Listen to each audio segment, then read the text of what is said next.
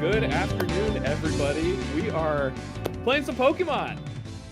We got champions coming up for you. The Battle Frontier #2 Collision getting in on a new competitive scene here. I'm Mr. Patch. I'm joined by Waffle Man.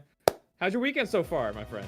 So far so good. I started off the weekend watching some local rivals ether and some MCSR ranked, and now we're into the prime time, the Pokemon Champions. It's one of my favorite esports. I got into it back in 2023 when I went to Hartford Regionals. Haven't really been to very many events since then, and with Pokemon Champions, I feel like it's the perfect time to get into some Pokemon. And Collision are bringing us some heat right now. Definitely, yeah. I'm similar, where I was at Baltimore Regionals because that's where I live. Nice. And I gotta say, it is such a fascinating competitive experience. Just the scale of it, and just how involved everything is with the Swiss format. And it's very different from fighting game culture. You're not really supposed to stand and watch your homies play, But you can, as long as you're far away enough.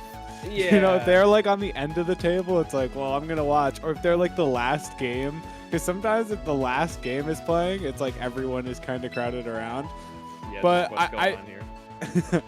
But like you mentioned, we are playing a Swiss format today, which is how it works is you play a match, you get matched up with somebody with the same or a similar record than you. If you win, you will play.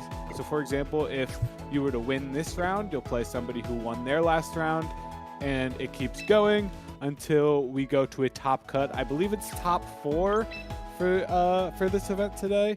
So the top 4 players out of Swiss will move on into a single elimination bracket.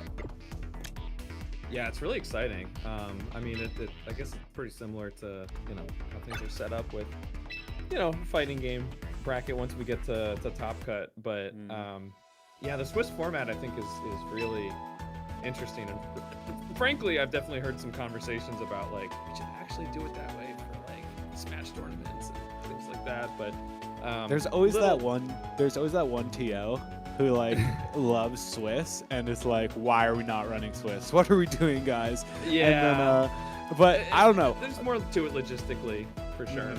Yeah. And the thing I want to say about Swiss is that Swiss is kind of brutal. It's a really brutal format because if you are one of the last people to finish in like every round, you get no rest and you have to go back to back to back. And like if you lose your first round, it's like your back's up against the wall. It can be a really brutal format to run in. So it'll be interesting to see how people pace themselves throughout the day today. Yeah, funny enough, I was up in Jersey not too long ago for Scarlet Classic 11.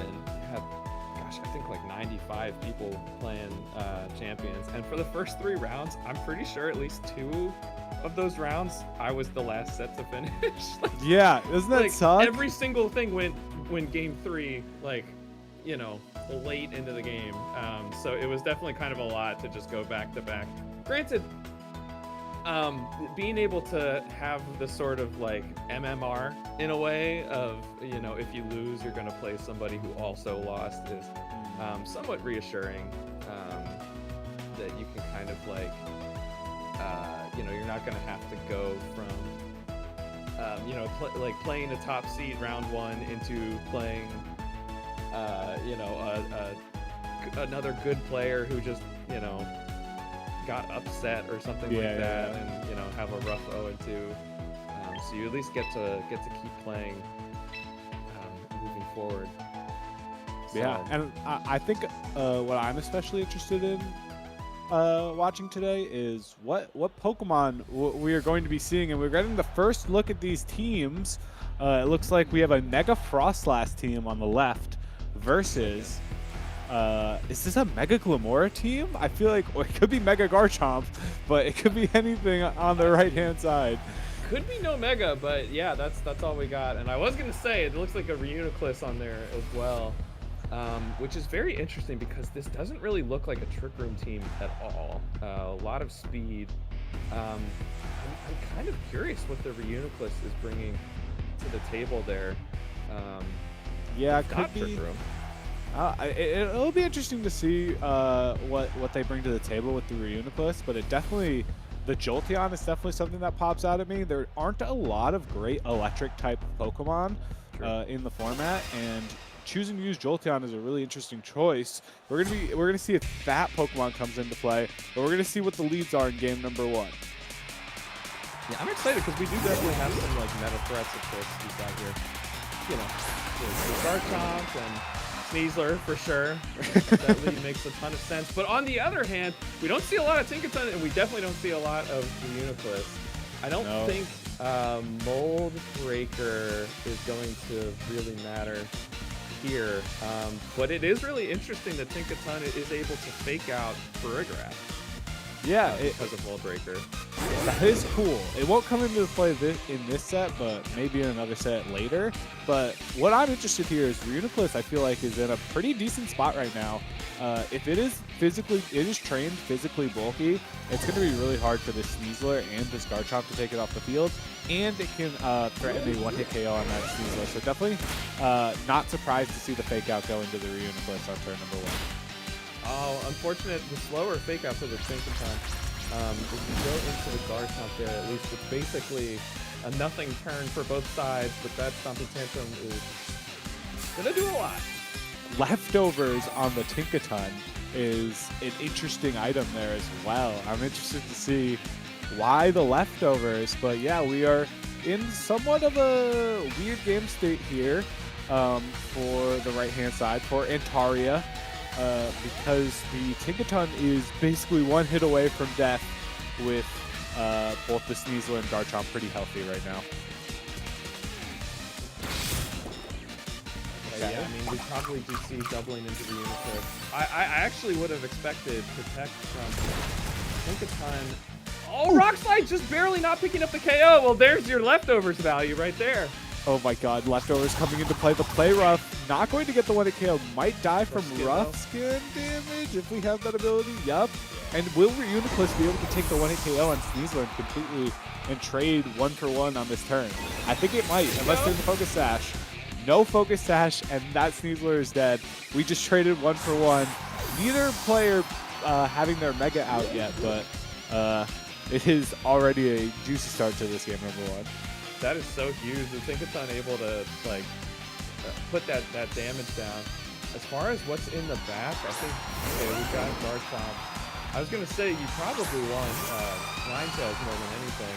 Okay, but here's a different Ghost type or Ice type on the other side. So there's possibly both Megas. Yeah, and this is really scary here because Frostlass. Most Frostlass are trained to always outspeed Garchomp, so unless this is a Choice Scarf Garchomp here, both the Uniclip and the Garchomp might be at threat of death right now. So definitely scary position here for Antaria. There could be a switch out here, maybe, you know, try to catch or protect and maybe get rid of that Frostlass. I'm not sure how he's going to be able to do that, but it's going to be interesting to see the Mega Evolution, of course, coming through here. Gonna set up the Snow with Frostlass's Mega Frostlass's new ability, Snow Warning, and that is gonna lead to 100% accurate Blizzards, which comes through and oh, the Garchomp has Focus Sash. Now it has to be faster than the other Garchomp. That's the next part. I can't believe it. Speed tie. I can't believe it one hit KO the Uniclip though. That was crazy. Oh, Breaking Swipe. Oh my god. Ooh. Okay, all right. So, I mean, Garchomp, well, I guess drawing with the other Garchomp. Takes it with him. But this is going to set up a 2v1 situation now. So this is a hard position for Antaria to come back from. Okay, I was going to say Glamora could have a, I mean, theoretically winning matchup into Frostlass with that super effective Power Gem. And I guess we're gonna Mega, but King Gambit is probably gonna be able to pick up the one shot, even if Frostlass goes down and doesn't protect. I don't think. I mean, Frostlass is gonna be outspeeding here, though. Yeah, it's gonna be interesting to see how much damage you can do with Remora. I know Remora does have adaptability, but the move that you would probably use against King Gambit, which is Earth Power, doesn't get boosted by that. So you'd ideally need to one-hit KO this, King Gambit on this turn, and then you just hope you live from the Frostlass. But I think the King Gambit is going to close this out with a Kowtow Cleave or an Iron Head and bring us to game number 2. All right, so valiant effort there. I mean, yeah, that is interesting. If you would be able to pick up the one shot on, I don't see you being able to pick up the one shot on King Gambit. You'd probably need a crit at in the best case scenario, you know. But I feel like the outs like that, where it's like I have a less than 1% chance of winning, I just need to find it, is like kind of what you need to be in when you're in that situation. And it was kind of unlucky from Antaria in the order in which they switched in their Pokemon, because the turn that they blindly switched in, both sides blindly switched in Pokemon, Frostlass came in at the same time as your Garchomp, which is definitely not what you want to see. That's a great point. I mean, imagine Glamora comes out the same time. We see that it would be able to win the head-to-head with Mega Frostlass based on that Blizzard damage. And that was single target, by the way, so it would have been even less with 2 on the field. And so as long as you're not frozen, maybe you win the contest of the Megas. And then if you have Garchomp versus King Gambit in the back, that's actually a winning matchup. Yeah. So it'll be interesting to see what the adjustments here in game number 2 are. If it's just the same Pokemon and maybe just, think more consciously about who and when you're switching in, or if we're going to see something like the Ninetales Alola, who could definitely threaten that Garchomp in a more significant way. But it looks like no change in the Pokemon that they've brought, just the order that they've brought for both players. Both players leading their Mega on lead. Wow. I really like this tempo change from Antarian. Just being able to have this like fast, damage dealer next to, your fake out mon. Now, granted, slower than Alt Alter. Alt Alter. With the Sneasler, so you got to be careful. Somebody's getting hit by fake out here. Yeah. And as both players Mega Evolve. No, I mean, okay, so you're not going to get Toxic Spikes up from the fake out. I think I like Spiky Shield here into the fake out, but yeah, okay. So nothing much getting done this turn. Aurora Veil is huge there, though, for Alt Alter. And I like that Alt Alter went for Aurora Veil on this turn because it was very obvious that with the faster fake out and also Tinkaton not being able to fake out Frostlass being a ghost type Pokemon, immune to fake out, that they might have gone for a passive play like a Spiky Shield. So if both Pokemon on the other side protected, you at least get some value out of that turn, and now you have double defense on both of your Pokemon for the next 4 turns. Deciding to go for doubling up into Tinkaton, that might be pretty okay, honestly. I mean, obviously your Mega is going to be higher value. That's really interesting. Toxic Spikes. Ooh. That was not the move I thought we were locking in there. Yeah. Definitely wanted some damage out there. We've already seen that this Glimmora can one-hit KO the Frostlass. That would have been really nice there, but maybe just delaying it a turn just so that you're in a better spot with the Reuniclus to get the double KO, but definitely has to be worried about the Shadow Ball in this situation. Yeah, and I think as bulky as Reuniclus is, that might be a one-shot. Yeah, Frostlass would be taking KOs. People 145? I know. Something like that. It's so good. I love Mega Frostlass. Ooh, but just opting to go for the Blizzard instead. Okay, both of these Pokemon are going to tank that pretty well. The Power Gem coming through. Not enough to get the 1-hit KO, though, because of the Aurora Veil. Yeah. Not surprised to see that, but, just based on... Honestly, Mega Frostlass is quite bulky. You got 70 HP, 100s, but 140 special attack. I actually oversold that a little bit, but still. That's okay. I was with you there. Okay, Spiky Shield's coming through from Glimmora, trying to just keep itself safe for this turn. Gets close combat into that slot, so it's going to take a little bit of damage there. Blizzard, not going to be enough to take this Reuniclus. Could be a range. Let's see what it comes through as. Oh my gosh. Barely doesn't live. No, Frostlass just hits the range. Okay. And now Antarion is in a terrible position. Down 2 Pokemon, hasn't taken 1 KO yet. And I did love the Alola Ninetales adjustment. It just didn't come through with the Garchomp on the field. Yeah, and I think you're in big danger of a Dire Claw here. As fast as it is, it's going to be slower than the Sneasler. Let's see if it puts up the KO. Oh, there's barely not! Do we have a secondary effect? Oh no. Paralysis! Are we being for real? Just when you needed something to go your way. Not yeah, quite. I mean, 120 base speed on your Mega Frostlass, though. That was going to be... that may have just played out that way anyway. Alright, now it's Mega Glimmora against the world. I'm not sure what the play is to be able to win this game. At least Aurora Veil is gone, so there's that. There's something, but I think Garchomp's going to come through and threaten a 4 times effective move on this side of the field. Yeah, and Garchomp does quite effectively wall Glimmora type-wise. I mean, Mega Glamour is gonna outspeed. But funny enough, we do have the Toxic Spikes coming into play in the one way that they could. I mean, looking at Alter's team, you've got a Steel type immune, a Flying type immune, and a Levitator immune. So don't want to harp on it too much, but I think I the have to win wonder con if is the literally. Toxic Spikes turn we could have had some better tempo. I think the win con is literally like 4 spiky shields in a row. I think literally the damage is not insignificant.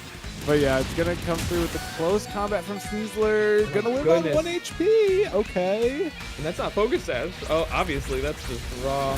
But actually, okay. Must have been Scarf Chop there. Could have been a slower Mega Glamour as well. Depends on how you're training it. That's true. But yeah, Alter gonna close out that 2-0. Mega Frostlass on the board. Definitely nice to see some brand new megas actually like breaking out onto the scene and you know, making waves.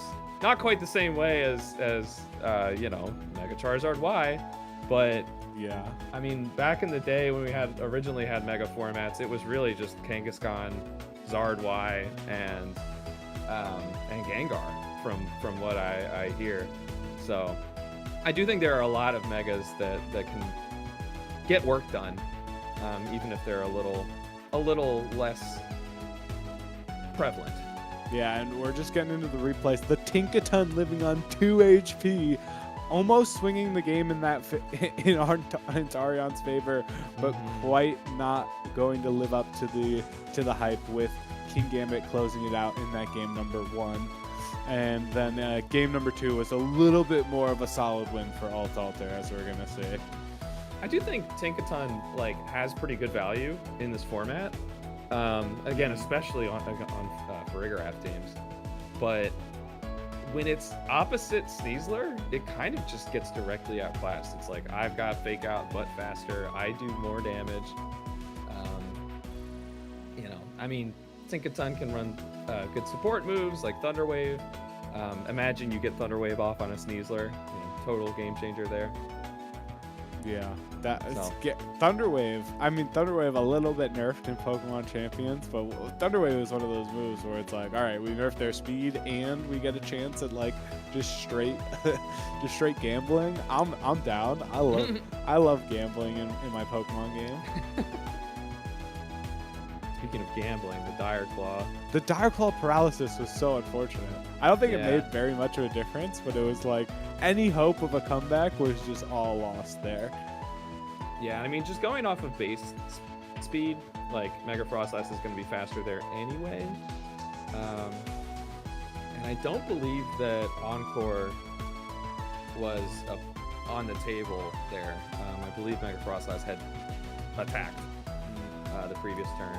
Yeah. But man, that move can win games on its own. Basically, you lock them into, you know, Fake Out after turn 1 or Protect or something like that. I love calling Whimsicott with Encore the newbie slayer, where it's like if you don't know that that's coming, you just lose instantly. Yeah.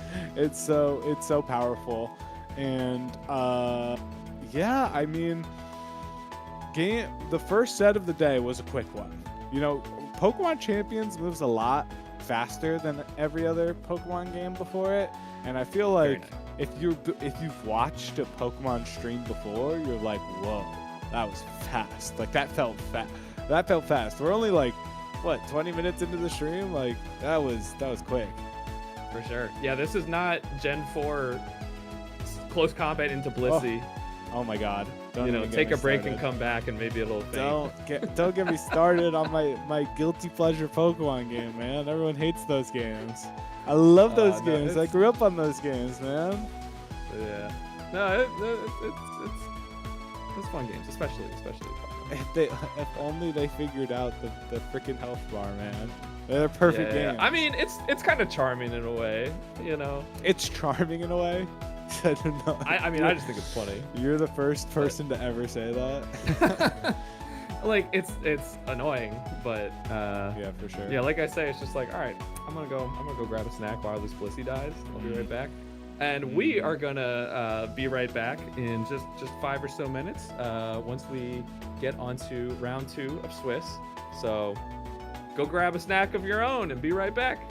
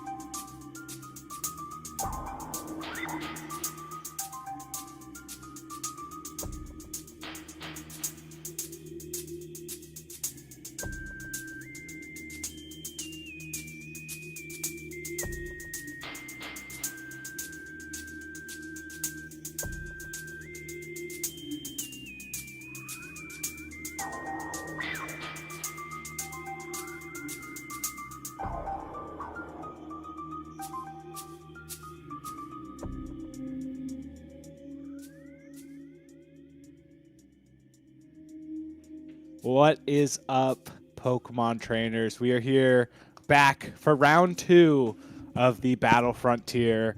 And we're in round 2. It's the second iteration of the event, so a lot of good seconds going on right now. Yeah. This has been great so far. Torkoal even decided to join me. He wants to see some Trick Room. Didn't get to see it from that Rio clip.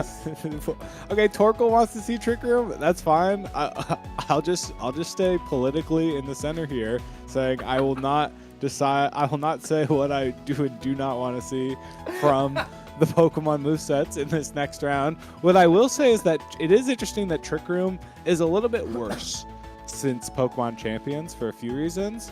One, there's just no Indeedee.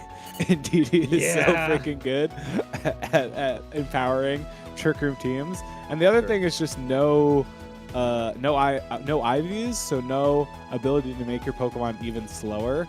So Pokemon without, a need to like add speed investment can underspeed certain things in Trick Room, which is really annoying. Yeah, it's true, and I kind of figure like that at least applies across the board. So it's not like, I don't have to worry about like if I have a Torkoal that, oh, does it have 0 speed IV or not? It's just like, I just, my speed nature, crank it that put no investment in there, and I know I'm good. Yeah. So it's nice compared to trying to get a, Blood Moon or Saluna with 0 speed IV. Like, I never want to have to do something like that. Yeah. That is and that is what we are all about here with Pokemon Champions, is making the event more making the game more accessible to people, and this event being one of those that is trying to be more accessible to more people. We got 23 gamers battling it out to see who's going to be the best Pokemon trainer, and right now we've got Floppy Fail versus Bad M3. Now I know Floppy Fail plays Dark Samus in Super Smash Bros. Ultimate, but I don't think that's going to be helpful here. Well, and also Jigglypuff, funny enough. So Jigglypuff, okay. The Jigglypuff in Pokemon Champions, though, we're seeing it right now. Hold, everyone hold. I'm trying to think what the closest thing for Dark Samus is. The Dark Samus of Pokemon? Oh no, I can come up with this really soon. Just stall, please. Low key, maybe like Armor Rouge, because we're got the armor. Honestly, that's fire. Lock that in. I was trying to think more like evil, and I was like, maybe like. No. Armor Rouge is evil in some people's point of views. So. Yeah. It all with Pokemon. It all depends on perspective, because every Pokemon is somebody's favorite Pokemon, but what people don't also say is that every Pokemon is somebody else's least favorite Pokemon. Yeah. Well, I mean, talking about Trick Room earlier, I'm like, let's go Trick Room. And you're like, I don't know. Let's settle down a little bit. Just for context, it's the only thing I play. It's the only thing you play. So I've played Trick Room a few times in my life. I've had fun, but the only thing, that's wild. I don't know, man. It's just. I mean, part of it is that like Torkoal has just always been one of my favorite Pokemon, so I like being able to do that. But, dude, honestly, I think it was Regulation D. I was playing around with like, all right, let me try some like Tornadus, Tailwind, and stuff like that. And there was one game where I was like, oh, cool. We both have a Tornadus out there, and I was like, okay, we're probably speed tied. Do I go for Taunt on that Tornadus? Do I go for Tailwind? And I was just like, you know what? I'm just going to not have to worry about speed tiers. I'm just underspeeding you guys and setting Trick Room.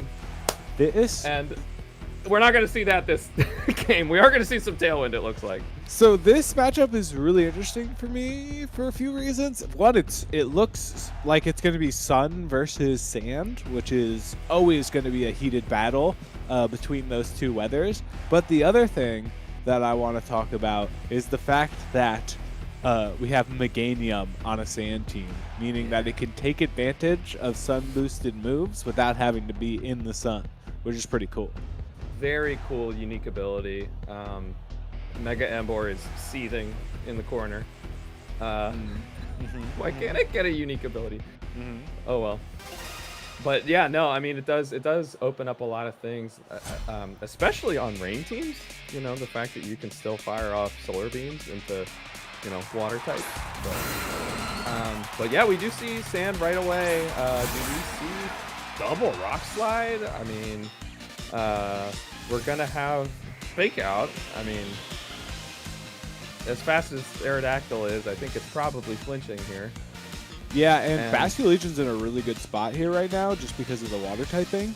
Yeah. Can threaten super effective damage on both of these Pokemon. Wouldn't be surprised to see a double protect from Floppy Fail's side, just to scout if this Basculegion is Choice Scarfed and if it's going to lock into a water move right now. But we're going to see the Mega Evolution on the Tyranitar as we are about to see what moves we are locking into on that side of the field. Yeah, and I guess, like, you do theoretically have weather on Bad M3 if you have the Mega Guard Y, but not really a concern right now, so you may as well just get that power buff. And yeah, like you say, just going for the double protect here. I think you're probably right about the Scarf on Basculegion going for the foot turn. Yeah, and yeah, there's a few things to keep in mind here. Still, Floppy Fail getting out of that turn alive with the fake out. Fake out's now gone, but Sneasler can still threaten a close combat into this Tyranitar, which might be enough to take it out. I'm not sure on calculations against Mega T-Tar, but that's definitely scary as well. I would bet on that being a KO for sure. But it'd be interesting to see if Aerodactyl moves first and actually gets the KO with the dual wing beat. So that's the obvious play here. But what's the advanced play? Let's see what comes into play as we get into this next turn. Oh, okay. T-Tar getting out of there. Okay, probably trying to block that close combat with the fairy type Primarina. Okay, but didn't actually have to worry about it. Like you say, the dual wing beat from Aerodactyl outspeeding and getting the one shot. And if you're wondering why people are using Aerodactyl in the Big 26, there it is right there. Yeah, and this is a huge momentum play for Floppy Fail because Whimsicott comes in, takes a little bit of sand chip, and most Whimsicott actually have the Focus Sash item, so actually won't be able to rely on that item for the rest of this game, and could easily lose their Whimsicott if they are not careful in this next turn. That's very true. At the same time, there is a chance that we have Fairy Feather on this Whimsicott, which I hear has been picking up a little bit recently, trying to buff up those Moonblasts. And the important part about Whimsicott on the field right now is that Prankster Tailwind will, with the combination of the Choice Scarf on the Basculegion, will mean that Basculegion is most definitely going to be the next thing to move after Whimsicott right now. But just going for the Encore on the Aerodactyl right now, preventing Tailwind from going up for the rest of the game, I assume, and using Last Respects to do huge damage against that Primarina. And that's only at 100 base attack. You know, that's not the true move. But now it's going to be 150 base power with that second KO. I mean, you're right. Like, we do not see Tailwind on Floppy Fail's end, but we don't see it on Bad M's side either. No Tailwind because of the dual wing beat coming in. I'm not sure if Floppy Fail just went for that dual wing beat and targeted that slot, or if the Encore on a Tailwind would random target and Bad M3 just got unlucky there. But yeah, there is not going to be Tailwind for the rest of the game. But when Aerodactyl is so naturally fast, it might just get another hit of a move off anyways, especially because it most definitely has the Focus Sash item on. Yeah, definitely. I mean, my guess is that actually select the dual wing beat, you know, targeting the Whimsicott, but you know, because you can't prevent Tailwind from going up in that situation. So I think, like, risking, you know, I'm gonna set Tailwind, you know, second, but possibly die to like a wave crash from Basculegion. I kind of like the play of just taking out Whimsicott there, but of course Aerodactyl finally going down there. We do have I mean, Garchomp's going to be outspeeding Primarina, but it's going to need to remove that from the field quickly.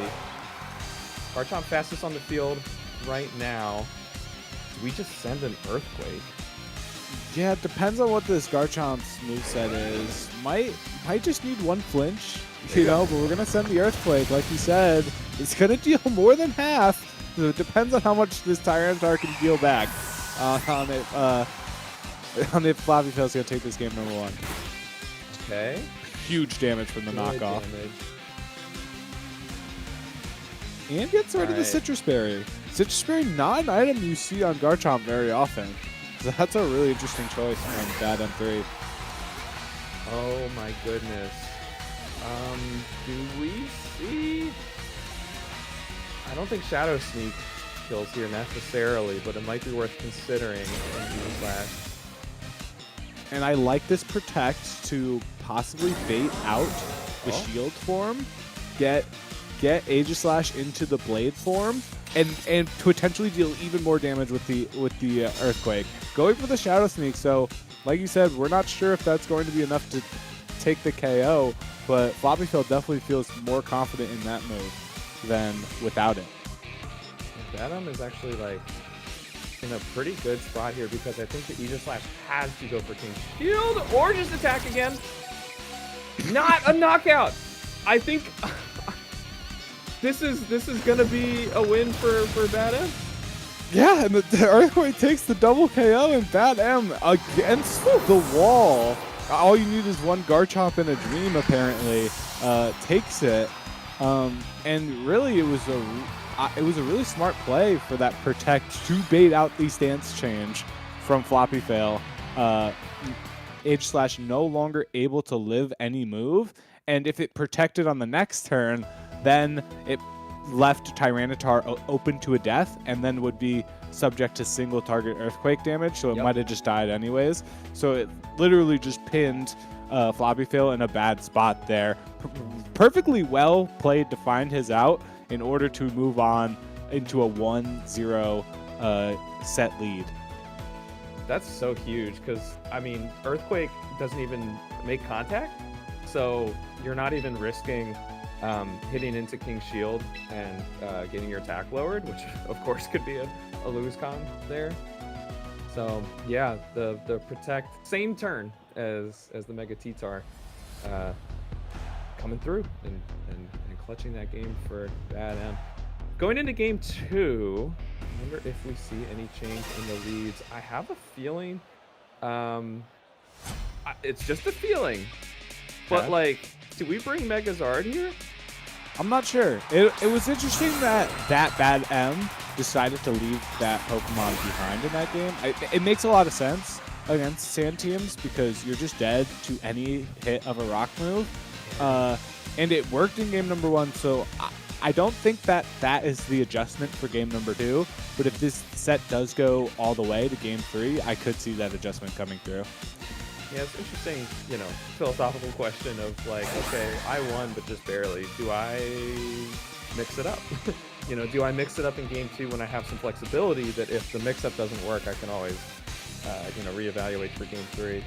So far, it looks like, you know, not the same lead as game 1, but probably the same team comps on both sides. Well, Sneasler is a brand new bring in this game. Last you're right, game we saw Aegislash, Tyranitar, Aerodactyl, and Primarina. So Sneasler's new, bringing in the fake out pressure, and the Protect on the Whimsicott, blocking the fake out, while Basculegion gets a huge wave crash into the Sneasler, taking that KO for nothing from the Sneasler in return. And the Dual Wing Beats gets blocked as well. A perfect turn from Bad M. Wow. Yeah, and I mean, this is the value of ghost types in this format shown right there. The fact that you don't even have to consider fake out going into that, so it really simplifies the decision making. Okay, well, they can only fake out my Whimsicott, so I can just protect that. No problem. And that definitely has to be Scarf on that bat right there. outspeeding even Aerodactyl. Okay, and now Floppytail is the one with their back against the wall. But if last game was anything to show, losing the first Pokemon is not going to be what decides this game. Plenty of ball game left here. Ooh, the encore into the dual wing beat. Okay, so again, we're not seeing Tailwind brought up here. Oh my gosh, that's just KO. Little tankier. Little bit tankier than Sneasler. Just a little bit. All right, the dual Still, wing I mean, look at the beat damage going into the red misses the Bascu Legion. But it looks like Tyranitar was going to get that KO anyways. But yeah, that was definitely unfortunate from Floppytail. Yeah, I mean, interesting double targeting the Bascu Legion there, because if you do get the double wing beat KO on Bask, you've got knockoff going into the Whimsicott, which, like, sure, that's fine, but, like, you want to be one-shotting Whimsicott, especially when Sash is not on the table. And so we're in a situation where Fake Out is being pressured, but also Encore is being pressured. So in game number 1, we saw in this situation with Fake Out being pressured, Floppytail double protected. But with Encore potentially locking both of these Pokemon into Protect, leaving them vulnerable to being attacked in the future, it might not be the wisest decision to go for that right now. Yeah, this is still not a great position at all for Floppytail here. The fact that, you know, you're locked in with Aerodactyl. Okay. No dual wing beat here. Do we just see a Moonblast from Whimsicott? Sure do. He's taking out the Mega T-Tar. There you go. Floppytail shaking. Taking ahead, not. Down to Aerodactyl and, I mean, Aegislash? Yeah, it'll be interesting to see what the fourth is here for Floppytail. Obviously, Aegislash didn't do very much in the last game, so opting to leave that one behind for Sneasler and bring Primarina in the back, who, if positioned correctly, could be the best Pokemon into that Garchomp, which won Bad M the last game. I assume that is the last Pokemon in the back. I'd be shocked if it wasn't, but definitely has to get the targeting right here on the Aerodactyl, because the Aerodactyl can probably take a KO on either of these Pokemon. Tailwind. I don't believe that Aerodactyl is in danger of a KO here, but like, this damage might depend on investment. It does go down. Huge pick up there for Bad M. I think the fist bump already came through. Patch. I think it came through. Oh, hey, you know what? Floppytail packing it up. Packing up. The game is still happening. Maybe even forfeit on their screen. I don't know how this works. Must have already forfeit. Already put the Switch in the bag before it goes away. And Bad M3 going to win that pretty convincingly in that game number 2. Right. Game 1 looked scary. Game 1 looked all Floppytail for most of the game. Bad M finds an out and then ends up winning the game and winning the set 2-0.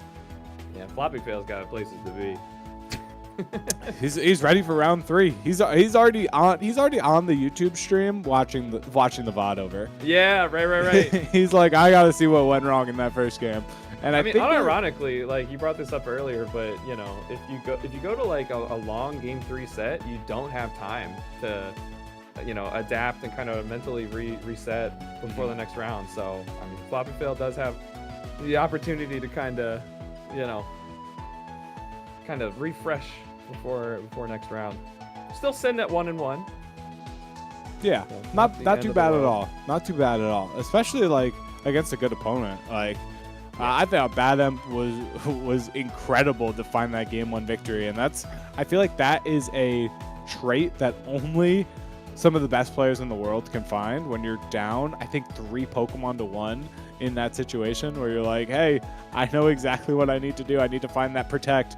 Not a lot of people would think to Protect before that Earthquake to end up winning the game.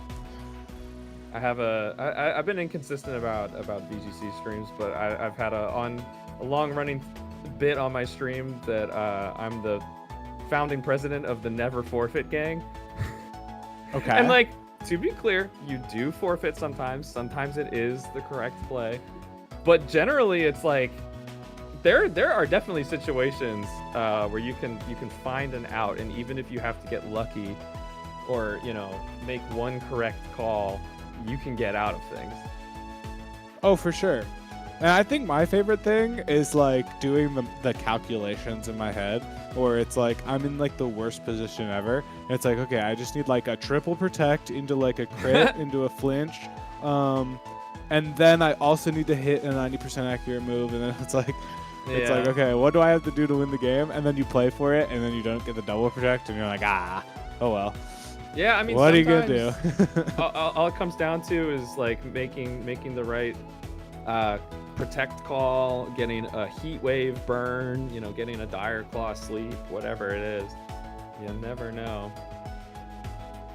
Dire claw sleep. I love being on the winning end of dire claw sleep, because for the first like 2 weeks of this game I didn't use Sneasler, and then I started using Sneasler, and I was like, oh my god, wait, I can do it to them. I have this power that I didn't have before. This is awesome. It's great when I'm the one doing it. Mm-hmm. Nerfed in this game, by the way. I think quite reasonably. That's what makes it so angry whenever you get hit by one. You're like, no, it's worse now. Yeah, that's not supposed to happen. Hello? But we are going to, I believe, take another brief break here before we move on to round 3. And real quick, you mentioned some strong players here. Obviously, both of them winning their first round. We did actually have the number 1 seed get upset. So I'm interested to see if we get the opportunity to witness Joshua ourselves. It's just a kid named Joshua. Number 1 seed Zoan. Yeah, we were told this is just a random guy who walked in. His name is Joshua. Doesn't even have Start GG. I was like, I'm Joshua, and then beat the best player in the room. Remember this name. It's kind of aura. What can I say? So we'll have to see if we get to see either of those players, but they are among good company. Plenty of other talent here in the building. But yeah, just gonna take a quick little break before we move on. So we'll see you guys soon.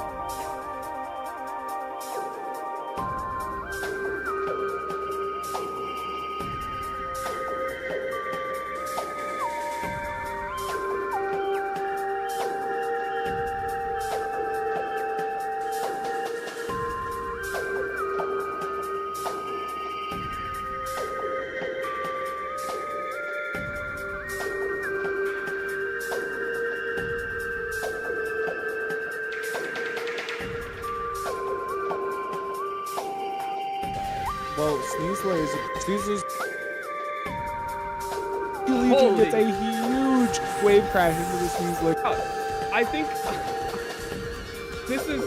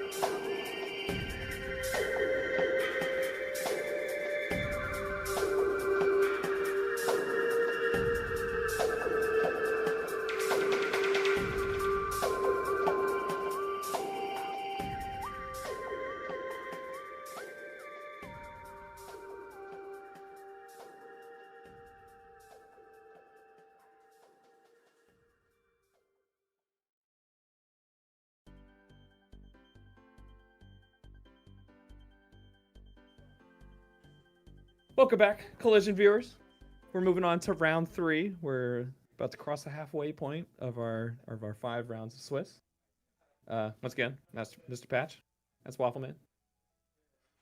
Trying to get my hand in the frame. There you go. I could do both. It's been fun so far. Yes, Take a for peek, sure. At what we have coming up next year. We were talking about it. We don't have access to open team sheets. It is an open team sheet tournament, in person. But you kind of get our unfiltered best guesses at just looking at the team preview as far as what we are going to see. There's definitely a lot of Pokemon with meta items where it's like, I don't think anyone will choose any other item. Like Aerodactyl with Focus Sash, I'm like, I feel pretty good about that guess. But earlier today we saw a Focus Sash Garchomp, and I went, whoa, I did not expect that. So there's definitely some metagaming that we can do, but when you got your unique teams coming out the woodwork, it's they're definitely making it tough for us.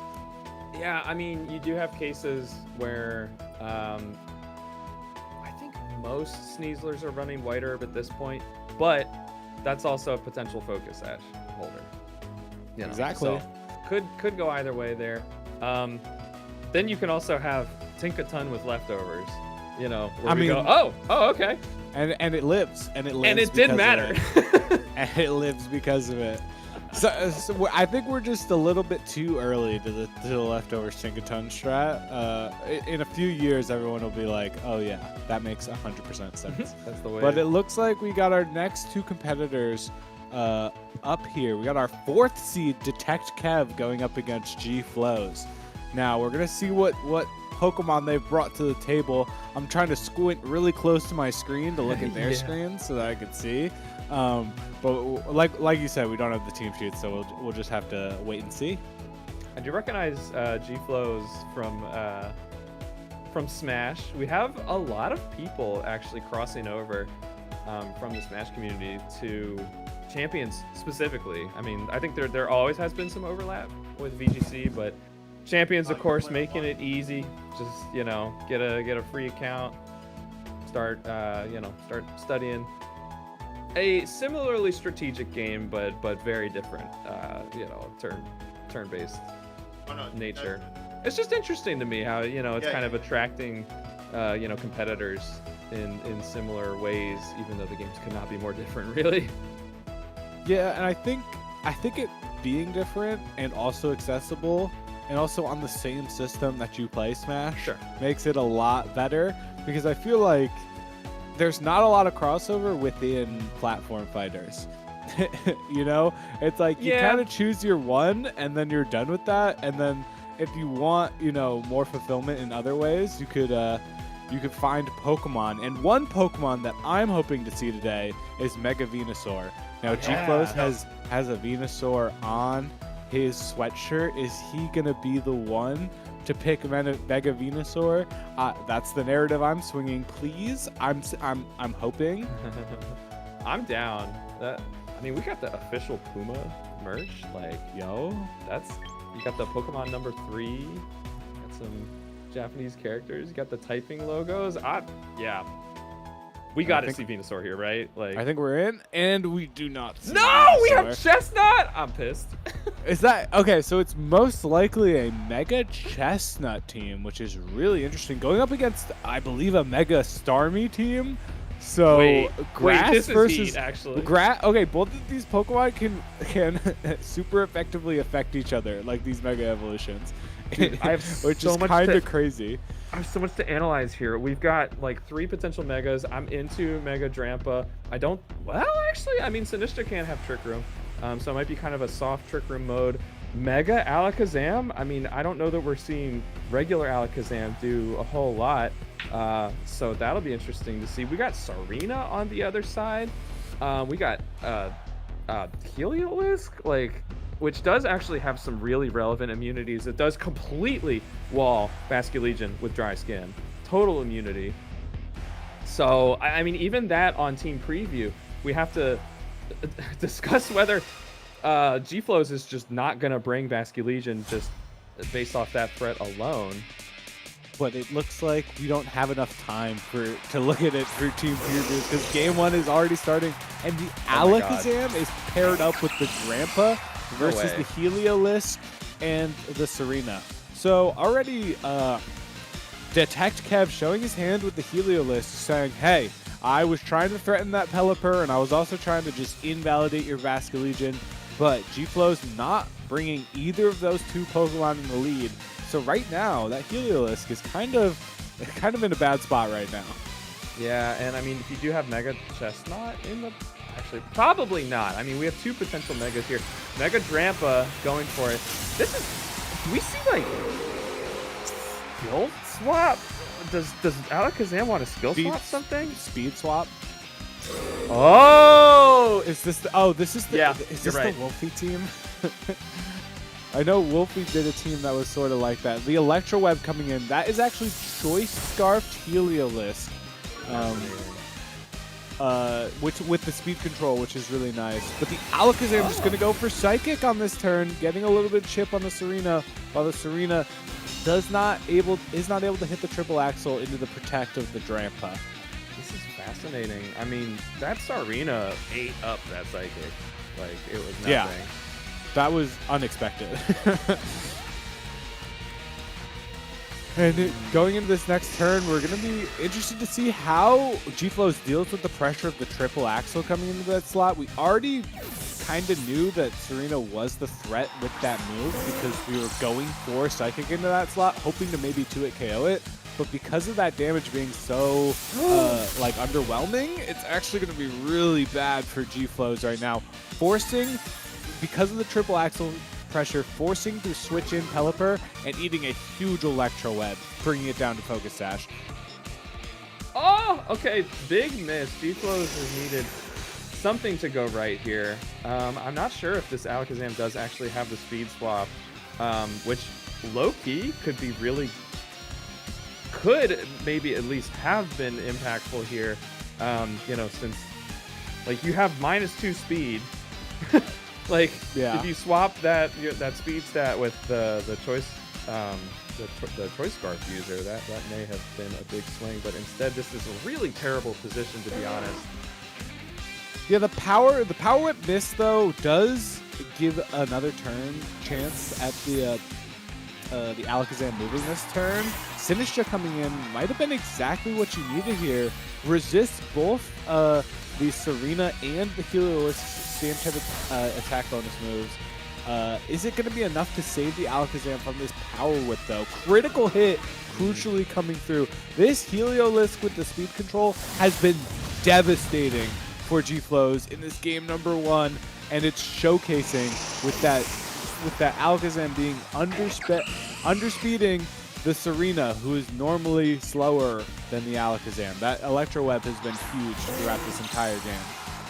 Yeah, I mean, I knew Heliolisk has a niche in just shutting down Basket Legion, but I wasn't familiar with its game with the Scarf speed control here. That is looking quite difficult to deal with on G-Flow's end. Honestly, I'm already thinking about game 2, to be honest with you. I think we might need to go Sinistcha Trick Room on lead.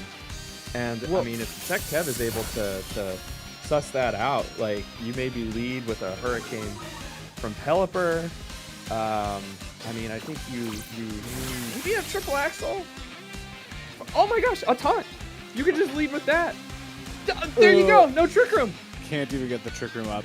The good news for G-Flows in this game, and I guess, like you said, you might be already thinking about the next game, which is honestly a very valid strategy in it being so behind in this situation. But another thing is that Electro Web can miss. As I say that, doesn't miss. Yeah. And Power Whip is already shown to miss. Triple Axle can miss. So a lot of inaccurate moves that the Tech Kev has shown already in this game. But if they don't miss, it's definitely not a great situation right now. Although, as I say that, the Sinistcha is tanking this Triple Axle pretty well. So you're getting an idea of what your Pokemon can live in the next game, which is huge information. True. I mean, the fact that Taunt is on the table is a really big deal. Okay, well, you get a burn on the special attacker. Okay. Hold. Getting some HP back with the Matcha Gotcha. But as you say that, the Serena also getting some HP back. But the Dry Skin gonna heal the Heliolisk. This is a really good spot for Detect Kev. He might win this game without losing a single Pokemon. Although this Drampa is threatening a huge Hyper Voice into these two Pokemon. I mean, I want to say it can live a Triple Axle at full, especially since you have 3 opportunities to miss with that move. It does run the accuracy check each time. Of course, not really concerned about Electro Web damage or the speed drop, honestly. Like, that's a Trick Room on. Anyway, we finally get to see a third Pokemon on the Tech Kev's side. Triple Axle coming through on the Sinistcha. Is it going to be enough to live? It does live all 3 hits of the Triple Axle. As we are going to see what these 2 Pokemon on the other side go for. The Earth Power, still huge damage despite not being a super effective hit like it would have been in the Heliolisk, and gets the special defense drop, meaning the next Earth Power most definitely will get that KO. And interestingly enough, that does give Sinistcha a little bit more healing. You know, just from getting a little bit more damage on the Machigacha. Okay, so no more taunt. Reflect gone. I think, oh man, as much as momentum has kind of swung a little bit more toward G-Flow's side, this is a tough position because you are staring down a like strong fighting move coming from Komo'o into Mega Drampa here, and you're not reliably going to be able to get Trick Room up here. Clanging Scales, I forget about fighting move. Yeah, I was going to say it would be interesting if a fighting move came out with the speed. Oh my god, a Triple Axle miss. This is exactly what you needed. Okay, Hyper Voice coming through. Soundproof though from the Komo'o is actually going to come into huge play here, but does get the KO on the Serena. Oh, no Trick Room.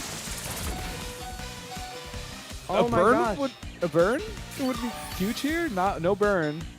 I'm not gonna lie. I think Trick Room there might have won the game for G-Flows, but I mean the taunt just shook off. Yeah. Serena went down, right? Like, yeah, that's. And that might have been what they were thinking about. Maybe another taunt coming through, and that's probably why they didn't go for the Trick Room in that situation. Maybe didn't think their opponent would risk the Triple Axle miss, which obviously came through. But in that situation where it was kind of Trick Room or bust, you might have just had to go for it anyways. Wild. We do get an appearance from Mega Starmie here. It would, yeah. If it does decide to Mega here, who knows? Yeah, may as well, I suppose. If you think this is, I don't think there's any opportunity for G-Flows to get lucky here. Rage Powder. Well, it depends on if Detect Kev makes a mistake. If he goes for the spread move Clanging Scales, he's pretty good. Oh, the Liquidation though is gonna do enough to get that Sinistcha. And I think this should be a Clanging Scales, which should one-hit KO definitely at one target. And it looks like we're going to game number 2, but there was definitely a lot of promise in G-Flow's second half of that game. It just felt like Detect Kev has a really strong team into G-Flow's team. And both of them very much not in the meta. So, I mean, seeing Heliolisk and Sarina be such an imposing lead is pretty cool to see. Yeah, I was thinking about that. Like, you know, G-Flows probably has an anti-meta team, which is really good when you're playing against the meta. But when you're playing another anti-meta team, you're like, oh, a soundproof Pokemon against my hyper-voicing Drampa? That's really scary. I was not expecting to play that. And these are the type of the matchups where in a Swiss format, where on most days you would probably avoid it, but now you're in a situation where your back is against the wall, one game down, and you got to find a new situation for a team that you've never seen before. And I do think we need to see a substantial change up in this game too. Honestly, Mega Chestnut might not be a terrible play here. I think it's got the defense to kind of shrug off Triple Axle.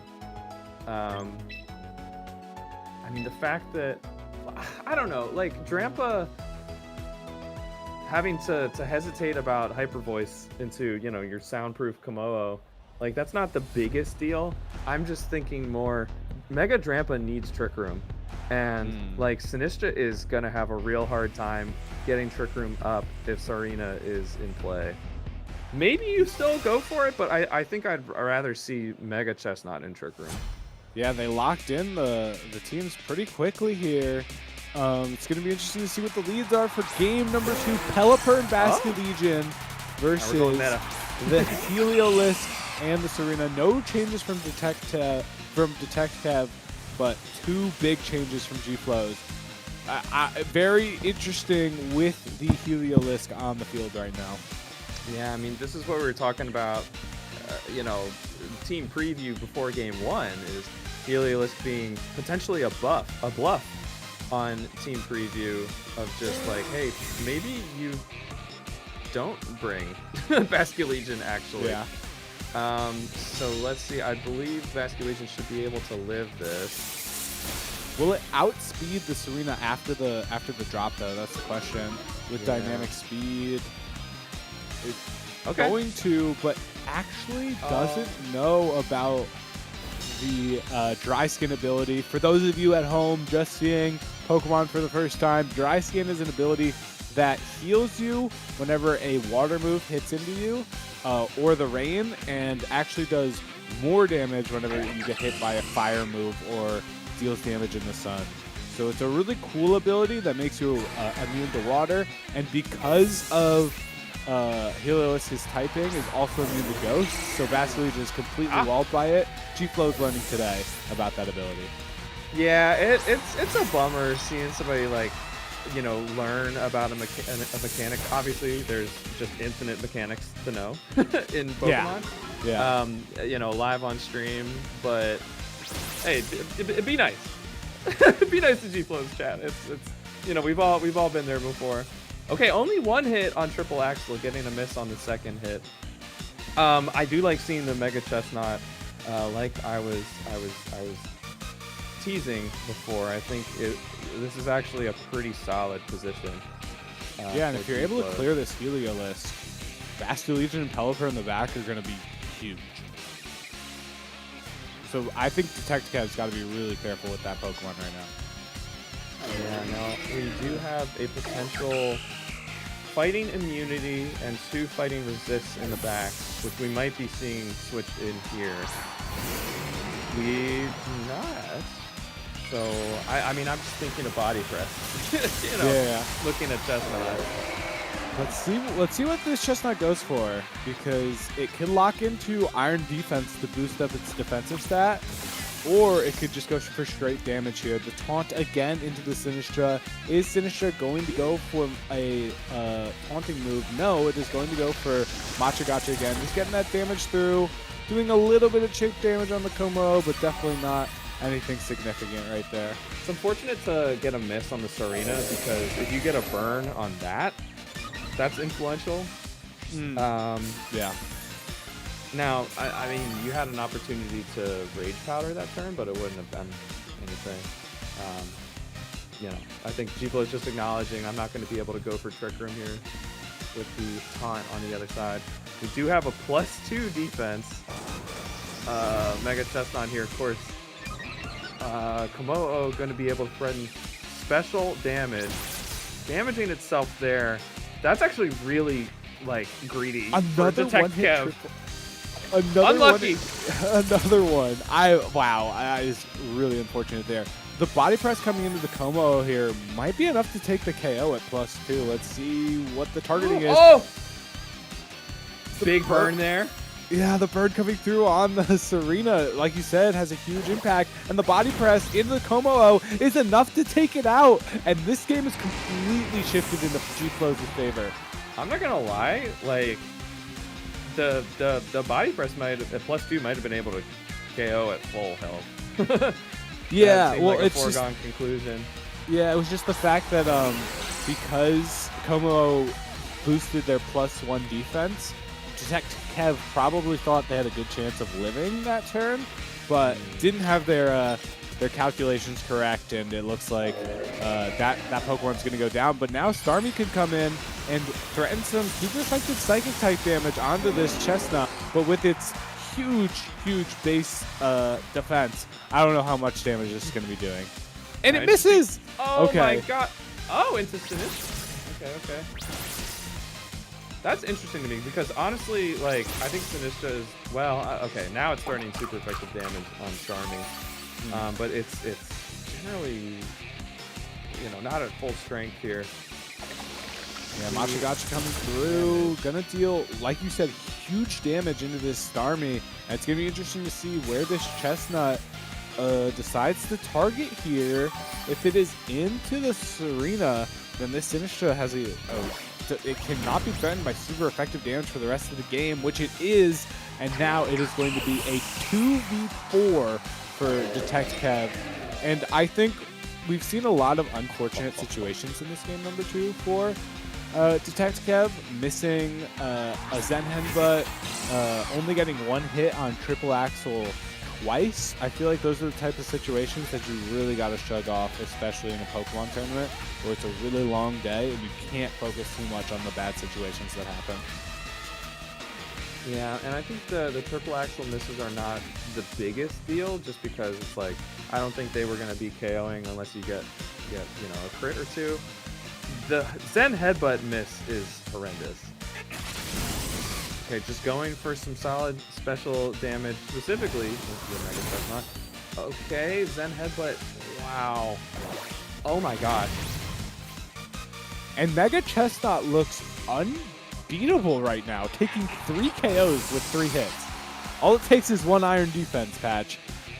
Yeah. Okay, big flinch there. The funny thing with Mega Starmie is, okay, yeah, I mean, at that point, I think kind of preserving information is not a terrible thing. But as much as I like to advocate for never forfeit gang, that is a situation where you have 2 kills into Mega Starmie, and Mega Starmie doesn't even have a spread move, most likely.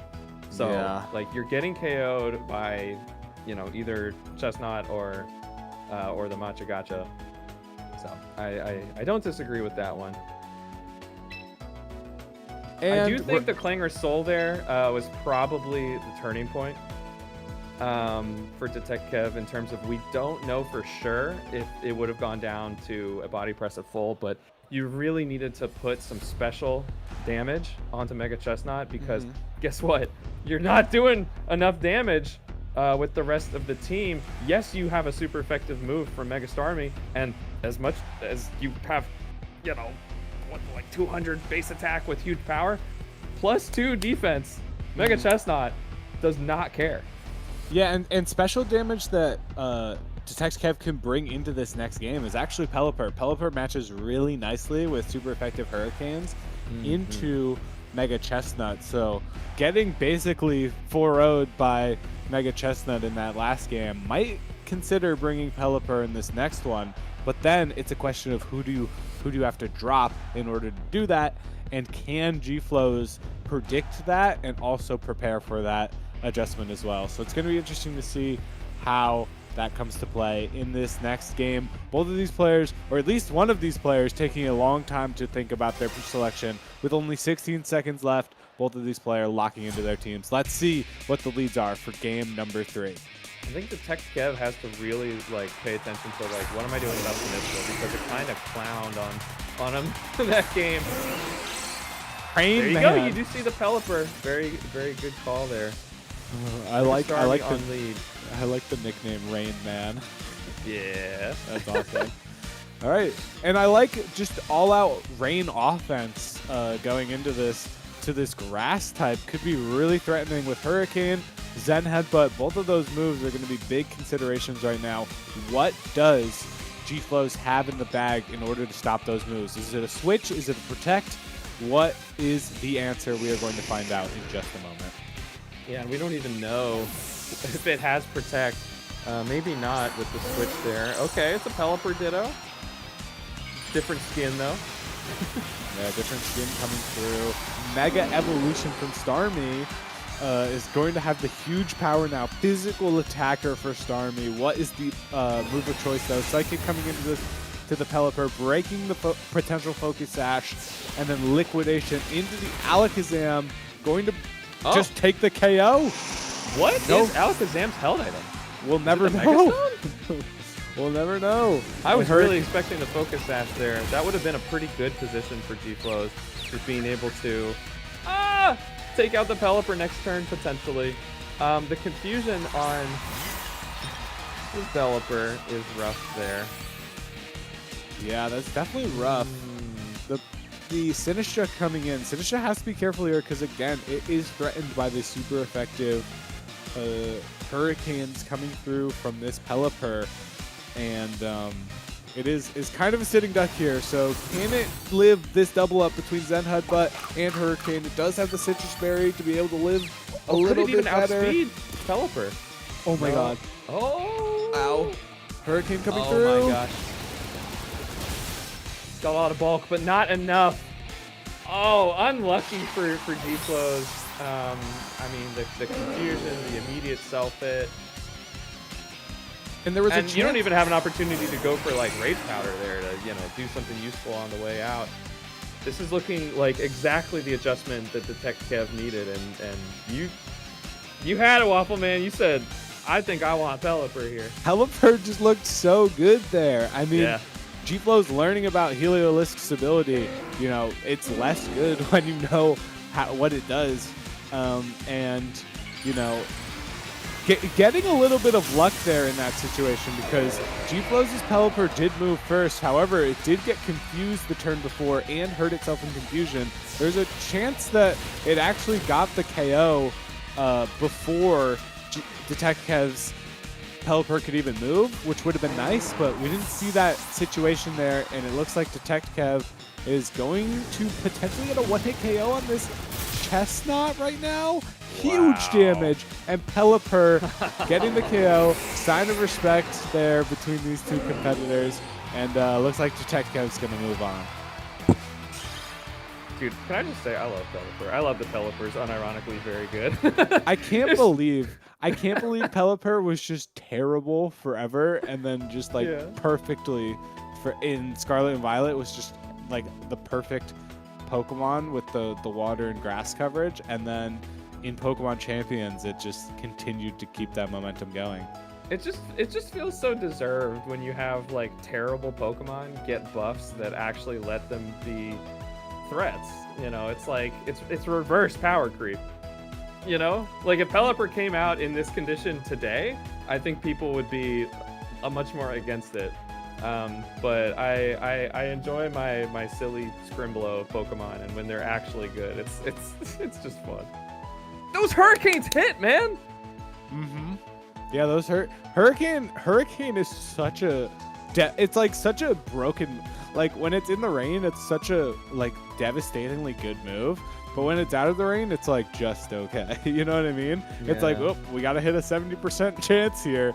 That's not good. And then having a confusion chance on top of that just makes it even more like potent in your favor if you're able to hit one and then also get a confusion, which ended up winning Detect Kev this game.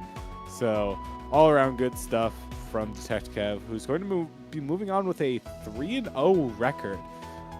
There's definitely not going to be a lot of 3-0 records going into the fourth round. So Detect Kev, definitely one of the stronger competitors at this event right now. Absolutely. Fun to see. I mean, like I was saying at the beginning of the stream today, even though there's like a clear top tier of megas in the Champions meta, there are so many megas that are viable. And I mean, I don't know about you, but I have not seen a lot of Mega Starmie. I have not seen a lot of Mega Chestnut. I have. I've definitely seen some. Yeah. Mega Starmie in my time. I know somebody it's fun was to making see people trying different stuff. Yeah, I've seen a Mega Star. One of my friends made a Mega Starmie team, and that Pokemon's really good. Psychic coverage is so underrated in this meta right now, with like Sneasler around. It's honestly, Water Psychic is just such a huge offensive threat. I mean, we saw it in this game where it's just like, yeah, what are you gonna do? Your best Pokemon at dealing with the water type damage is a fighting type as well. Yeah. And I mean, talking about psychic coverage, there aren't very many psychic types that are really getting used in the format right now. But you do have that 4-time super effective hit on Sneaslers, which, as we were talking about earlier, are mainly running White Herb at this point.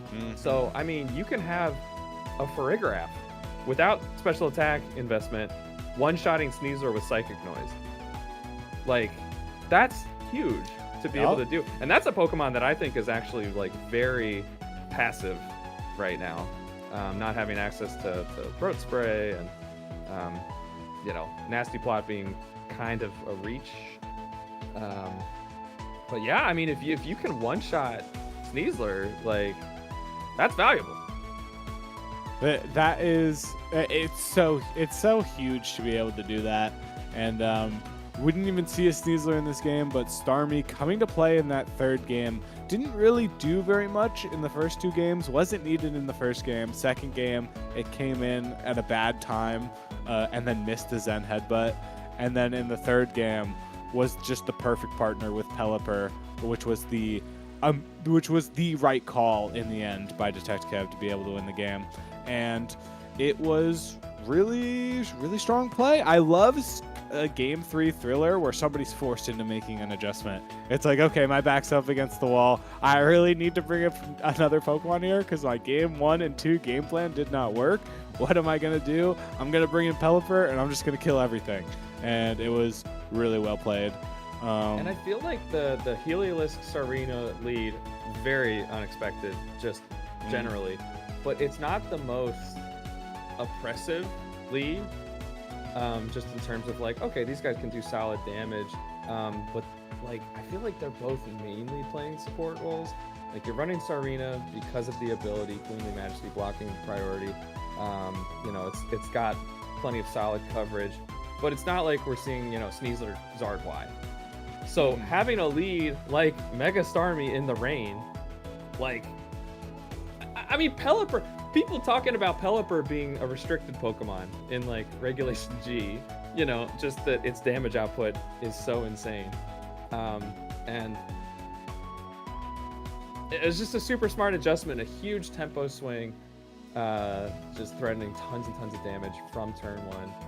And it would have been nice to see if we did not have the Confusion Self-Hit the other Pelipper.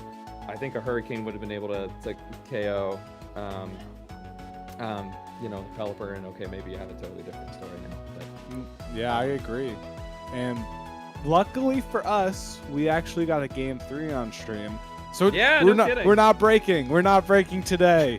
We're going straight into game number 4. More Pokemon action, which I know everyone in the stream is like cheering. They're like, yes, more Pokemon, let's go. So yeah, we don't even have to break for the next matchup, and it'll be interesting to see what we got. Just taking a look at the standings right now, we got Detect Kev, who we just saw in that first place spot at 3-0. The only other 3-0 is Diamond. So I'm not sure if we're going to get both 3-0s on the stream or if we're going to get some 2-1s. We got a bunch of players at 2-1 right now, including Joshua, G-Flows, who we just saw on stream. Soul RJ is 2-1. Shout out to RJ. Zoan, who is our number 1 seed, is at 2-1 right now. So a lot of good players that we might be able to see on stream right now. So we're just waiting to see who that is going to be. Again, I'm still what Mega Evolution do you want to see the most out of all? I know you're rooting for Trick Room, but like, is there a mega that you like in Trick Room? Because I think I have one that I like, but I want to know what you like. Well, so the first season, I said I have an Alpha Golurk from ZA. It's so freaking huge. When you mega it, I want to make this thing work, and so I basically just ran that team. Had a lot of fun with it. You know, it's not amazing, but just very fun, and I just like that Pokemon. Looking at other stuff, I've had some fun with Mega Drampa, especially next to Oranguru. My goodness, if you can like call it Protect and go Calm Mind Instruct. Now you just have a Geomancy boost basically, like well, okay, not exactly, but you get what I'm saying. +2 special attack, +2 special defense, and it's just screaming, just firing off these hyper voices. I think Mega Crab is interesting to me. Mega Crab is fun. That's the one I was looking for. Oh yeah, that's what you want to see? I love Mega Crab because like one of my friends made a tier list of all the megas and he was like literal dog water for Mega Crab, and I was like, no, Mega Crab is usable. Like that thing's good under Trick Room. Like Yeah, you're I mean sleeping. it needs Trick Room, of course. Well, obviously, But but like you don't use it on any other team.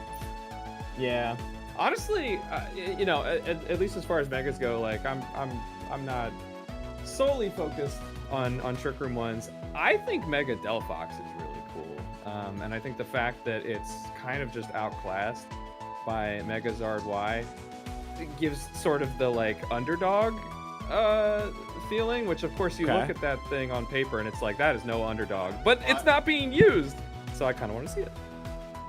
Yeah. You're player And two. yeah, our next You're good. competitors have the chance to use any Mega Evolution in the game. So hopefully far as one of we the know. ones we mentioned in the last minute or two gets on the big screen. But we got Mr. Pogi versus RJ, which is going to be fun. Yeah, we got some top 8 seeds here. Mm. And I believe.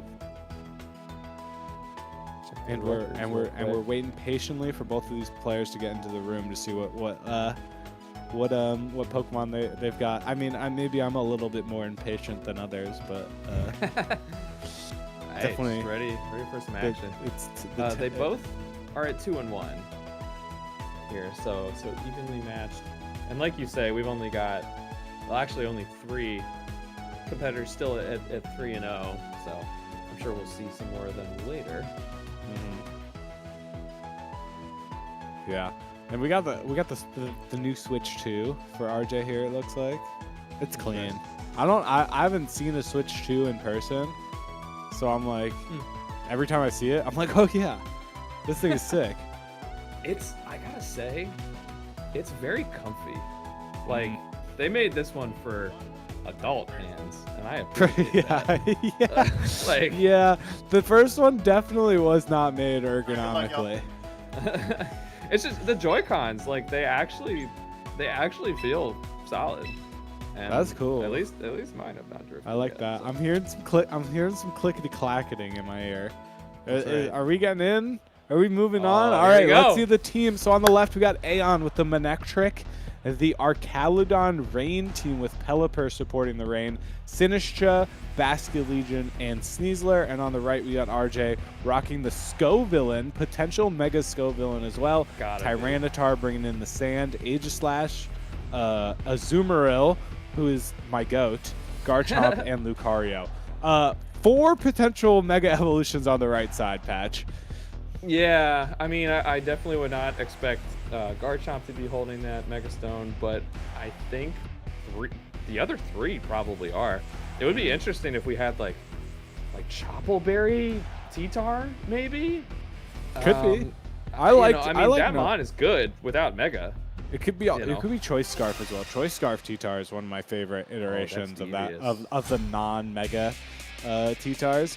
But we're gonna be interested to see what Mega Evolutions come into play into this game, and Azumarill and Scovillain is the lead on your right-hand side, and on the left we have Basculegion and Manectric. So obviously Manectric is the only Pokemon on Mr. Pogi's team that can Mega Evolve. So I wouldn't be surprised if we see that instantly right here. I love the nickname Palafin backwards. Palafin backwards. I didn't even notice that. Great job. Well, I saw the capital P at the end, and I'm like, hold on. Hold. Wait. All right. So a lot of things are being threatened right now. There's Mega Evolution on both sides. Obviously on the left, if you Mega Evolve into Mega Manectric, you get Intimidate, which will lower both the attacks on the other side. Probably impacts the Azumarill more than it does Scovillain. And if Scovillain Mega Evolves, you have Spicy Spray and then Rage Powder, which could potentially burn both of the Pokemon on the other side. But the first Mega Evolution is coming through. Looks like Manectric is going to be the first Pokemon to Mega Evolve. I have Getting not seen that thing in this game. So, like you say, it's not an electric Pokemon kind of meta right now. I'm calling Rage Powder Belly Drum. Rage Powder Belly Drum. Let's see what comes in here. Rage Powder coming through. Okay, first half of the Yo. call is coming through. Scovillain might might struggle to live this turn. The Wave Crash coming through. Definitely going to deal a lot of damage. Dude. Is able to live, though, and burn back the Basculegion, which is huge if you were able to get this belly drum off. And Volt Switch coming through is going to be not enough to take the KO. Again, going to burn the other Pokemon while Mr. Pogi gets the pivot here. Yeah, I mean, Mega Man probably doesn't care too much about that, running special attacks. But Mega Skull Villain is a problem, bro. It's good. I think it was, when I first played. I'm so smart. I mean, when you can enable something like Belly Drum Azumarill, that is a valuable use of your Mega, I think. And also burn Basculegion, one of the best Pokemon in the format right now, and could potentially burn this Sneasler as well. So it has definitely gotten use out of this Mega right now. Interested to see how this next turn plays out. Basculegion is obviously the fastest thing on the field with the Choice Scarf, as we saw in the first instance, but the Aqua Jet just coming through. Priority move with full attack from that Azumarill is going to wipe out that Pokemon instantly as we trade for the Skull Villain. Now you might be wondering, why did we not see Fake out there? That's because Rage Powder, right? Fake Actually, Out has higher priority. how is this a priority? Fake Out has higher priority, so it could have faked out the Azumarill and then taken out the... And that might be something that Mr. Pogi considers in the next game. Maybe he also doesn't know the priority, but yeah, would have been a nice that move. might be, what was going on his end. All right, but at least we get -1 attack here. That's going to be 3.5 times the attack, not 4 anymore, which I don't know how much that's going to make a difference, but hey, anything can help here. If you can live 1 attack as Manectric and get an electric move off, that might just be enough. Oh, do we have... Nope, not going to get the chance. I was going to say, I think Manectric would have to protect here, and then you go for a Rage Powder. Because like at plus even 5 attack, that Aqua Jet is kind of all you need. Ooh, and Sinish just switching in on the Ghost move, definitely not good either. Yeah, I mean, now you gotta worry about Shadow Sneak. Yeah, I mean both Pokemon on RJ's side threatening. Not super effective, but priority moves, which could potentially take both stocks. Yeah, because this is Super Smash Brothers. Yeah. Both sides. Not great. It's not great if you're Mr. Pogi. You're definitely thinking about game 2 right now because this is looking like a lock. Yeah, for sure. I mean, you got to figure out what am I doing for Mega Skull Villain. Okay, Shadow Sneak into different slots than what I'm thinking, but might have just been trying to guarantee picking up that KO there. I mean, I don't think Matcha Gotcha is KOing Azumarill here. No, but it does do good chip. Burn? Okay, burn on 1. 2? Oh. 1, 2, 3.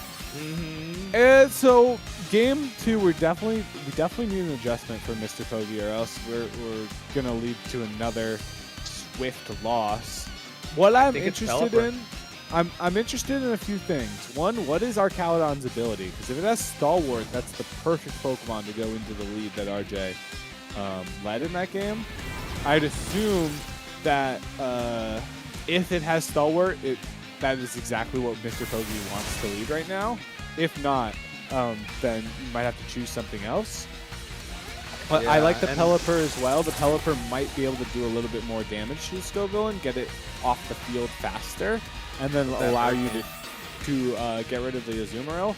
What I think would be an interesting lead is Sinistcha being able to threaten spread damage moves with the Skull Villain on the field could maybe possibly prevent the Belly Drum from coming up, or get a burn while you're trying to keep the Azumarill safe. So there's definitely options for Mr. Pogi, but has to really navigate it carefully.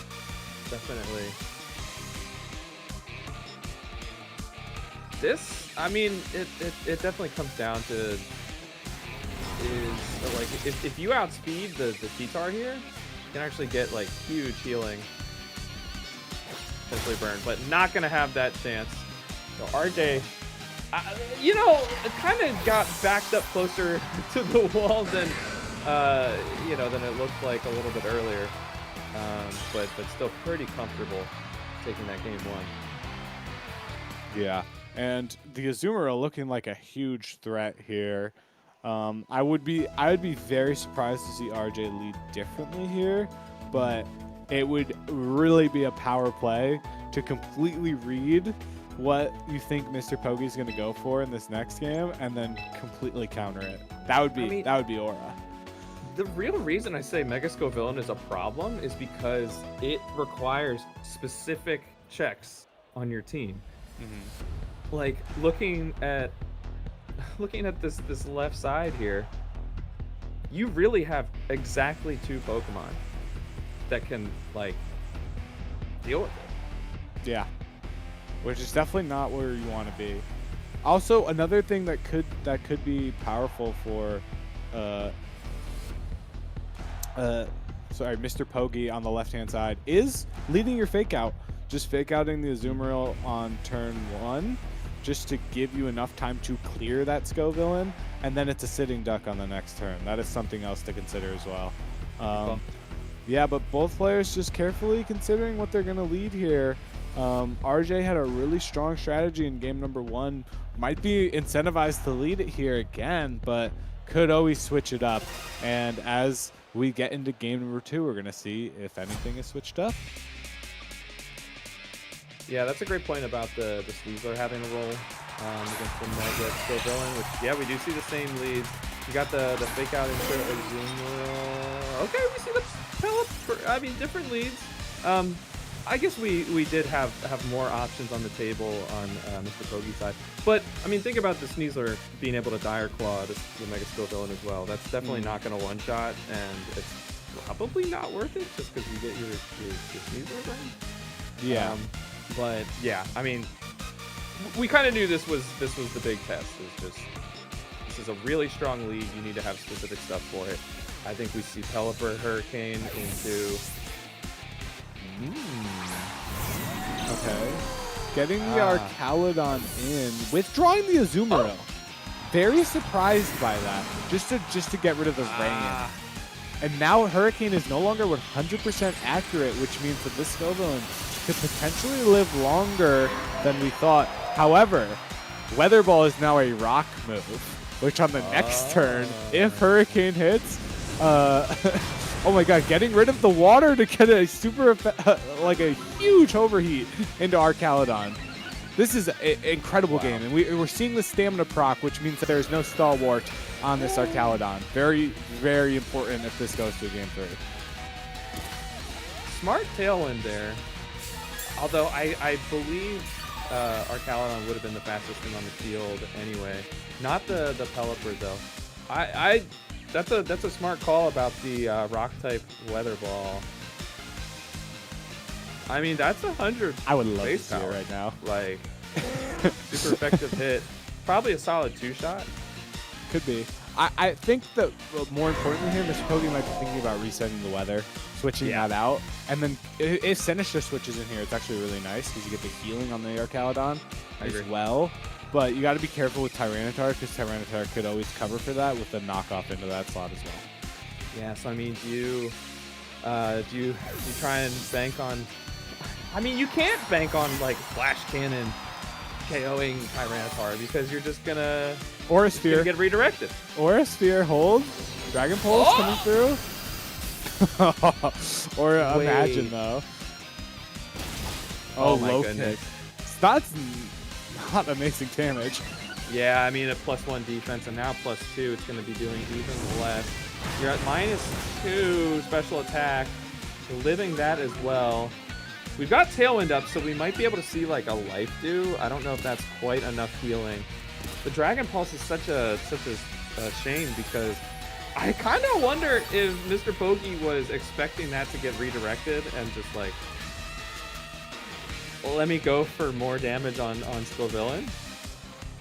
Yeah. But you got to think you have a super effective move on T-Tar that was not clicked there. Yeah. And we are in this situation where it looks like Scoville's at -3. We got huge. We're at +3 for our Caledon on defense. You want at any point to protect this. You want to protect this Arcalodon at all costs, but your opponent does know that. So there's a very good chance that there could be a double into this Sinister slot, which switches out for Pelipper. But let's see, Electroshot not protecting the Arcalodon crucially here. And with the special attacker switching out, I think it's going to live this turn, Patch. Yeah. Okay, calling the Sinistra switch that did not come through. No Citrus Berry consumed. Oh, man. Yeah, see, I was expecting a life dew. Leftover is trying to make up for it. This is precarious, but I do believe... I mean, the bridge has to live everything but a double up. Yeah, but again, Sinister could just switch in again. We could get a protect on that side. Yeah. I feel like there's a lot of things to consider here. And Arcalodon outspeeds and threatens a KO against Tyranitar. So a double up probably won't even be able to come through right now. This Arcalodon is the #1 enemy of RJ right now. He needs to find a way to be able to take this KO as quick as possible. Yeah, great call there. Hospitality doing a lot of work. And protect, just playing it safe. I like that. Just getting your leftovers damage with 2 physical attackers on the field. You don't want to risk any crits to losing this Pokemon. Just playing it safe, making sure you can, bait out a stance change, something like that.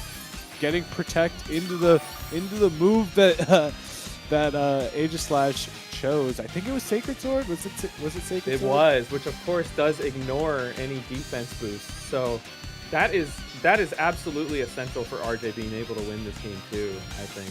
Problem is, now even if you outspeed, which is not, so you kind of have to King Shield here, I think. You've got the Rage Powder Ghost type. Rage Powder Okay, here's Ghost another type special through. attack boost. Oh, yeah, and Electroshot could KO maybe either of these Pokemon right now. Attack form Aegislash is definitely vulnerable here, but it's going to go into the Tyranitar. It's going to get this KO. Like you said, Rage Powder is being threatened here, but actually didn't go for it on this turn. It goes for Life Dew instead, trying to heal up this Arcalodon. Is it going to be enough to live from this Sacred Sword that's potentially coming through here? Or did he lock into a Ghost type move? That's still huge damage. Again, that ignores the defense boost, so that's pretty remarkable that it did so little. Yeah, I mean, Arcalodon, huge base stat total on the defense. Just such a hard Pokemon to kill in that regard. And now, with Tyranitar down, you don't have any way to reverse this weather, meaning Overheat is going to do reduced damage. Yeah, and that's probably the only attacking move from Scoville. Honestly, I was thinking about this earlier, potentially switching T-Tar for Scoville.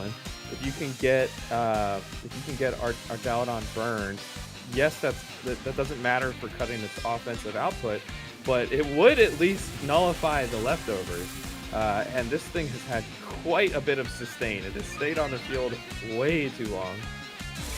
Yeah, I feel like when it went to red HP and it was able to get back up to like to green HP, I was like, yeah, I don't know how RJ comes back from this game, especially with an overheat miss. I mean, it's just it's just not in the cards in this game too. Both of these players looking like they are going to win one game in this set, but who takes the whole set is a huge question in my eyes. Yeah, I mean, this was absolutely the adjustment that Mr. Pokey needed, because now the boss battle of this set is the Arcalodon, and its many supporting tools here. We don't even know the fourth Mon. No, it could have been the Mega. Usually, you always assume the Mega's back there, but maybe not. I honestly think the Basculegion in the back. is the scariest thing with this team comp. I agree wholeheartedly. But yeah, we're still in this game somehow. A belly drum plus like superpower crit, that could definitely win you this game. But rage powder preventing that is gonna make it tough. So let's see what the choice is. Dragon Pulse is getting rid of the Scoville and burning the Archaludon, and probably allowing the Azumarill to set up a belly drum here. Too little too late, I think. Azumarill is a single target mon. So, like, yeah, you're going to have a Rage Powder next turn. I guess you take out the... I mean, you're slower, though. And there's no rain! No rain. So at least now, okay, Azumarill is not threatened by an immediate Electro Shot, but you're at +3 special attack, I believe. I think a Flash... Well, actually, we don't even know if Flash Cannon is in the moveset. Dragon Pulse, obviously, is not going to work. Yeah, I was thinking the same thing. I feel like Flash Cannon would have came out earlier against the Tyranitar when we used Dragon Pulse. So just reshedding the rain though anyways. Didn't even matter in the end that the rain wasn't set up because Pelipper was still in the back. Electro Shot coming through. I'd be very shocked if this did not one-hit KO. This was not even full health. +4. See ya later. What a set we have here. Oh, I love Game 3 in Pokemon. Woo! Wow. So there's a few things I do want to say about that last game. Was that RJ kind of switched out early with his Azumarill. Didn't feel like it was a good position for that Pokemon. Couldn't, both Pelipper and Sinistra resisted its water moves, so just wanted to switch it out for something else. And that allowed Archaludon to get a really huge advantage in that game. I'm curious what the other moves other than Belly Drum and Aqua Jet are. If those moves could threaten an Archaludon before it gets any stamina boosts, that could be huge. But that lead of Archaludon and Pelipper is looking really strong right now. And it's definitely going to take an adjustment on RJ's side to be able to counter it. And we didn't even see Archaludon in the lead. Yeah, true. It immediately switched in. Pseudo lead. And that was good enough. That was the shortest team preview I've ever seen. They know exactly what's going on here in this Game 3, as they should. Yeah. And is it going to be an adjustment from RJ? It is. Garchomp coming through. Obviously, Garchomp having ground-type moves can threaten super effective damage against Archaludon, and also rock-type moves to threaten Pelipper. But this rain is going to make it difficult for Skullvillain to do damage with Overheat, so there's a lot to consider right now. And you don't even really want to Rage Powder because Rock Slide is not one-hit KOing Pelipper, and it's sending Hurricane here. You gotta think. Possibly, or it could go for a Tailwind like we saw in the last game. True. Yeah, because you definitely are concerned about Rock Slide right now. Rocks. I mean, just keeping the Pelipper alive is huge because then you could potentially win the Weather War for the rest of the game. But we're going for the same exact play we went in the last game. Not sure why Sinistra needs to be led. There must be some sort of meta thing going on there. But it's going to be a Mega Evolution from RJ's side. What is this Garchomp locking into? If it's going to be Rock Slide, we're going to give a stamina boost to Archaludon. Very crucially. That's part of the idea. With not leading it. Sword Stance. Oh. Greedy. Okay. That's huge because Archaludon has no stamina boosts and can be threatened by super effective ground-type damage from this Garchomp. I'd be very scared if I was Mr. Pogi right now. I would like to see Protect on the Arch and then Hurricane into Skullvillain because, yeah, you can threaten a Dragon Pulse into Garchomp, but not with that. No Protects either. You said you would like to see a Protect on the Archaludon. Doesn't go for a Protect, just the Dragon Pulse into that Pokemon is going to get burned by the Spicy Spray, pretty much negating the power of Leftovers with that Hurricane should be enough to take the KO, though, meaning Scovillain can no longer protect Garchomp any longer. But has it done its job well enough, and will Garchomp do enough damage to take out this Archaludon is the question. As we see what the Garchomp has gone for, it is Earthquake. It doesn't affect the Pelipper, but how much damage are we seeing here? It is going to be a one-hit KO on Archaludon. How often do you see that Pokemon get one-hit KO? Wow, that is a big deal right there. All right, so at this point, what do we have in the back? I mean, you've got plenty of neutral hits into Garchomp. Basculegion in the rain with Tailwind would present some problems, but hey, guess what? Yeah, Where'd the rain go? Tyranitar's come in to take the rain away.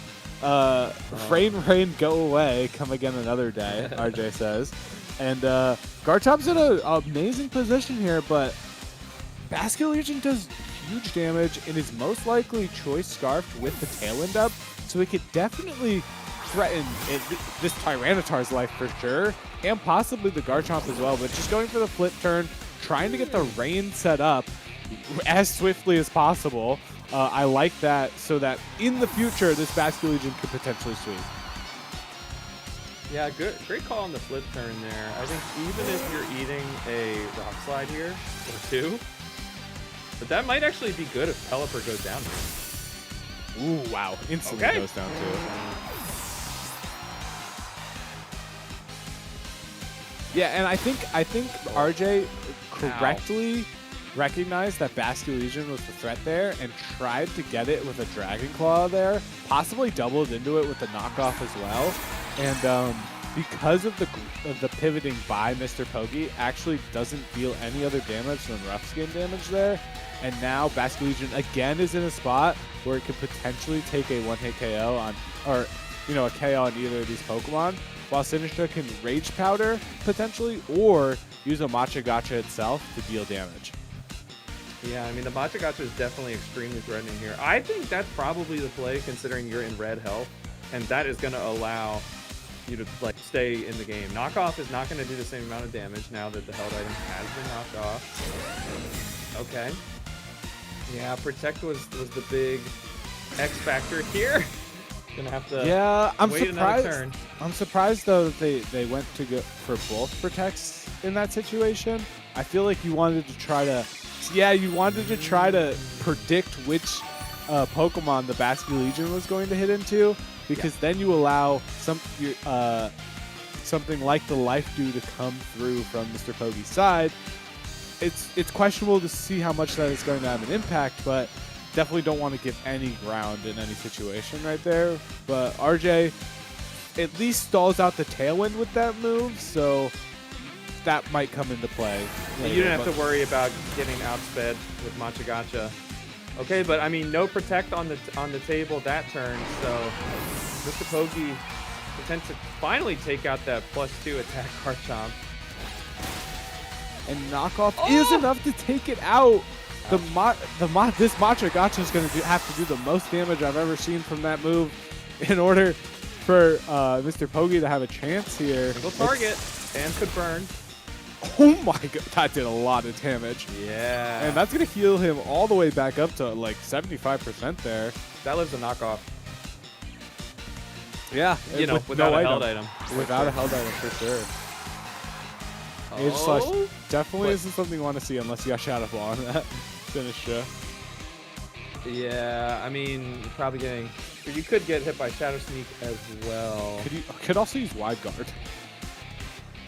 And just completely invalidate your Machagacha. But the Shadow Sneak's gonna come through. We've already seen that this is a tanky Sinistcha, but with Tyranitar being faster than it, knockoff surely comes through and gets the set for RJ in Game 3. What an adjustment in Game 3 by RJ, putting behind his trusty Azumarill from game number 1 for the Garchomp, setting up a Swords Dance under insane pressure out of nowhere, and winning the set. That is awesome that you really put the fear of the divine in your opponent with the Azumarill plus redirection, and then you go, okay, I'm gonna mix it up. Now I'm only going for +2 attack. Yeah. Sounds worse until you see its guard chop. And there must have been a reason that Mr. Pokey was leading the Sinistra that was so necessary that you needed to lead it and then switch in the Archaludon. But it felt like in Game 3, if the Archaludon was led, that it could threaten Dragon-type damage into that Garchomp before it could set up a Sword Stance. You might have been in a better spot, but wasn't able to do that, and RJ takes huge advantage over into that game. Well, and I mean, imagine, you have it already on the table. You can do basically half damage to the Mega Scovillain and then go from there. But even then, I mean, it was really the Pelipper that was going to be threatening the most damage. So, you can't have Pelipper get the KO with Hurricane and set Tailwind that first turn. So, I mean, even then, not the easiest position. But yeah, definitely interesting that we saw the Sinistra on lead 2 games in a row. So much back and forth between these two players in terms of adjusting and readjusting. And the Pelipper going through Tailwind in Game 1 was so surprising. Because I felt for sure that Scovillain was like the huge threat and it's going to deal damage into it. But no, just knowing that the Tyranitar would switch in, knowing that Hurricane wouldn't have been a guaranteed hit, and knowing that Tailwind was the perfect thing that they needed, and that Archaludon could just steamroll this team if it is able to live 2 overheats, which it did, and then it was lights out there. But wasn't able to close out the whole set because RJ adjusted well in that Game 3. Oh, I love Pokemon. I'm enjoying this a lot. I'm enjoying this a lot. This has been great. Absolutely, dude. We lucked out with this set. Yeah. And honestly, like, extremely satisfying Weather Wars in that Game 3. Like, yeah, I think both players, played around their weather conditions very well. The flip turn from Basket Legion, getting Pelipper back in. I was like, yeah, I was really, great. I think in the first set we saw the potential for, it was either the first or the second, we saw the potential for Weather Wars. Charizard wasn't brought, and then we were like, oh no, Weather War, will Charizard be brought? Didn't even need Charizard, was just using no Mega Evolution. And now in this game, we actually saw it coming to fruition, which is, if you were just watching that game, you didn't realize how big of a deal having your own weather on the field is until somebody switched out 2 Pokemon in 1 turn in order to get it out. It's like, oh man, they really need that. That is important to them. Yeah, funny enough, the sand wasn't even that important. It kind of, well, I mean, I guess it did help T-Tar live take a Dragon Pulse, I want to say, in Game 2. But it was more just, your Hurricanes don't hit now, necessarily. It's more just disrupting the rain. And then getting the defense boost on Tyranitar, a special defense boost. Yeah. Very satisfying set there. Great play from both players, genuinely. Now, I'm not sure exactly where we stand. Now we only have our final round of Swiss before us. And is that pretty good what pace we're here? getting? Is that what we're getting right now? Are these the last 2 players that we will watch together? I mean, we've spent basically our entire afternoon together watching this Pokemon, and I honestly couldn't have spent it in a better way. Dude, seriously. All right, I mean, it's ready for you. It's a rainy week here down in Maryland. Oh, so, me too. Kind of stuck inside. What better way to spend it than to, enjoying not just Pokemon, but being able to watch sets like this and be able to analyze all the different possibilities and then not have the stress of having to pick one option yourself. Playing this game is fun, but commentating it Oh my gosh, it's no contest. It is, and this game is so much faster than Scarlet and Violet. So I feel like I'm thinking faster than the players are. I'm like, oh my god, I have to like think about what they're gonna do, and then also say it in a digestible way. That's a lot, man. Well, and it's so nice coming from, commentating Smash, where you can notice a really fascinating like micro interaction, or conditioning that's going on, and sometimes you don't even have 5 seconds. Oh, sometimes you don't even have 3 seconds to like bring it up before like a It's very gone. significant moment happens that you have to acknowledge. Here we at least have in between turns to talk things over. Looking at team preview here, I see an Excadrill Sand team on one end, and I see, well, I almost said Glaceon there with that shiny, shiny Sylveon. We're definitely in the meta for both sides here. We don't see a whole lot of Excadrill right now, but we obviously, I mean, if you're not familiar with T-Tar, oh my god, and we're in. It's good old buddy. Yeah, we're in, and the thing I wanted to mention on the team on the left, the Pardo team, is that Sylveon is a really interesting Pokemon in this matchup because it's really good into Komalo and Tyranitar, but it's really bad into Sneasler and Excadrill. So I'm pretty interested to see if that Pokemon can come into play. Or will the threat of Excadrill, which is such a powerful lead as we're seeing right now, is going to be a problem. The main reason that Excadrill is a huge problem is its ability Sand Rush. In the sand, which is the weather that we have right now, it has double speed, even faster than the Sneasler on the screen right now. So and it's threatening super effective damage on both these Pokemon. And you really want the Sneasler to send out a close combat so that it can activate Unburden to be able to outspeed Excadrill. Of course, I mean, taking your fake out that turn, I think that's smart. Excadrill is the main threat here. I mean, it would be great to send a close combat into like T-Tar, right? But I kind of feel a switch here. I mean, you got Sinistcha chilling in the back. This is an interesting position for Pardo. Yeah, pretty interesting. And what I do want to say is that like you want to send a close combat into T-Tar, but Excadrill just might take this to the KO before you even get the chance for that. So there might be a switch out on both of these sides. I'm really interested to see how this turn plays out because Aegislash is kind of not doing very much right here. I feel like that Pokemon also has Sacred Sword, which could be useful into both of these Pokemon. I feel like if Sacred Sword into Excadrill KOs right here, you snap it off in a heartbeat because then you get the really fast speed controlling Pokemon off of the field. But Whimsicott's going to be the one switching in, not the Sinistcha, potentially eating those fighting type moves. Okay, not very impactful there with the Shadow Sneak, and now you're in Blade form, so that's a double KO. Oh god. Boy. And this is 2-2 players. The winner of this potentially might go on into the top 10 of the bracket. Dr. Let's Shake, love that tag, is in a huge advantageous position, going up 2 Pokemon to 4. That was a huge turn for Dr. Let's Shake. I mean, you're content to get some chip on your Whimsicott there with the Earthquake.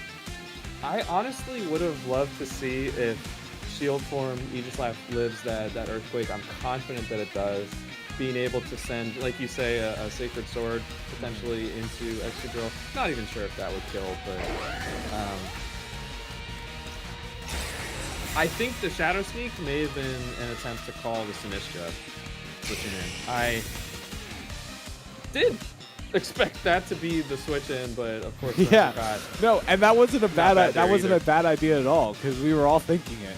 Yeah. You know what I mean? All right, but it's just gonna be protect from Excadrill here. Probably a little bit scared of the weather change here. Gonna be a little bit slower than the Charizard if that was going to come out, but I think with the Tailwind on the other side, you shouldn't be too worried about it now. I did not notice actually how much damage Whimsicott took from sand chips. Feel like it might actually live another hit. Yes. I don't remember either. Oh no. I mean, because it's a 16. Right? I'll have the calculator. I'm not sure how impactful that is, to be honest. Like, I think Whimsicott is probably going to be able to just encore Charizard into Protect right now. Oh, that's big. Got the double Protect. Double Protect? Going for another Earthquake here.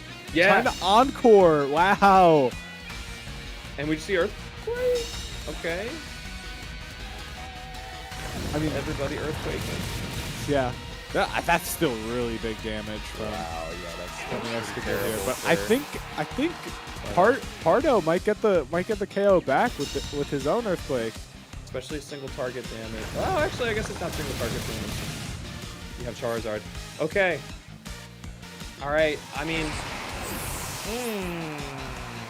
The importance of we see T-Tar come out, and now we're going to be able to change the weather to sun.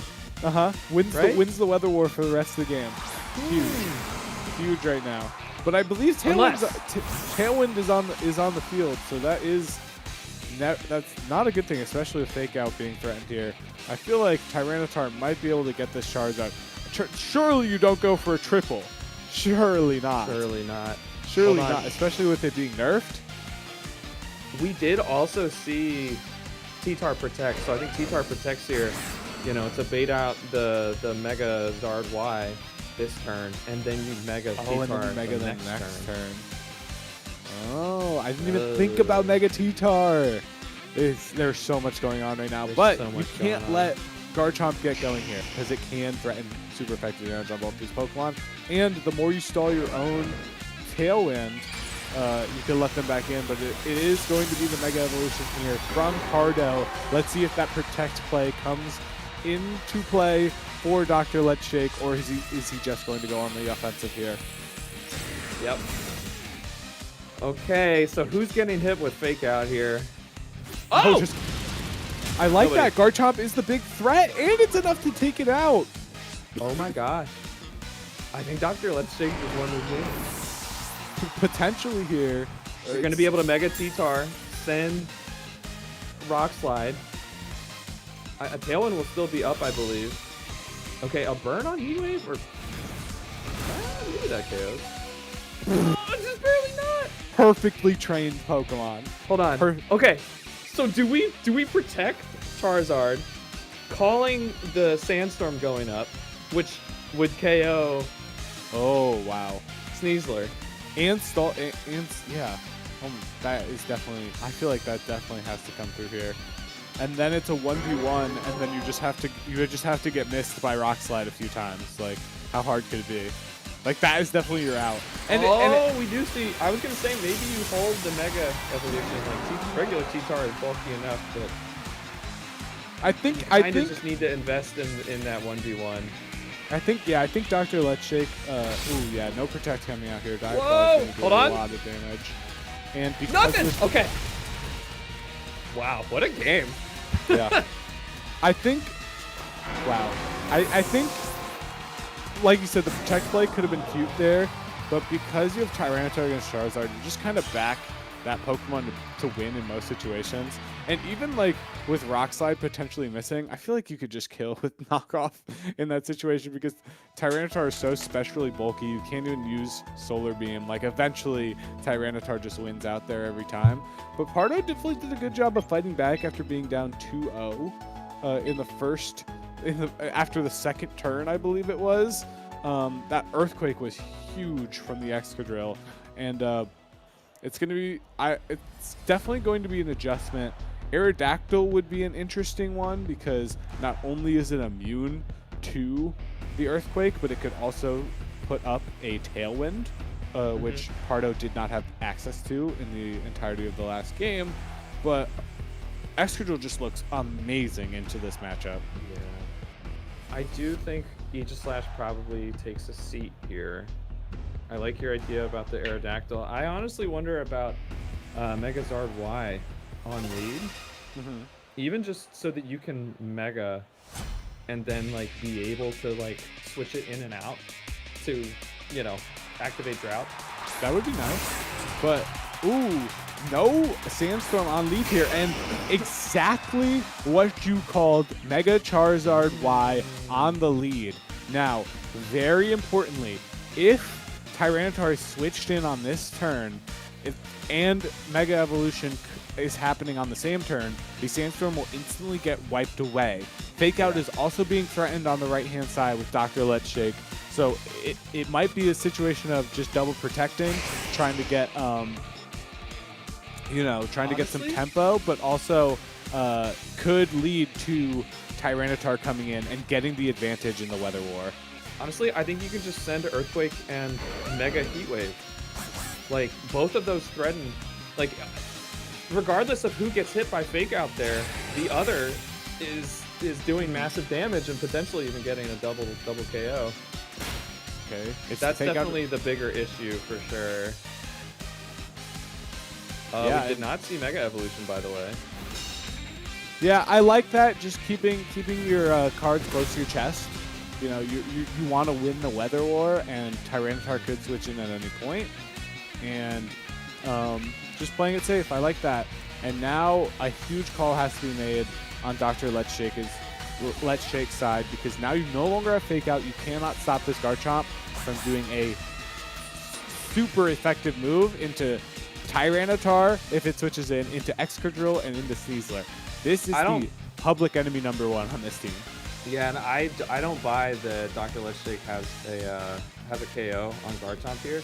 I think even if you switch the T-Tar in and get the sand up, I think it's eating an Earthquake.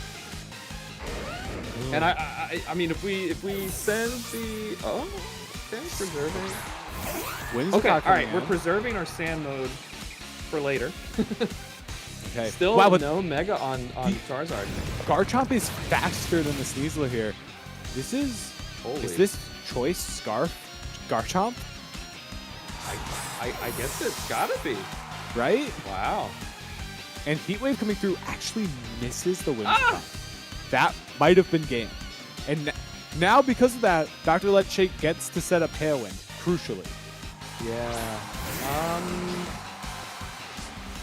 I don't think we know if the Whimsicott has the sash, so it might not have been game even if it hit. We definitely saw it take chip damage last game. Of course, yeah, now I guess you can it's send just, the I Mega just, Zard. I just back a single target Heatwave to get the KO there, you know? Yeah. It's going to be interesting, though. How are you getting back into this game? I feel like Dr. Let's Shake is on the back foot right now.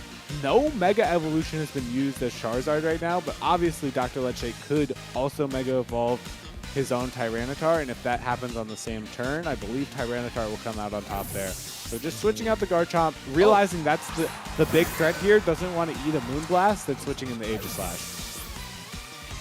Okay. I don't think I hate that. The interesting thing about if both of the Megas activated, no, you're completely right, actually. So now Whimsicott can still go for Tailwind. And after the Mega Evolutions play out, T-Tar would still be able to outspeed. Yeah. I do think I agree with the double switch there. Special attack, drop, doesn't really matter there. Double resist. Okay. We've got Fake Out pressure now. Yeah, and which Pardo. Pokemon would you Fake Out in this situation? I feel like both of them have a value here.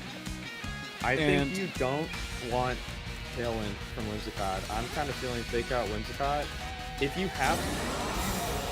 okay. Just protecting the Tyranitar. And I was Fake gonna say Outing maybe Iron Head the onto T-Tar, Whimsicott. but if you have Iron Head into Whimsicott... Okay, stance change coming through here.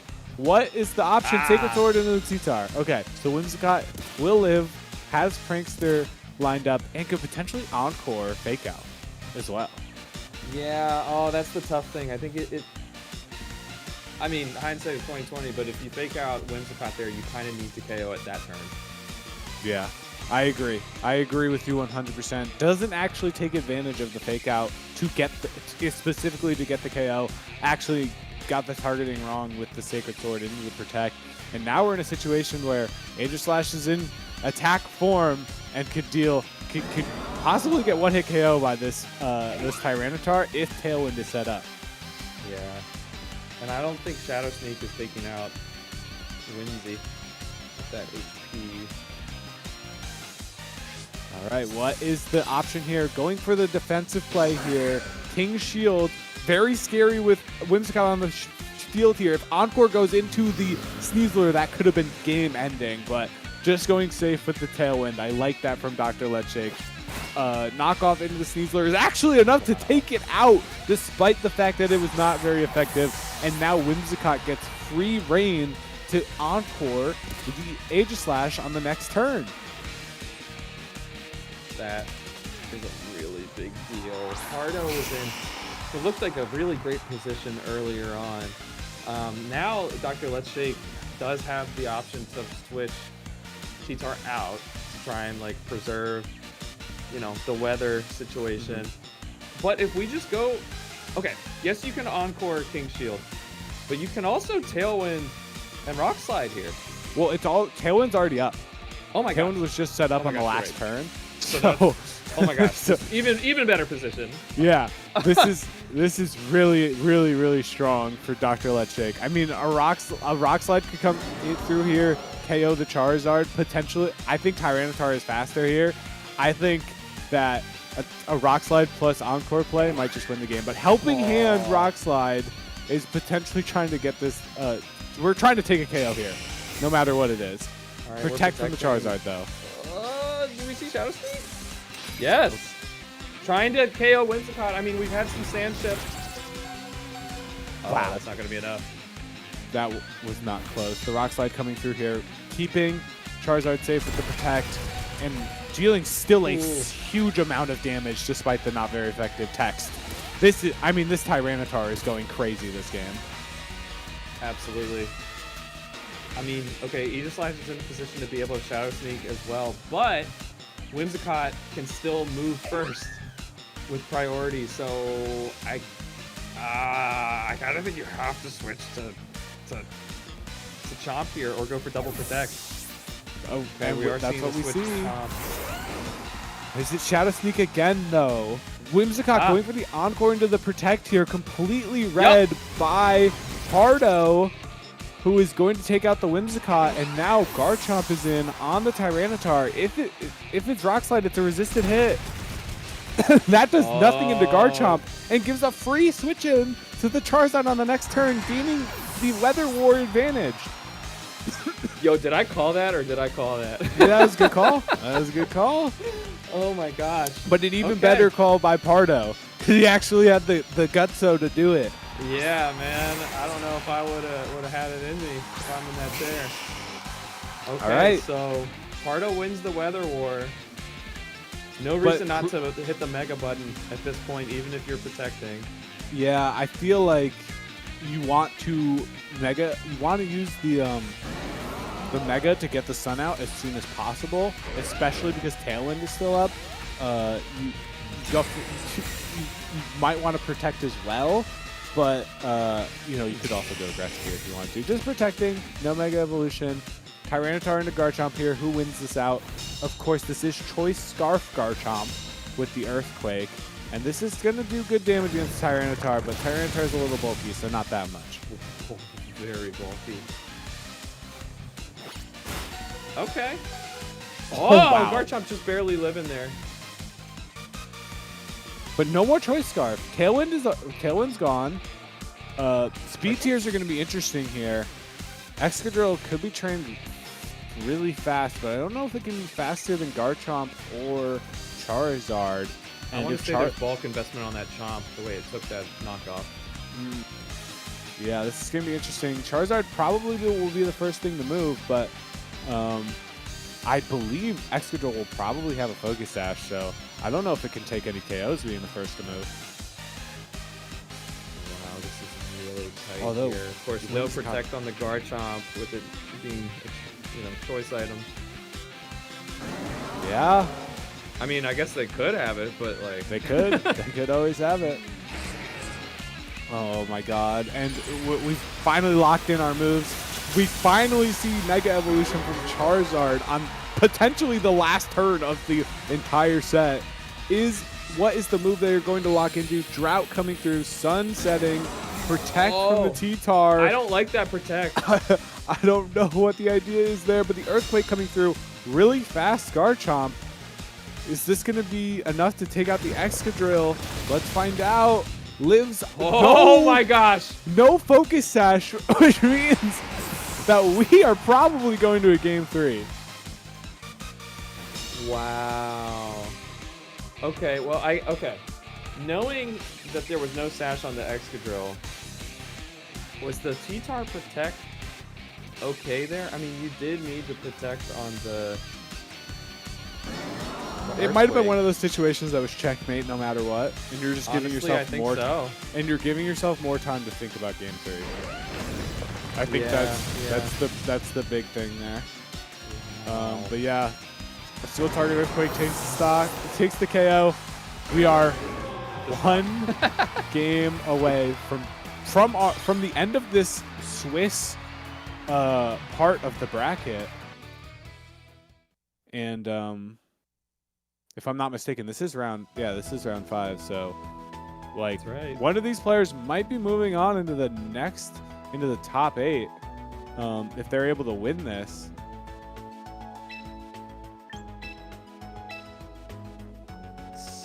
So back and forth there, man. I gotta give it up. The Aegislash did make its presence known. That game, I was kind of advocating for it. Staying hung up on the castle wall. For sure. But I mean, it took 2 Shadow Sneaks, so it's not exactly dishing out damage the way that it wants to, but very influential there. It was really looking for a while there, like Pardo missing that Heat Wave on the Whimsicott switch in being, potentially fatal. Yeah. Able to kind of stay in the game, claw out a win in the end. All right. Pardo versus Dr. Let Shake. Both of these players have given it their all throughout this set so far, but it's going to take a little bit more to be able to close out this tournament set positive on win-loss ratio. Both of these players thinking very hard about the Pokemon they want to bring in this game. They do not want to make any mistakes. We don't know what the adjustments could be. I have a feeling it's going to be the same 4 Pokemon, but how you lead them is going to be the really, really important thing. All right. Yeah, what if Pardo leads Aerodactyl Garchomp? Aerodactyl would be a crazy Game 3 adjustment. But let's see what is like Tailwind Earthquake, Whimsicott and Sneasler on the lead, which we haven't seen yet, and Charizard, Sneasler, both Pokemon, both sides threatening this fake out right now. Yeah, this is fascinating because Pardo actually is disincentivized to go for fake out or protect just because of the Whimsicott Encore. So it's kind of like, all right, do you just accept that one of you is getting hit by fake out and then try and, get it? I mean, you could send Dire Claw into Whimsicott and Heat Wave. And, if one of those things comes to pass, that's positive. Do you go for a switch? Honestly, like, I'm kind of feeling like double offense. Yeah, I really like Heat Wave in this position because even if Tyranitar were to have switched in, the Mega Evolution comes afterwards and you would still get the Sun Up. And this could deal huge damage into both these Pokemon. Fake Out actually going into the Sneasler right there. Tailwind coming through, but it's going to be a huge damage from this Charizard coming through. Yeah. Ooh, but okay, both Pokemon well, live. There's the Focus Sash. Yeah, there it is. All right, but you get your Tailwind up, which could be crucial because if Excadrill and or T-Tar come in, you're going to be faster than the Pokemon on Pardo's screen. Maybe actually wanted one of your Pokemon to go down there to get them threatening this Charizard right now, but only have 3 more turns of Tailwind. Got to use them wisely. Yeah, I mean, you do have speed here, so I could see I mean, it's kind of funny how like Sneasler does not do anything into Sneasler. Yeah. Oh, Okay, protecting the going for the Sneasler. protect. Okay. Realizing they want Sneasler for something in this endgame. Going for the Moonblast onto the Sneasler. Going to do a good chunk of damage. And then in return, the close combat not going to do anything into the Sneasler. I believe it's just going to be another Heat Wave coming through here.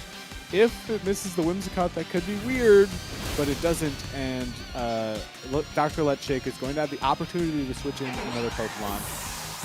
And we Let's see do have which to keep in one- mind, like T-Tar does set the sand again once it megas, but it's got sand stream, you know, just in base form. So I would think that would probably be the play here, try and shut down this sun. That is exactly what we see. Yeah. Now in Tailwind, oh, you know what? I see why Pardo wanted to get the close combat off so that it could activate Unburden and be able to threaten a close combat into T-Tar even with Tailwind up. Sneasler switching out here. I'm a little bit surprised about that. I felt like that was the highest threat Pokemon right now, but just completely changing the board state right now. Does Dr. Letshake predict some switches out?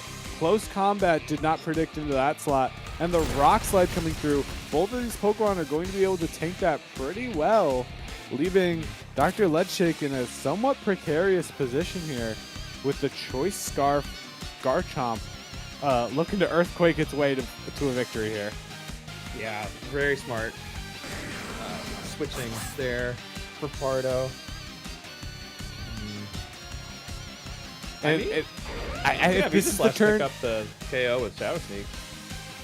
yeah, and then Earthquake will be single target, or technically not because of your side partner, but yeah, I mean, there's a lot of things that Dr. Letshake has got to be worried about right now. Actually, yeah, that is a good point though. I guess if you're going for Shadow Sneak and Earthquake, you're going to be hitting you're picking out your own Energy Flash. Yeah, So that's but probably not worth maybe it depends on how much damage it does to the Tyranitar. We're going for the Mega Evolution on this turn. I'd assume that we're trying to deal as much damage as we possibly could into this Garchomp, which is a huge threat right now. Shadow Sneak coming through on the Aegislash is going to take out the Sneasler. How much damage can you do on the Garchomp? Earthquake. Oh my gosh. Oh, wow. Yeah, and it just takes out your own Aegislash. Could be detrimental here. Is it going to be knockoff? Is it going to be knockoff? How much does this knockoff do? That's good damage. Yeah. And now you can bring in, although you lose the Weather War for the rest of the game, going for the Mega Evolution on that game. So now you don't have the option to use Excadrill's Sand Rush ability if Charizard comes back in here. That does actually kind of make Excadrill a liability. Although, Sneasler switching in. Oh, this is so scary because you want to fake out, or fake out's going into the Excadrill, but you kind of need to attack with both here. I'm a little surprised that we didn't see Zard come out there instead of Sneasler just to shut down Excadrill. It's because Sneasler can do the same thing by faking it out. And so you get an Earthquake here because you're faster than the Tyranitar. Earthquake is gonna do it, and then you switch in the Charizard next turn, so it doesn't even matter. Charizard, Garchomp just taking all the KOs in this game, KOing his own partner. That's what? Yeah. That's what? His 6th KO or something? Dude, does this thing have Chilling Neigh or like? Like, oh my god. This Garchomp got some moxie on him. Yeah, took out the Tyranitar. I mean, wow. That I gotta give it up to Pardo. I don't think I would ever have like found that situation of being like, yes, actually it is good for me to one-hit KO my partner Pokemon and then KO another one. And the final earthquake coming through. Mad respect between these two competitors. Big handshake coming through. Pardo is your game 3 victor. Moving on, possibly into the top 8. It's gonna have to do a lot with, opponent win percentages and that stuff. But huge congrats to Pardo for winning that set. At the very least, won more games than he lost today, and that's what we're trying to do every single time. It's hard for me to imagine these guys, having lost twice each before this. Yeah, right. They play. Really Well, strong. that's the level of competition we had today. I mean, it went game 3. Like. Well, and Champions is brand new. This format is brand new still. But like, I would really be interested to see like how many people started VGC with this game. Because I think people have picked up this game quite quickly. But I'm also willing to bet that these guys played VGC before. Yeah. They looked pretty experienced, and if that's how fast you can learn off of Wolfie VGC YouTube channel and Cybertron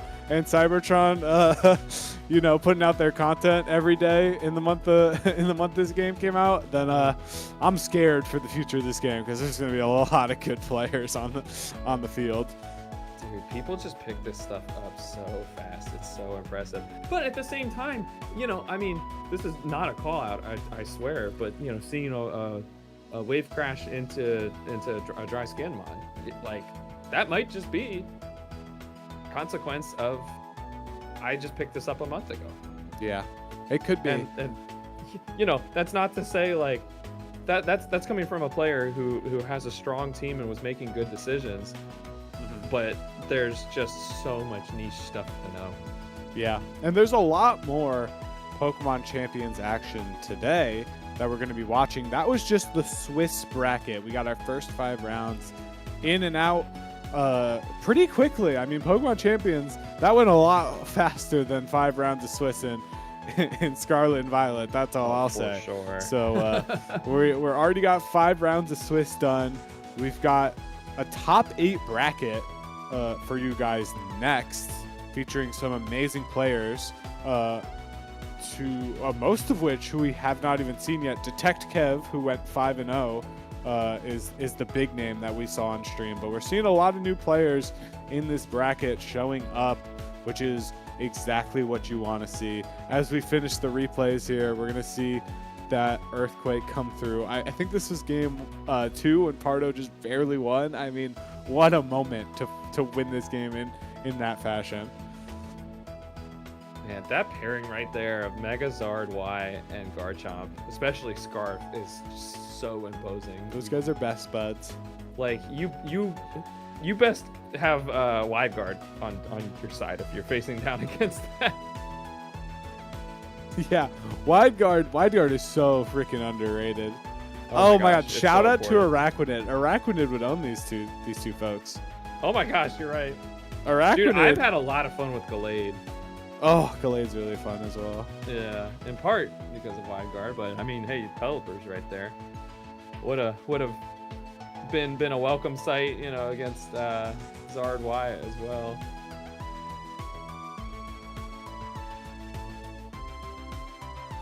Yeah. All right, I mean, but just looking at who's lined up for top 8. Yeah, give us the lineup. Like you say, we got just gonna give some shouts out for those watching at home who are familiar with these players. But yeah, like you say, we got Detect Kev, actually the only undefeated 5-0 competitor today. We got Shun Wee with an exclamation point. We got Diamond, Zoan, who lost the first round of Swiss and then won out from there. We've got Soul, Alpha 39, Cavlista, and right there, Pardo. Amazing. Awesome. All right, and we're finally seeing that final KO come through. The handshake again. What a set that we were we were able to live right here. I'm just so happy that we were able to witness that. And this is just the very early history of what the Collision Series team is bringing to the Pokemon space. And this is their second tournament. They want to do a lot more, and I think that it's been really, really fun to watch the first few streams so far of these events. They're happening monthly, okay? Like, there's more Pokemon content. There's more Pokemon content today, and there's more Pokemon content coming. They're already telling us about the stuff that they want to do, and it's really exciting. So you definitely don't want to miss it. Definitely want to be following them on all their socials for sure. Yeah, and I don't know if we're in a position to leak, but just pointing out, like this is basically just a friendly today. Mm-hmm. Like, it's, you can't get official like VGC championship points or anything, but that might be possible in the future, possibly. So keep an eye here. Again, the fact that even getting 20 plus people, even on a holiday weekend, no less. When there aren't points at stake is really cool to see. Man, Jersey just really got it like that. Like, Smash, Pokemon, whatever. Like, robust competitive scenes, great players left and right. Yeah, but it looks like we got to do a little bit of a caster shuffle. So we got to take a break before this top cut. It's been an honor. I've had a blast today. I hope you've had a blast. I've been the Waffle Man. Oh my God. And I'm Mr. Patch, and just want to thank you guys for hanging in and following us through those pretty quick rounds of Swiss, to be fair. But we have top 8 coming up next.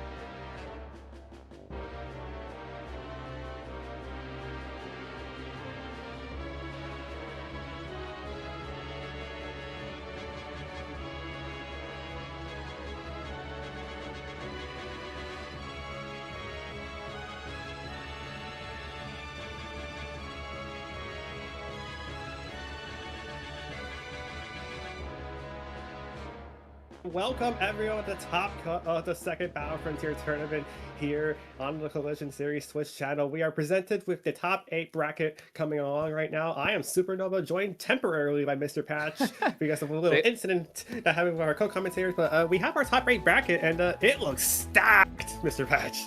Yeah, man, they can't get rid of me. I gotta stay on. I got one more in me for this top Okay, cut. Vince Carter.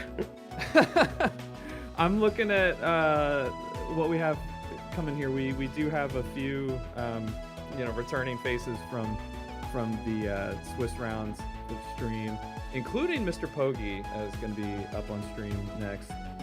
But we do have some names who weren't able to get on stream until top cut. So I'm excited for you guys being able to catch that. I'm just going to be on for this next one, filling in for friend Flygon while they're rushing back. We actually went through Swiss pretty fast, so no harm, no foul there. Yeah, that means our top 8 bracket is also just revealed to us right now. So Detective Kevin went undefeated in Swiss rounds. He's 5-0. He's the #1 seed. He's got RJ in his first round. We got next up as well, Bad M3 facing against Zoan. We have Shunwei and Mr. Pogi, of course, you mentioned it, are going to be on stream right now on the camera. And our final one is our defending champion Diamond facing Soul. Now, Supernova, you said that you were following along in the stream for the Swiss rounds. Were there any players who kind of stood out to you? Because we actually did, I think, Tech Kevin, RJ, the Bad M3, and Mr. Pogi we saw on stream. So I don't know. How are you feeling about who's going to be able to take this thing? I really don't know. I want to favor Zone because of their experience, but at the same time, you can't never sit down an undefeated player like Detective Kevin and think about how well he's doing. But I really think RJ, with their team, has a really strong chance to not only upset the #1 seed, but maybe win this tournament. But that's going to have to depend on who makes it out of these top cut brackets. But anyway, we have our first one here, our third quarterfinal one in the bracket. It's going to be Shunwei and Mr. Pogi. We saw Pogi earlier on the stream. I'm actually curious to see what Shunwei has to show off in store. Yeah, for sure. Mr. Pogi doing work to get into top cut, primarily with the Archaladon, supported by Sinistra, with with the hospitality and life dew healing, as well as Pelipper set rain. Watch that thing get up to +3 special attack with electroshock boosts. Really wild stuff. And yes, the thing with Archaladon, because Archaladon, it got nerfed indirectly because of the Assault Vest not being present in Champions just yet. It's very possible it could be patched in within either the next month or maybe a couple of more patches along the lines, but the same holds still for Archaladon. You cannot let it get up any electro shots for free, or you gotta at least mitigate the damage, because with this somewhat non-existent special bulk now, you have to manage it really, really carefully. Uh-oh. Session interrupted. Ban them both. DQ. We can't be doing that, Mr. Patch. Are you crazy? Are you crazy for this? I'm being a little facetious because apparently in actual official tournaments, if somebody disconnects, it's okay, but not a single turn was played. I know. Though, I'm so. memeing. Come on, you had to be a bit more considerate there. What do you mean? Can you imagine though? It's all right. Well, somebody DQs here. Flip a coin. But now we're going right back into it. Yeah, here we Ooh, go. okay. We have Shunwei on the left side. He's going to be on the Sneasler, the Charizard, Dragonite, Basculation Male, Archaladon, and the Sableye. Meanwhile, Mr. Pogi, again, we saw the Manectric, the Archaladon, the Pelipper, the Cinishot, the Male Basculation, and a Sneasler. So theoretically, it's a mirror match. Kind of. It's very interesting to me that we don't actually have any Drizzle Mons on on the left side, even though of course you got half of the team benefits quite a bit from that. I assume there's going to be Rain Dance on the Sableye. And both players have already locked in their team, so they both know what they're doing for this top cut match. Here we go. #1 is the time to go for Battle Frontier 2 in our top cut bracket.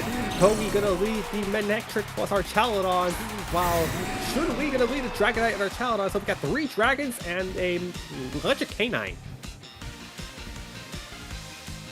I mean, I like the idea here of Mega Manectric sending out an Electro Web, lowering the speed, breaking multi-scale. I assume we're going to see Mega Dragonite coming out. No real need to hold on to Inner Focus in the base form, if he's going for that.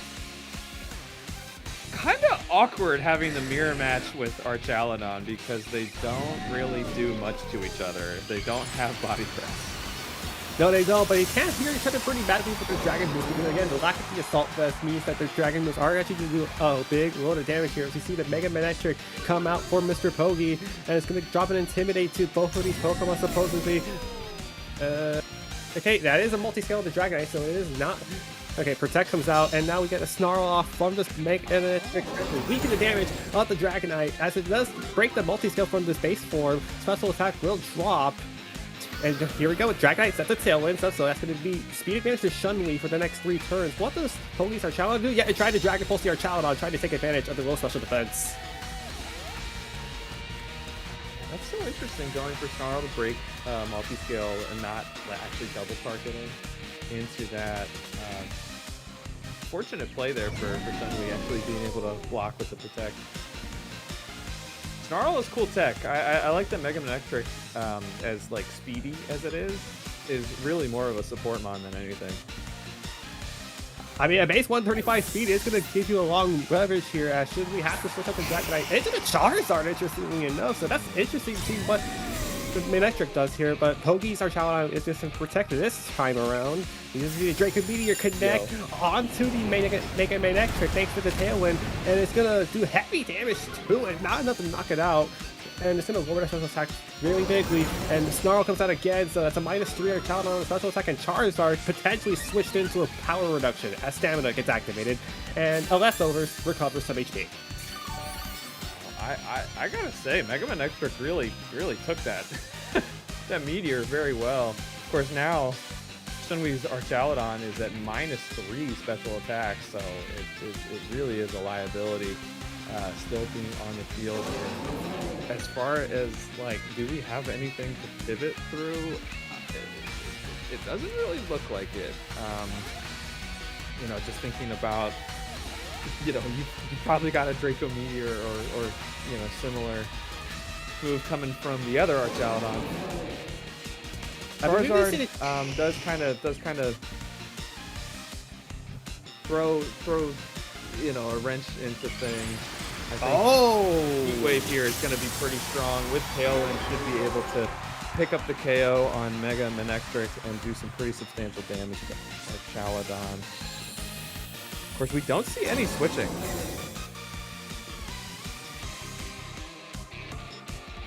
Yeah, we don't see any switching here. We do see a Manectric protecting though, and the Weather Ball goes straight into the Archaladon, but at -1 special attack, mitigates the damage enough to make it just take over half damage. The Archaladon stayed in and trying to pick off the Manectric. Oh, it missed the Archaladon! And Dragon Pulse is going to connect onto Shun-Li's Archaladon. It actually takes it decently well, but you would have loved to see that Draco Meteor connect, because I think even at -3, it would have potentially picked up the knockout on the Mega Manectric. So the idea for Shun-Li there was to get as much damage as he can to the Archaladon to potentially threaten the Heat Wave double knockout, but I'm not sure that's range anymore, especially with one more return of Tailwind left for Shun-Li. Yeah, I wonder if Shun-Li... Yeah, I mean, I think you're right. It definitely looks like, okay, let me just chip this thing down so that I can double KO with Heat Wave. Of course, I'm also looking at whether Pogi has Pelipper in the back that might be able to kind of switch in and to disrupt things. Instead, we see Charizard switching out. Yeah, back into the Dragonite it goes with defensive coverage. And, ooh, the Manectric switches out too for Pogi. I wonder what this is into. Aha! Okay, so Shun-Li actually kind of, I think, anticipating that, deciding to get Charizard out even before Pelipper hit the field. Ooh, wow! Really calling read. the Pelipper switch in. I mean, that's one way to play dual weather support, so you got that Chaladon with the Electro Shot on, but it's still at -2 special attack, so even if this will be quad effective into the Pelipper, it is not enough to knock it out thanks to the bulk invested to that Pelican. Eats that Citrus Berry too, but it does potentially put this Archaladon of Pogi back in danger of Draco Meteor. Man, and I was thinking, I said that Archaladon was a liability on the field. Look at it go. There is, however, a question I always ask is, what's the Dragonite do? You could easily reset Tailwind here, but you could also potentially use this opportunity to get Dragonite a big KO onto either these Archaladon and a Pelipper, because if this is... Oh wait, you can't even Mega Evolve it, so you're going to have to be relying on a stray Dragon Meteor or stray Hurricane, maybe, unless you, of course, have to get that Tailwind for speed control, which probably sounds more important right now against Pogi Squad, especially against that Manectric in the back. Yeah, I mean, multi-scale is broken, but I think it lives a. Oh, I think it probably lives a hit there. Tailwind seems pretty important, to be honest. Okay. Now we see the Pelipper preserving switching the out. weather control. Yeah, he's going to heal it the Chaladon too, next to the Hospitality Fund to finish out. It's just switching in potentially as well. And now we get the Tailwind. Now, so our Chaladon from Shunli will move next. What will it do here, though? It's another Electro Shot, so it's trying its best to ready up the next Draco Meteor to land, because you obviously know you can live another Dragon Pulse from Pogi's Archaladon because it's not boosted yet. So, depending on where this goes, it's going to be probably into the Sinistcha. It's not going to be doing a lot, but now we got to see how much damage Pogi's Archaladon does. Dragonite. That's not enough. All right, my head calc was right. So I'm a little confused by how like Pogi is going after. I mean, not necessarily confused on the Dragon Pulse play. I'm a little surprised you didn't try to go for the Electro Shot, because at any point in this battle, Shunli can just switch into Charizard Y, suddenly shut down Electro Shot, and then your Chaladon suddenly has the advantage, because not only do you have a lot of damage output thanks to the Dragonite potentially having Hurricane for the Sinistcha, but you could also just reset your Draco Meteor drops and the Snarl drop from earlier, and unless Pogi sets Trick Room, this is trouble. Yeah, the Trick Room play is interesting. Like you say, here is... Okay. Whoa! Oh, Heat Wave! And it's enough to knock out the Sinistcha. Wow, that is really good. Oh, but a critical hit might have mattered there. I think it did, even with the sun. That's another stamina boost now for the Archaladon. It's going to get a Dragon Pulse off into the Archaladon, but now has to be a Charizard that's going to take it pretty well. So, all things considered, Pogi didn't get a good trade out of that one, but Pelipper can just switch in, and suddenly this Charizard's in a bad spot. What a turn. And that is indeed what happens. Okay, so Tailwind's still active. I mean...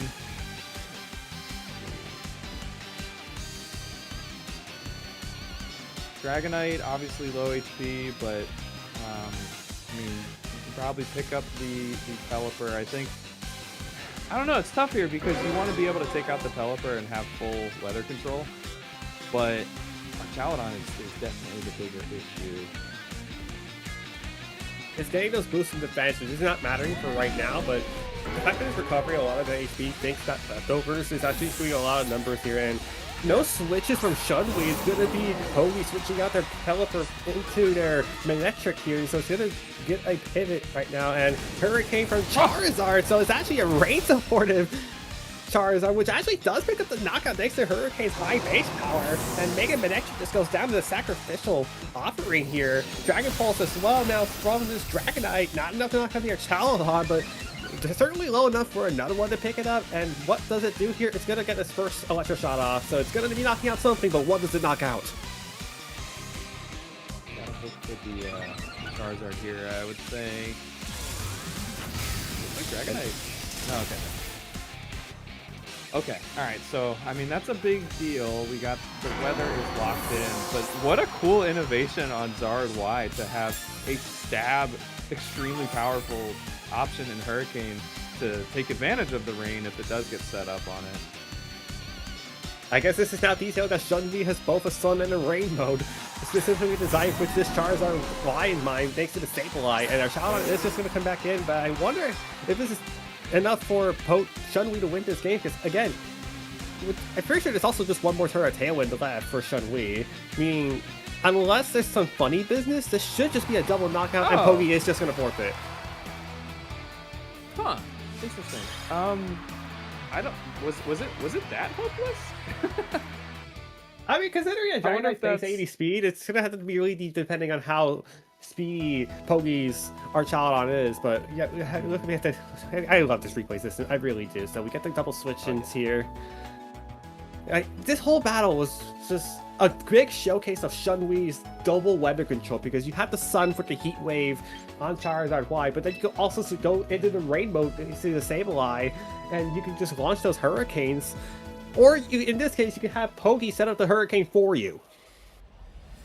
We also didn't even see Shun-Wei's fourth Pokemon, so I kind of feel like Pogi potentially just trying to pick off like the Dragonite at super low HP just to get that information might have been worthwhile.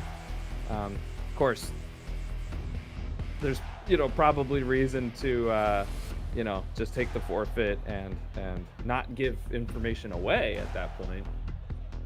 Honestly, Supernova, what do you think the fourth Mon was? I had to think it's Basculation. There's no way it's not. Yeah, I think if you take Sableye, you probably see that earlier on. Same with Sneasler. Sneasler loves to come out on lead. I think I agree. But I think the forfeit really came from Pogi's side, because they didn't believe their Archaludon was faster than the Dragonite from Shun-Wei's side. Because even if you do protect and saw it that last turn in Tailwind, it has to come down to whose Archaludon is faster. And from the looks of it looked like Shun-Wei's Archaludon was faster, because it did launch a Dragon Meteor first before Pogi's Dragon Pulse went off.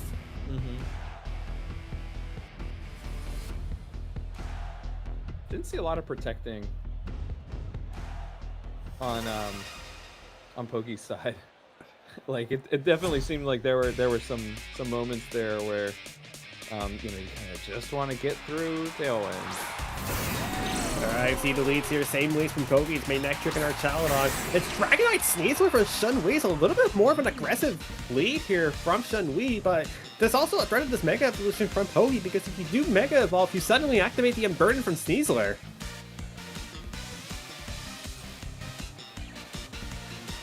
And that's indeed what's going to be happening. They see the Intimidate that's now going to be activated from this Mega Trick.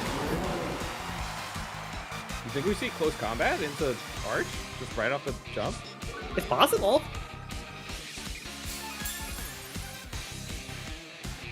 I don't know if you get much out of Fake Out. Okay.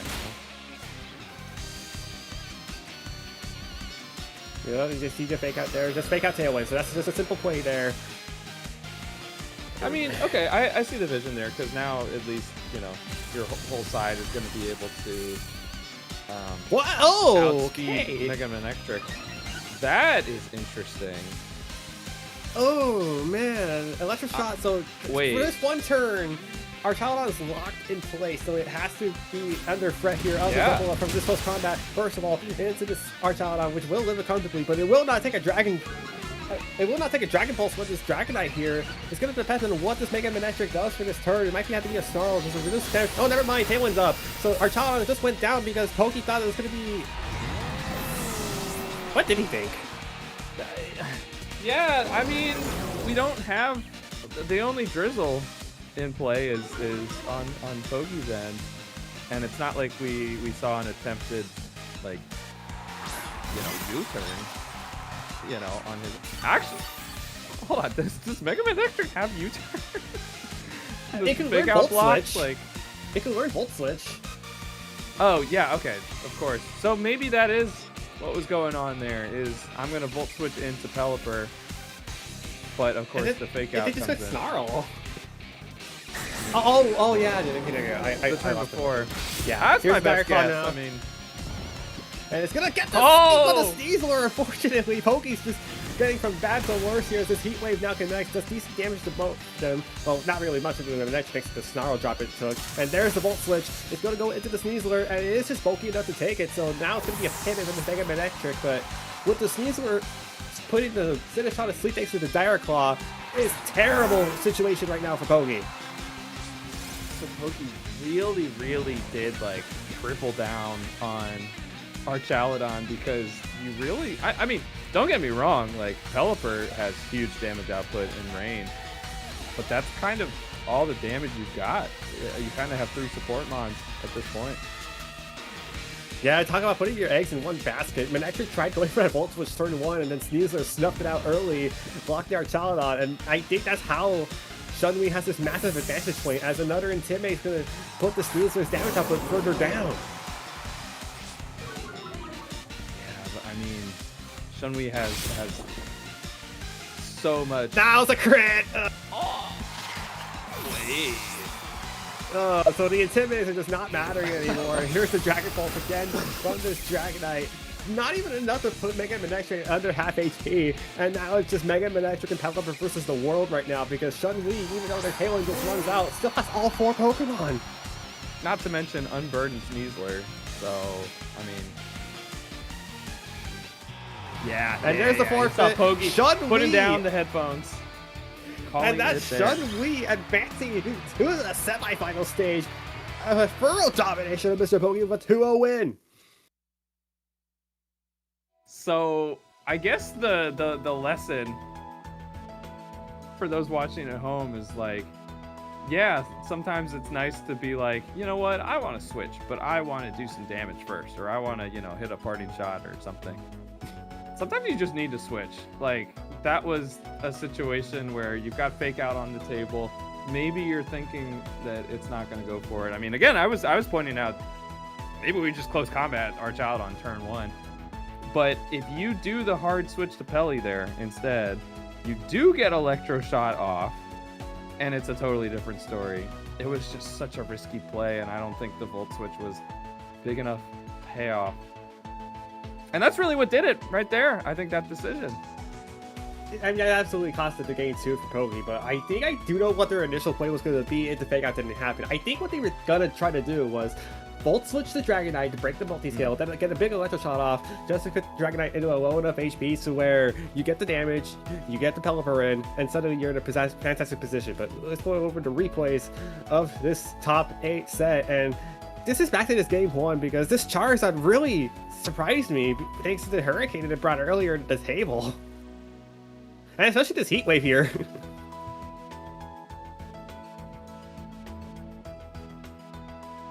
Honestly, how much are people doing Hurricane on Megazord Y? Because I feel like I have not really seen that, and I think that's a super cool innovation. Because I mean, Megazord Y has been on top of the meta for quite some time, but it's also been to the point where like people are really stacking their teams, to be able to deal with it. Okay. I pull up Picolytics. It doesn't even have Hurricane on there. Yeah, this is just a new innovation from top Shunwei. 6. Yeah, this is just a Shunwei innovation, because again, Shunwei's team's more of a Rain team, but it has the Charizard Y as the backup, and it's like, okay, I don't really care if you get up Rain here. You're just helping me if you do.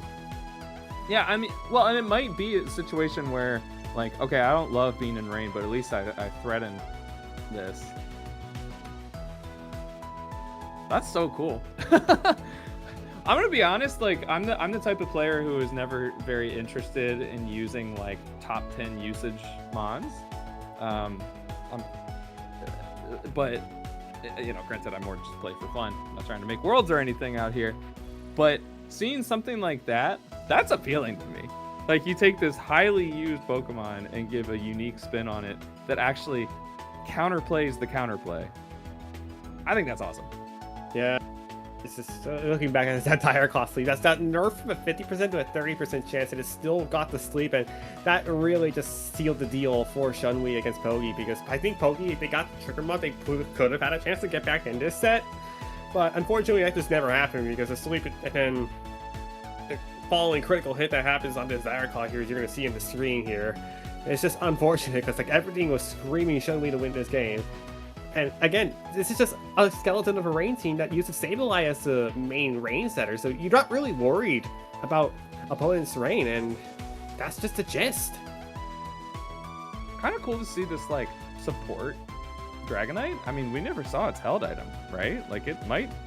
It could have been Mega Evolving, but Mega. Game 1 that went to the Charizard, and then Game 2 it didn't really need to Mega Evolve. It didn't look like. Yeah, I do think that's very cool. Just this trend of having 2 megas and sometimes bringing both. Honestly, I was having fun trying out a team with Mega Kangaskhan and Mega Drampa. And sometimes, like, you can actually just, like, bring scrappy Kangaskhan, you know, and you don't even necessarily need to Mega Evolve it. So it's cool to see people getting really creative, using a lot of different Megas, you know, even with the format being very limited. Yeah, but speaking of very limited, it's our time here, Flygon, and That's right. Unfortunately, that is it for you because we have our commercial break coming up for top 4 because that was our top 8 bracket. And congratulations again to Mr. Pokey making top 8. It's not an easy thing to do to get to the stage, but Shun Wei, you are the innovator right now. Oh, hang on. Okay, so You know what? I was about to say we're gonna have Flygon in here, mega Flygon or not, but Flygon. Don't talk about Mega replacing Flygon. me as a caster. Yeah. All right. Well, we might need to figure out what's going on with the next round here. Okay, I think it might be a safer opportunity to just go into a break and see what happens here. We'll update as soon as I get the opportunity to go here. Speaking of which, we'll be right back after this commercial break. So you do not want to miss out on top 4. I guarantee you that much. You don't want to go anywhere.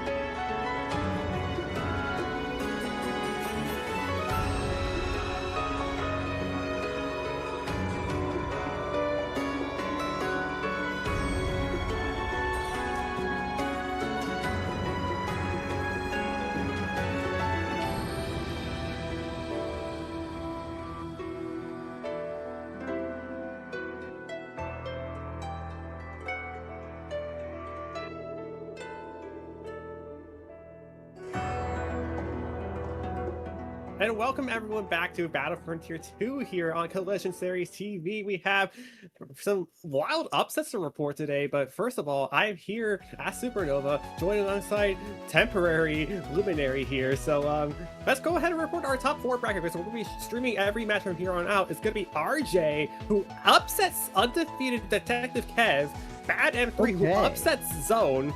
Of course, we saw Shun Wei dominate Mr. Pokey, and then our defending champion Diamond defeated Soul to reach our semifinal stage. Those are so many great people, amazing players. I have been able to keep watch. I sort of came in here a little drastically as we are missing one of our casters. So I'm very excited to see how this goes. I, for one, normally like the beginning parts of like, okay, who's going to be the creme de la creme of this crop? But we're here with our top 4, and I'm very excited to see how this plays out. I'm excited to see which teams were able to make it through and just show why they're the best of the best, why these pilots are the best of the best. So I'm very excited to just see how these play out as we go into this top cut here. Yeah, of course, obviously we see the Bad M3 versus RJ set as our first one to show up. And again, Bad M3 upsets Zone to reach the top 4. And RJ, on the other hand, upsets undefeated and top-seeded Detect Kev to reach the stage. And I had a look at RJ's team on Swiss. I really love his concept. I really do. Alrighty, like I said, I haven't had a chance to see his team in Swiss. But I'm, for one, am quite excited. Could you tell me, and potentially any viewers who may have come in a little later, just a little bit more about what the team looks like? It's Mega Skill Villain, but the Mega Skill Villain is actually enabling a lot of stuff here as we get our teams here. Bad M3 on the Sneasler, Bastion Legion Male, Charizard, Garchomp, King Gambit, and Whimsicott. RJ on the Skill Villain, Tyranitar, Aegislash, Azurill, Garchomp, and Lucario. Ooh, alrighty. So far, I'm looking at this. I kind of like it. You see, a couple of somewhat unconventional picks with the Azumarill, with the Lucario, but I could absolutely see how this more supportive sort of Mega Skull villain would go especially far in a tournament like these, and especially just to show RJ's first tournament ever to our knowledge. Making top cut is just a ton of good talent there. As we also see Bad M3's team here, with the what I'm assuming is Mega Charizard with some decent support there with the Whimsicott, the Sneasler, and of course heavy backside hitters such as Bastion Legion and Garchomp. And the King Gambit too, but like I've really just been impressed because again both these players caused major upsets to reach top 4. Only one of their runs will continue into the grand finals, but who will it be? Will it be Bad M3 or will it be RJ? It's gonna be RJ leading off with the Skull Villain and the Azumarill out of the gate. Bad M3 gonna be Charizard and Garchomp. Alrighty, and we're going right on here into our first turn here. I am, for one, a big fan of these choices here by both players here. This is Azumarill threatening some heavy hits onto both Charizard and Garchomp here with its Water Fairy typing, and Scovillain able to threaten a burn on the Garchomp as well. I'm excited to see how this turn is going to play out as we Mega Evolve our Charizard into Charizard Y. That's going to bring in the Drive ability and heavily weaken the damage of Azumarill's Aqua Jet that we saw earlier here, but Bad M3's not the only person Mega Evolving, because Mega Skill Villain also is going to hit the field, gaining that Spicy Spray ability. But how much leverage can it have against these heavy hitters like Garchomp and Charizard? Absolutely, as we go for the Rage Powder here, as we get ready to take some of the attention away from Azumarill. Azumarill potentially getting ready to set up with Belly Dance with its huge power ability, threatening a ton of damage. It doesn't really affect Charizard that much. There, as Garchomp does go for a Rock Slide, it's threatening damage on Scovillain, taking him out early on, and doing a nice, decent chunk to that Azumarill. Yeah, that is going to put Azumarill out of Belly Drum range because it took way too much damage. And then, yeah, you look at this, it's just very off, but if you do go for the Belly Drum, oh, it flinched, never mind, it's not going to get one up anyway. Ooh. Even with the flinch, that probably would have been a really scary situation. RJ just starting off on the back foot here, as we bring in our Tyranitar to turn off that sun. And I want to point this out now because Azumarill was just above 50% HP, so even if it did get the Belly Drum up, it would have been a really low HP to where the Sandstorm might have actually knocked out Azumarill before it just gets one play rough off. But now it's got to do as much damage as it can without the Belly Drum boost, but play rough boosted thanks to the huge power ability. It's still going to be respectable on numbers. Not like that Weather Ball, though. Just misses the KO onto the Azumarill, but Earthquake will pick it up. Tyranitar's going to have to solo this turn. Absolutely. As Garchomp gets some nice meaty hits in. And we see we losing that Azumarill, not losing Tyranitar just yet. But losing Azumarill once again is just a heavy loss for RJ to be taking at this moment. And interestingly enough, no Rock Slide was clicked, so RJ was anticipating the Charizard switch out. So that's just a more bit of bad news here for RJ. Aegis Slash is the last Pokemon, which is weak to Heat Wave and Earthquake, the Heat Wave Earthquake combination, unless of course this Aegis Slash reveals Wide Guard. Absolutely, Wide Guard would be a tremendous move and a tremendous coverage option for RJ to have for this team. We know now that this is a meta chock full of spread moves, like you said, the Heat Wave, the Rock Slide. Lots of Pokemon are running Hyper Voice, so it's just a safe bet to be able to have a Wide Guard user in multiple different scenarios. As we go for the Earthquake now, once again, protecting Aegis Slash, but is Tyranitar going to survive, even with the burn? Yes, it will. It holds on at 70 HP. Does click Rock Slide, so it wanted to KO the Charizard, just couldn't find it this time, but you can see that Rock Slide not do a whole lot of damage to Garchomp. And again, I think the thing is ultimately going to come down to if Heat Wave connects onto the Charizard wide, because if it does, this pretty much screams game over for RJ. And the thing that sucked was that I think RJ, if you have to look at your game 2 game plan, you have to find a way to mitigate the damage early from bad M3. Absolutely, that is something that RJ is absolutely going to have to look through and just figure out here, especially as we're down to 4-2. Oh, the double King Shield! Oh! Showing that luck is a skill and sometimes you just have it. Getting the second King Shield off for the Aegis Slash. Okay, but that Heat Wave's not doing a whole lot in the sand, plus the sand boost from this Tyranitar, but Earthquake goes off again, so Tyranitar is unfortunately going to fake this turn, because we saw how much damage he was doing despite the burn, and it's Aegis Slash versus the world now for RJ. Yeah, sadly for RJ there, it's just a little bit of delaying the end at that moment. Should Tyranitar had maybe potentially survived that Earthquake, it's possible we could have gotten the Rock Slide off, taken out the Zard, maybe get some nice good chip damage on that Chomp, but it's just a little bit of delaying the inevitable. Yeah, again, I look at the rest of RJ's team as you see this Heat Wave kill on the connect, just misses the knockout on the Sandstorm, so it's going to be that Earthquake knocking it out, and I had to wonder what RJ does for game 2, because I had to look at their Garchomp to see if they could do anything with it, but also Lucario's decently fast, so that could also play a role, because Azumarill in the lead, I get the idea, but you just took too much damage that even if you did get the belly drum off, it probably wasn't going to be for long. Yeah. We weren't long for this world, but for whatever time we were going to have on that world, we were going to be making some big impacts in those moments. But that's bad M3 for you. He putting on the damage and putting it hard, and speed is the demon here. Absolutely, as both players sort of thinking out, planning out, getting ready for their next match, their next little bout here, for this next best of 3. Hello? Maybe I've lost Supernova for a hot second there, but we are getting ready for our next match here, as both players are really thinking it out. Wait.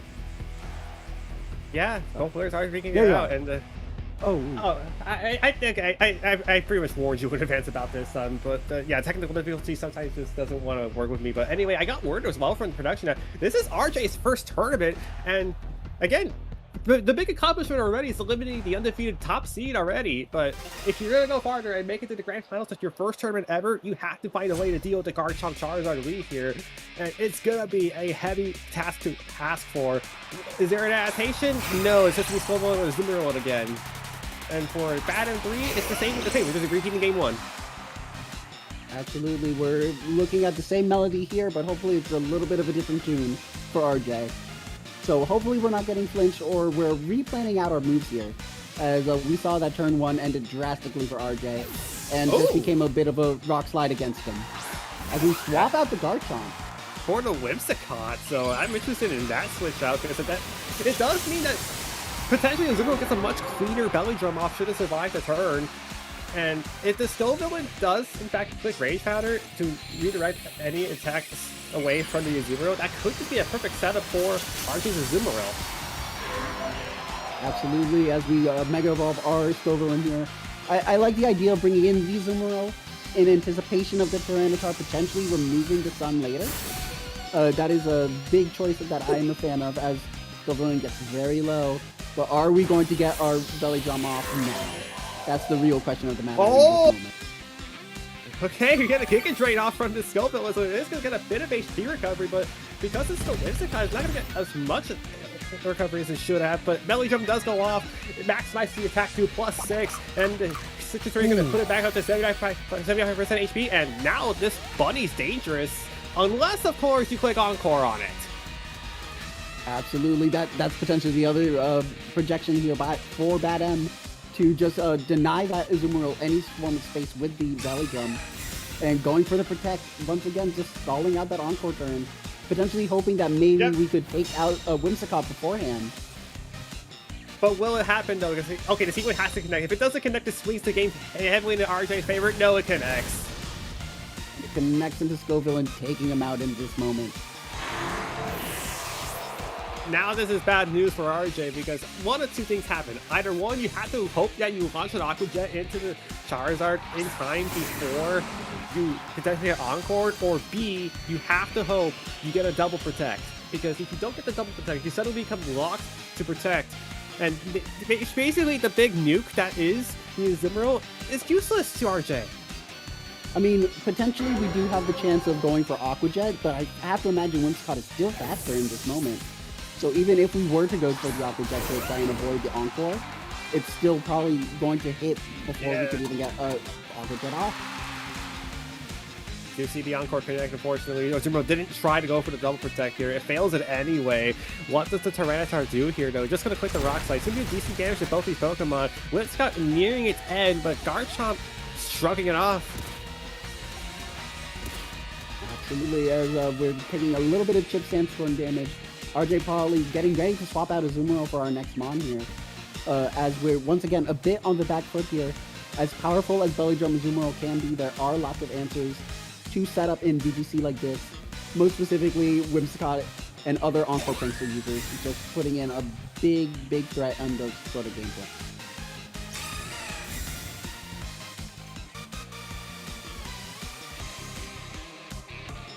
Alright, now we get to see the Earthquake goes up.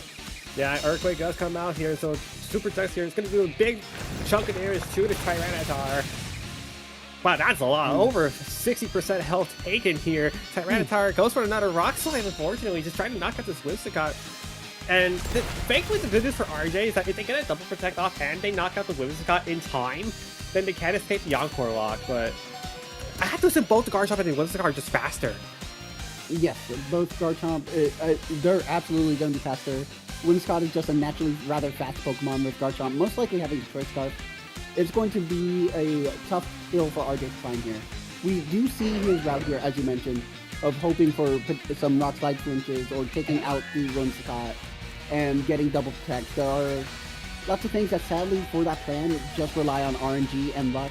I did joke earlier that luck is a skill, but sadly that is not a skill that you can really hone as you just get better at.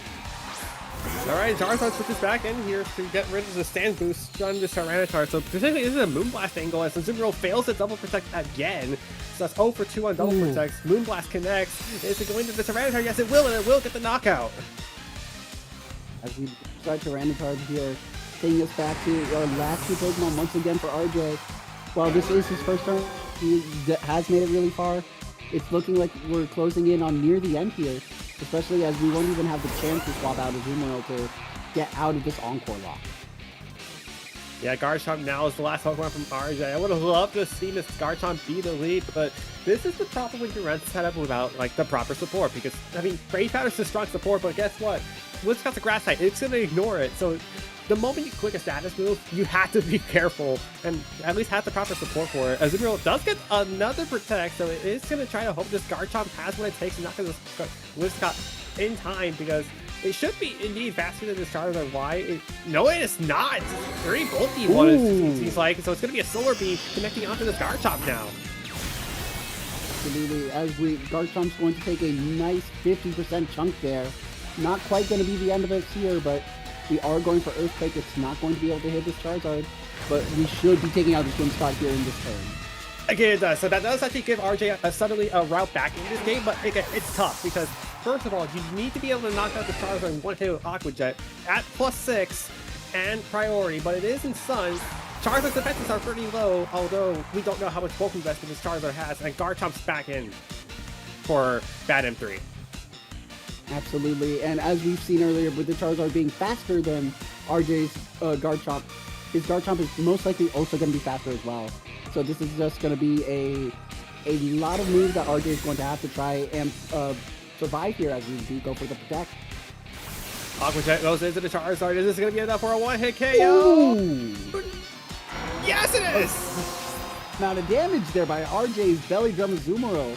Even with the Sun Up and probably some invested bulk as well, just able to take out that Charizard right then and there as we protect our own Garchomp. This is RJ's chance to make it back. Okay, that's a King Gambit though, so Aqua Jet likely is going to be off the table for now. So it's a guessing game now for bad M3 because who does RJ put play rough on? And the second thing is Garchomp able to get an attack off for RJ? Absolutely. His Garchomp may be potentially going for another Earthquake to try and threaten out this King Gambit and the Garchomp. But again, we know that bad Garchomp is going to be faster and is going to land the Dragon Claw and take him right out. So now it really is just, did Azumarill choose the correct options to go for here? Alright, Azumarill, its next move is not going to be just that, it's going to be the Iron Head first of all, onto this Azumarill. That's a lot of damage! It is going to get the player off correctly onto the King Gambit, but... Oh, how many turns of Sun are there left? Okay, that critical hit might have mattered, but I'm now asking how many turns of Sun are left, because if it's one turn, I actually think RJ forces game 3. If it's 2, I think he loses. But even then, we saw just how much damage that Aqua Jet did to Charizard. While it would be neutral damage onto the Garchomp, as we do protect to stall out the Sun just a little bit more, just to try and guarantee it to the best we can. This really is just the make or break moment here if we're going to game 3. The Sun's gone! This is our chance. This is our chance. You really got to take this Azumarill. It's a lot of damage to do, but we've seen your damage output. We know you can do it. Can this Aqua Jet knock out this Garchomp and force the game 3? Yes, it will! RJ Yes, forces it game 3 can! from the brink of defeat! Let's go! I love Azumarill. What a fun Pokemon, especially when it does work out. When it works out, when it's just a moment like this and we can say, oh, it's working. All right, let's do it. Let's keep it moving. Amazing job. Oh my god, I really don't know how RJ broke the Encore log as difficult as it was. I mean, he protected so many times to get to this moment. That Dino Protect on the Sun turn, all that RJ needed because Aqua Jet's never gonna miss unless there's an accuracy drop. None happened. He needed that because Dragon Ground is neutral to water because they are super effective and neutral to each other. And Absolutely. really, KOing the Whimsicott with that Earthquake was all RJ needed. And it is working out in tremendous favor here. We saw just how volatile the Belly Drum Azumarill can be, but we also saw just how much RJ believes in this sort of team comp and plan. As there were multiple points in our second game where we could have swapped out the Azumarill. Just said, you know what, we tried not getting it off. We waited out the Encore lock. We did everything we could to make sure Azumarill could make it past, so that we could see those big heavy hits last for us. As we once again get the exact same lead. Okay, but I think Bad M3 has to take the lesson from game 2. Do not let RJ get ahead of steam because he went passively swapping out the Garchomp turn 1 on game 2. I don't think he's going to do it again because you need to get as much damage as you can to the Azumarill to make it a non-factor with the Belly Drum up. But if you go passive again, you got to be really careful. And there you go, no switch outs. No switches. We're keeping back what we learned with game 1 here. Of just really focusing down that Azumarill. That Azumarill has shown how much of a nasty threat it is to Bad's team. As we go for the Protect on Scovillain.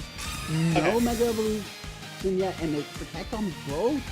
Guess we're scouting out to see if we're going for that swap as we saw in game 2. this also could just be a scout because you do Mega Evolve turn 1 as Bad N3 did. Suddenly Tyranitar actually does look like a pretty strong switch in for this Azumarill. And if you do play the turn correctly, I think you can just get a flare up off on this Garchomp here, as Moody's going to increase the attack stats, suddenly making Scoville a physical attacker as well as a special attack. I am always a fan of Mega Pokemon with Moody. I think it's very fun to just save a couple turns before Mega Evolving and just playing the lottery. Let's see what this stat boost we get, what stat lowering we get. We just want to see what's happening. We're having fun here. Now we Mega Evolve our Scoville.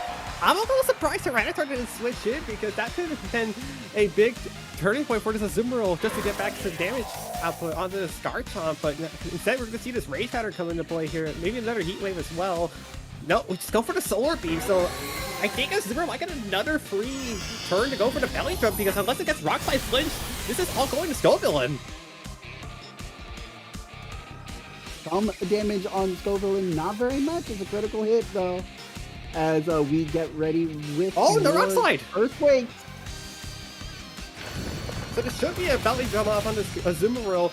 Oh, but it's going to be a decently low HP in the process, so RJ's going to have to defend the castle really strong.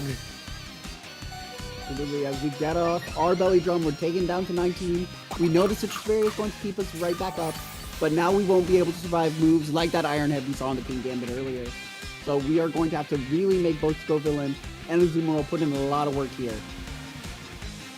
But the thing is, Scoville can't really do much work because of that -1 special attack it took from the Moody boost and the drop it took earlier. So I think Scoville might either have to redirect the attack to Charizard again, or I have to switch it out because Charizard is in range of Aqua that we saw from Game 1.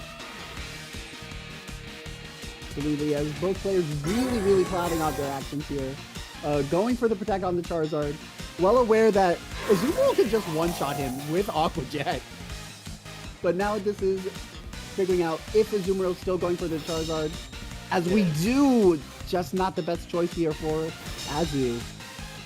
Another Earthquake comes up, but this is Bird, so this should be the Azumarill barely takes this one. Yes, it will, but again, its health's dwindling. So it might not have much to do other than the Aqua Jet, which I'm pretty strongly sure it's going to have to be a switch up for the Charizard here, because Bad M3 knows how important it is, and RJ is still shocked they didn't switch out either of the Scoville. Absolutely. We're being a little bit more careful here, taking our Charizard back, keeping him nice and safe as we bring in the Battery Legion, as we also take out our Scoville, most likely for Tyranitar, not Tyranitar, Garchomp. It's Aqua Jet. It's into the Battery Legion, but it's not doing a lot of damage to the Sunlight it took earlier. It's going to be another Earthquake here. No, it's another Rock Slide from this Garchomp. It does knock at the Azumarill, so that's one step on down. However, that's not all of them, and it took a critical hit too, so that might have been a good thing that a Garchomp didn't take it. Absolutely, as we're losing our Azu, which was absolutely the MVP of our Game 2. We are moving into Game 3 here without it, but we still absolutely have game plans with the Garchomp, with the Scoville, and potentially whoever we have in the back. Either the Tyranitar or, as we saw, the Aegislash. As we're really planning this out here with Scoville low as well. I would anticipate a Giga Drain into Battery Legion or Garchomp, but this is entirely up to RJ. We're not the players, we're only casters. We have no way of being in their minds in this game. I might have a play in mind for RJ, but again, it's going to come down to whether or not... Okay, Battery Legion switches out, so it's going to depend on what this Garchomp does from Bad N3 and the Scoville. And this King Gambit is revealed to be the last Pokemon here. Garchomp protects, so is this another protect for the Scoville too, or is it an opportunity to try to get some HP back? No, it's just going to go for Rock Slide. Absolutely. Not taking Scoville out just yet. That burn putting in a lot of work there for the Garchomp. For the Scoville, that is. But we are going to get the flinch. Ooh, that is a rough time for a flinch. Especially when we needed that health back from Giga Drain. Yeah, I would have bought time for the Garchomp potentially to set up, because I did notice RJ's Garchomp from earlier on in the day, and if it would have got that turn off to get that move off, but it just wasn't meant to be, and now still though it has to redirect the Dragon Claw just in case Bad N3 goes for the super effective damage roll, and it tried to. As now we officially lose our Scoville, and we are taken down to 2 Mons once again. as we go for the Earthquake. Not taking the King Gambit and not taking the Garchomp just yet. Oof. This is King looking Gambit not a going for the little Cat scary. Cleave. It's going to do just under half, and King Gambit's going to take much more damage from that rough skip, but RJ down there last Pokemon, and I think they do realize something, that they can't really set up anymore. It's too late to do so. Tyranitar's the last Pokemon, but this is really going to be awkward for RJ, because not only do you have to worry about the Charizard Y that has Solar Beam that could potentially take out Tyranitar in a single hit, but you also might have to deal with endgame Basculegion despite being resisted to last respects. Absolutely. We're really just looking here, planning it out. We're being a little bit more careful here, but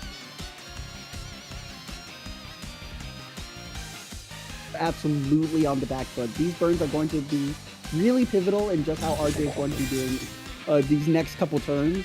We may be able to rely on them for some chips and for some survivability, but this is looking pretty good. I'd say we're looking pretty good here now, taking out that Garchomp. But we still have that Charizard in the back. And if it is that Charizard coming in immediately, because of course the Tyranitar not going to get attacked cleanly onto this King Gambit, which was a low kick. It's actually into Basculegion, and I think I know why. Because you switch it to Charizard now, you suddenly do not have a super effective Wave Crash anymore. And this Basculegion is threatening a knockout through all of RJ's Pokemon. It's just a guessing game of where it goes. Absolutely. Basculegion is such a commanding force and presence as whenever it's on the field. With its last respects, with its Wave Crash. And as we see the Wave Crash go through into the Garchomp, taking him out right then and there, as we take a little bit of rough skin damage. But either way, I'd rather take rough skin damage over losing him on. Here's knockoff into this Basculegion. It is going to knock it out, so it is going to force a Tyranitar 1-on-2 situation. But I think this is a situation that loses almost every time, because you're taking too much damage from this King Gambit here. Even though you do knock out the Choice Star from Bad M3's Basculegion, it's going to be the Iron Head. Absolutely, and we're not going to take it just yet. Tyranitar being the MVP for this game here, and would absolutely be able to take the Charizard out with a Rock-type move, most likely. However, he still needs to survive a Weather Ball from Charizard, or another Iron Head from the King Gambit. So right now, this moment is when we see how this game is going to play out. I think it's a Whether Solar Beam. it's supposed to Yeah, it's battle Solar or Beam. It's not. over. It's unfortunately over for RJ. This is it. Bad M3. Oh, well, it's a little too early here. There's a Solar Beam. Knocks out the Tyranitar. Bad M3. Moving on to the grand finals for RJ. Take a bow in your first tournament. You took it down to the wire. Absolutely. Amazing job there by RJ. Like you said, first tournament ever. Making top 4 in your first tournament is an amazing achievement that you always need to be able to say, yeah, I was able to do that. That's got to be an amazing feeling for RJ. So I'm excited to see RJ's future here in VGC, as it's clearly going to be one that's going to be blooming and blossoming soon. Oh my god, especially that game 2. If we get some highlights on that game 2.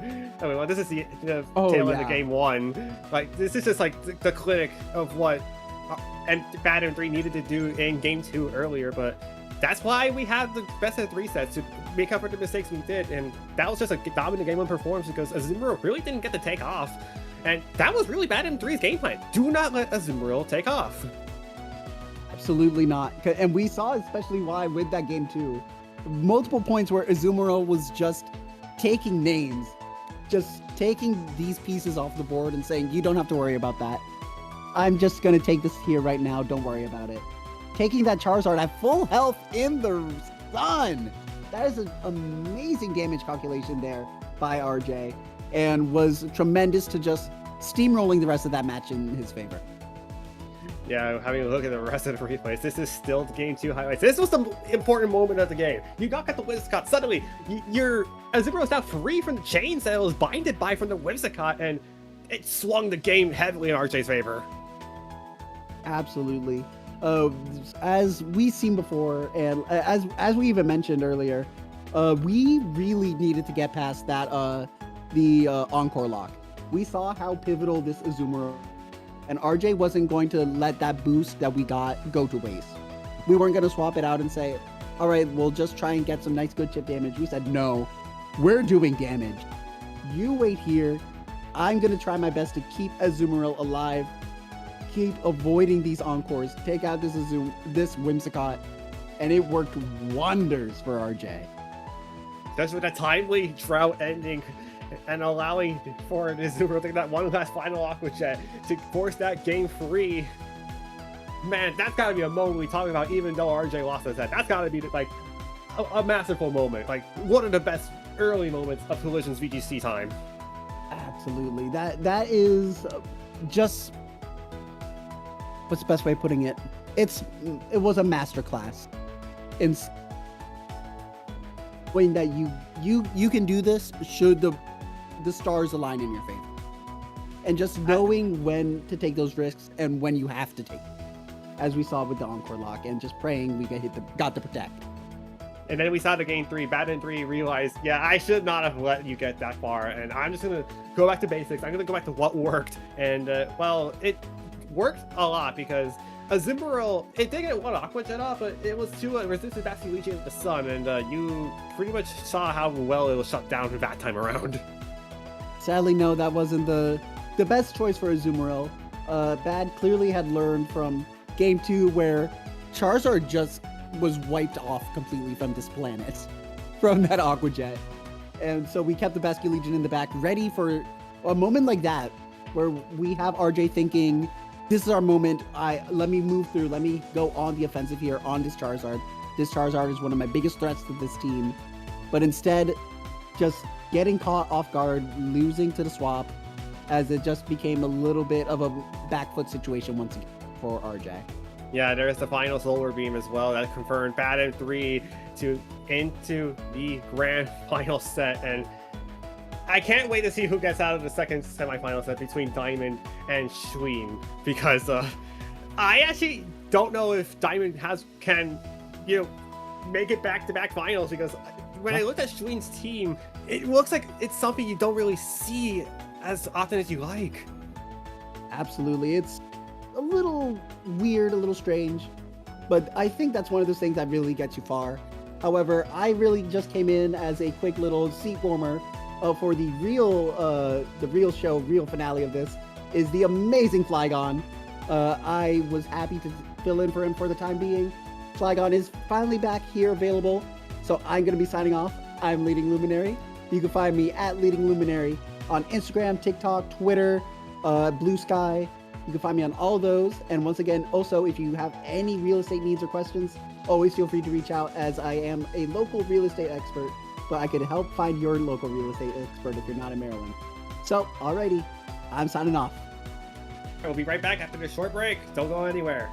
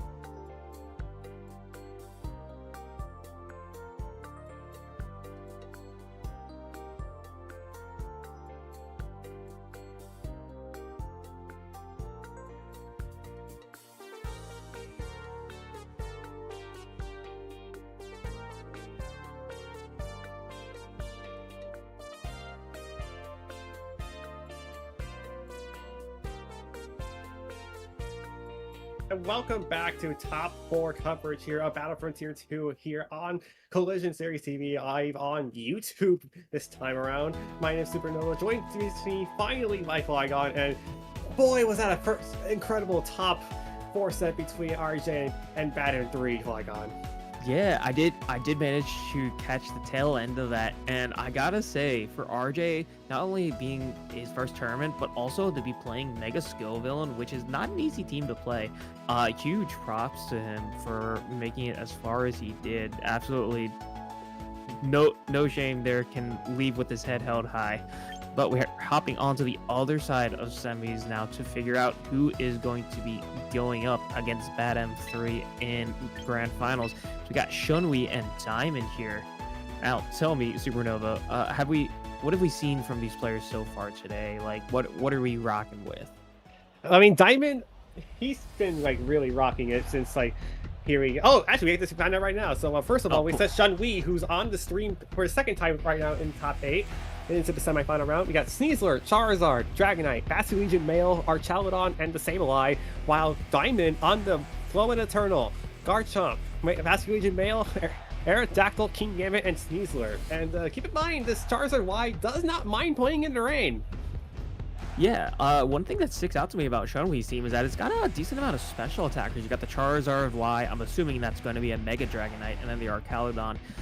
This is a very, physical focused format. There's a lot of strong physical attackers, but special attackers don't have too many. So Shunwei has a nice kind of spread of, between the physical and special aspects. So I'm definitely curious to see how he ends up using that to kind of play around what we got here on the other side, which is seeming like a pretty standard team. You got your Floette for your Mega. Aerodactyl's there as a possibility as well. Sometimes it's holding Focus Sash, sometimes it's holding the Aerodactylite, so we're gonna have to wait and see with that one. But looks like both players have chosen their 4 for game 1 here, and we're getting in. So it's gonna be the Floette and the Sneasler. Quite an aggressive lead coming out there, and then the Sableye and Bastion Legion.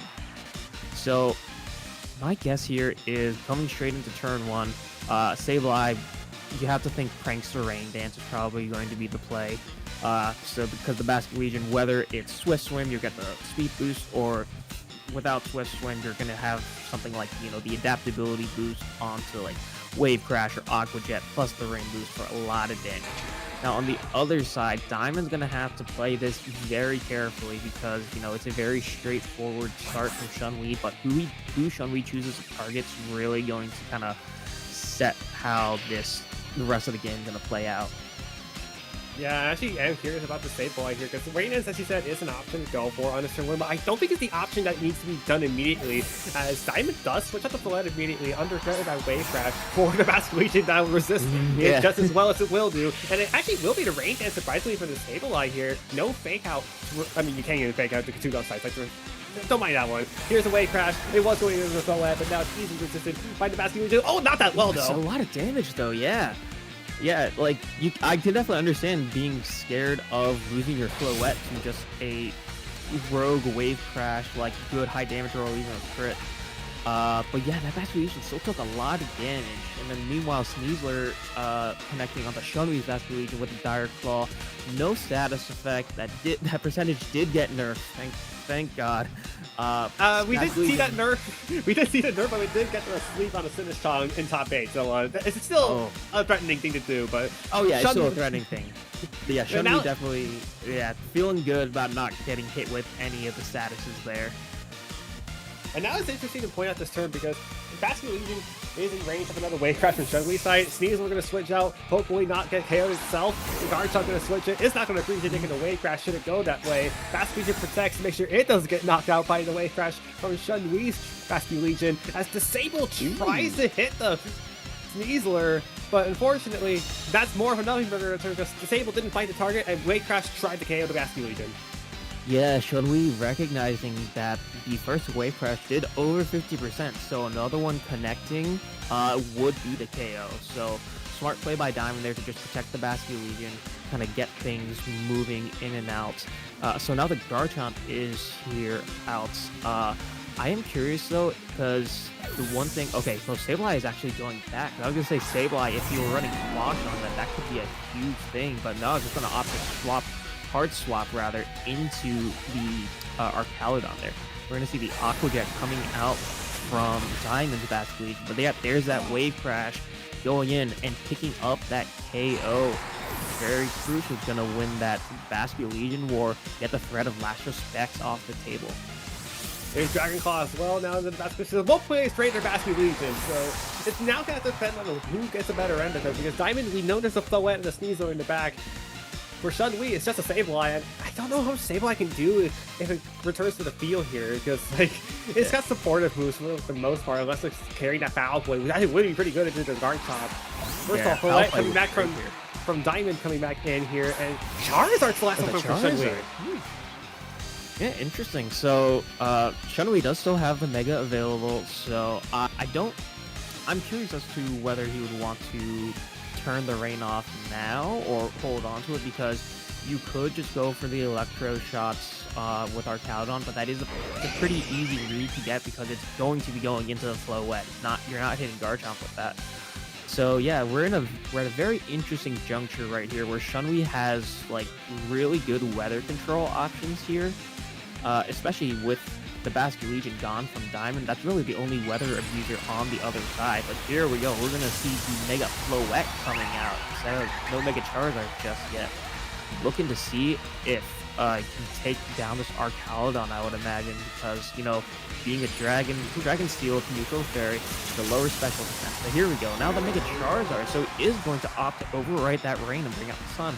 And I can tell you pretty much 100% why, because this Archaludon is not going to click the Electric Type this turn. It's aiming to knock out this Garchomp as soon as it can here. Rock Slide missed something. It missed the Archaludon, which is not who you wanted to do, but it's going to be a big Rock Slide. Charizard does survive though at 9 HP, so it is going to get an attack off unless this Floette turns out to be faster. Its Light of Ruin is going to connect straight up to the Archaludon. I don't think it's going to survive no matter how hard you paint it. Its special defenses, it's not going to get a Dragon Meteor off. Yeah, that is a very crucial KO. But however, as you pointed out, that Charizard surviving, that's big, so it's going to get the Heat Wave off here. It's going to be enough to take out the Floette. The Garchomp's still standing. Looks like no burn's going to come from that, so that is a very crucial thing to point out, because now the Garchomp's still going to be firing off on all cylinders, and you have that Rock Slide to worry about. So you got lucky the first time with the dodge, but now you have to dodge it again, because... yeah, actually, no, the Sneasler could just fake out here. Yeah, I was going to say, I think this battle is over because the Sableye, I don't have enough damage to offer for the rest of the game, because Sneasler and Garchomp both revealed to be faster than this Charizard from Shunwei's side, and Sableye, you could disrupt, but how much disruption can you really offer in a situation? I don't think there's much you can do. Yeah. Honestly, if I'm Shunwei, I just protect Charizard this turn and try to disable on the Garchomp, because I think that is your best way to, you know, make sure that you're setting yourself up for success, because you take the Rock Slide off the table, that stops the threat of flinching onto the Sableye. Garchomp very likely is running Earthquakes and can't hit the Charizard there. Okay, so we have the Protect. And oh no, Encore's the Rock Slide. Interesting. I get where this is going. So first of all, close combat, I'm not going to hit the Charizard, but this is interesting because it means one of two things. Either one, you try to disable the close combat, thinking the Sneasler can just click it again freely, but that loses the Dire Claw being quick, and it connects. And the other option is not as simple as it looks like, because you could disable lock the Garchomp, but that means Sneasler just gets another attack off and you just lose the game. Yeah, like you definitely have to. Like I can see going for the disable lock, but like you said, that Sneasler is just so fast. It's fast. It's the fastest thing on the field right now. So I don't know, maybe a double protect here. Yeah. Oh no, just gonna disable the close combat. Yeah, you're hoping this is not Dire Claw coming out and a Rock Slide miss. That's the only way Shunwei gets back in the game, and it's Dire Claw coming. Oh yeah, unfortunate. Yeah, you can see Shunwei kind of. It's like, oh yeah, in the player can. And it did miss! Oh. Oh, yeah. Hold on. Like, are you able to Encore? No, you already disabled. I don't think you can also disable locking time. Yeah, you can lock the Garchomp, but you can't lock the Sneasler anymore. Yeah. So yeah, the Garchomp is forced to struggle there. Dire Claw doing a decent amount of damage, even though it's just... oh, the poison. Yeah. That is a unfortunate roll. Yeah, that is basically just a timer now, because you're not going to be able to get past the struggle damage with that as well, especially with the Encore just ending too. Yeah, you can Encore the Garchomp, make sure it's useless again, but you're on a timer with Dire Claw, and now for Shunwei, you look at the game too, and this wasn't really like a bad game against Diamond. It was more so like Diamond was better prepared to take out the Archaludon, because the way Shunwu was ever going to win that game, but it's just that our child on Survive the Line of Ruin, which, guess what, it didn't. And if it did, it would have gotten that Draco Meteor, and then this guard shot wouldn't be an issue. And then Diamond just playing very, very patiently, going for that protect there on the Sneasler, just recognizing that, yeah, I have that Sableye on a timer. I don't need to make any, crazy plays. Just gotta be slow, not make any mistakes, just seal out the game. Sneasler now locked into protect this Encore, and yeah, no moves for Garchomp. It's gotta struggle, and that will do it thanks to the poison. Yep. Oh, Garchomp had the Citrus Berry still on deck too, so yeah.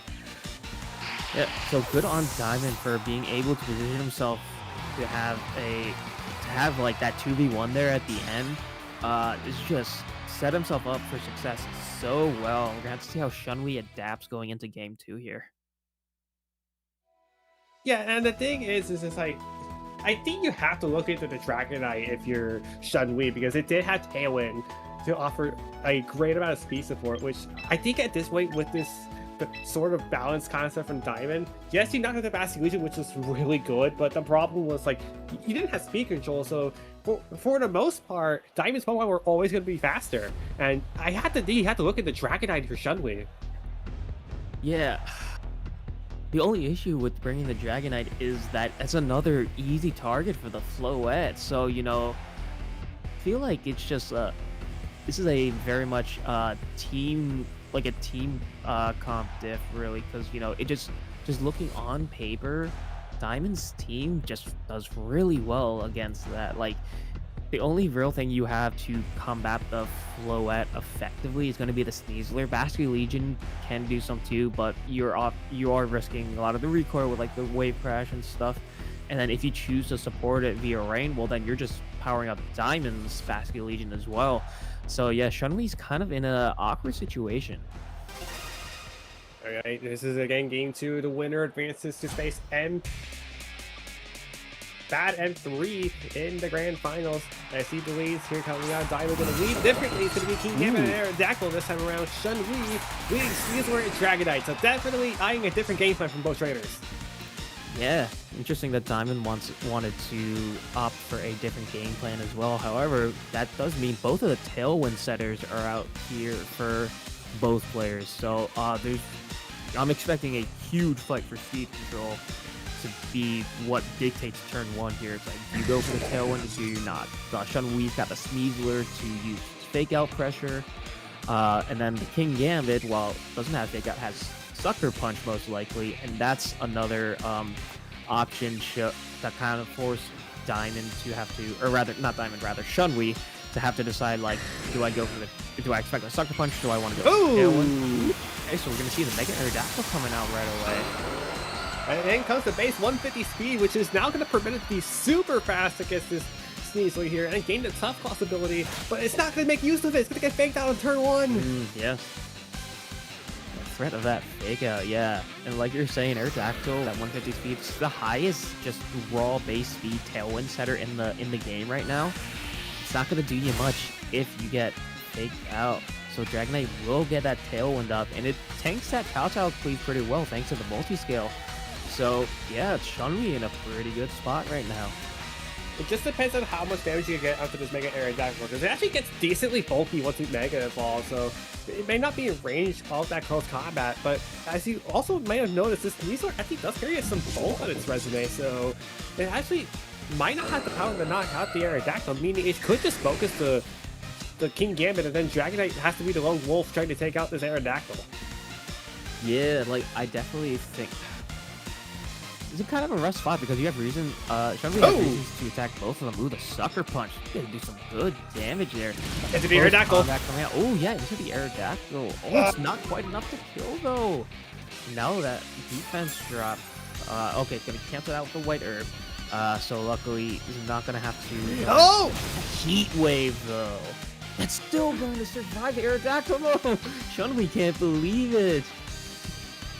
Gold Wave comes out thankfully, so it's just enough to Sneasler at the very worst, but here's the problem. The King Gambit went for Sucker Punch, so unless this Dragonite does not have extreme speed, it's not going to be able to escape the clutches of the King Gambit.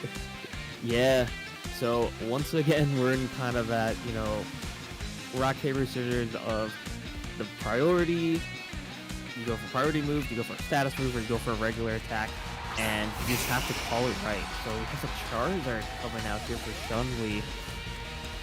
Not the best position right now, having that Mega Aerodactyl and also the threat of Sucker Punch. However, you can just opt to just throw up the Protect on the Charizard this turn. Try to use that E-Speed on the Dragonite to take out Aerodactyl, except that King Gambit's probably going to take the KO. Just trade 1-for-1 this turn and set yourself up with the free switching. There's actually a different thing I want to point out. The Dragonite did outspeed a Mega Aerodactyl in this hand, so Charizard does indeed outspeed Mega Aerodactyl at the moment.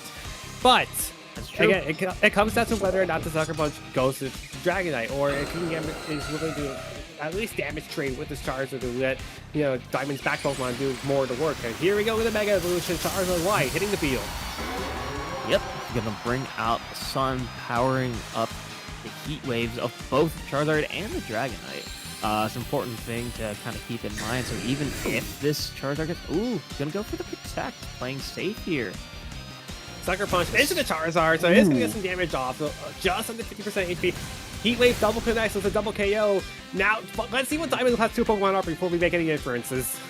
Yeah, but yeah, all around good turn for Chun-Li. It does have to eat that Sucker Punch damage, but yeah, Heat Wave picking up a double KO here is going to force Diamond to have to go into both of his last Pokemon at the same time here. And like you said, this what we see. Fast Legion. Okay.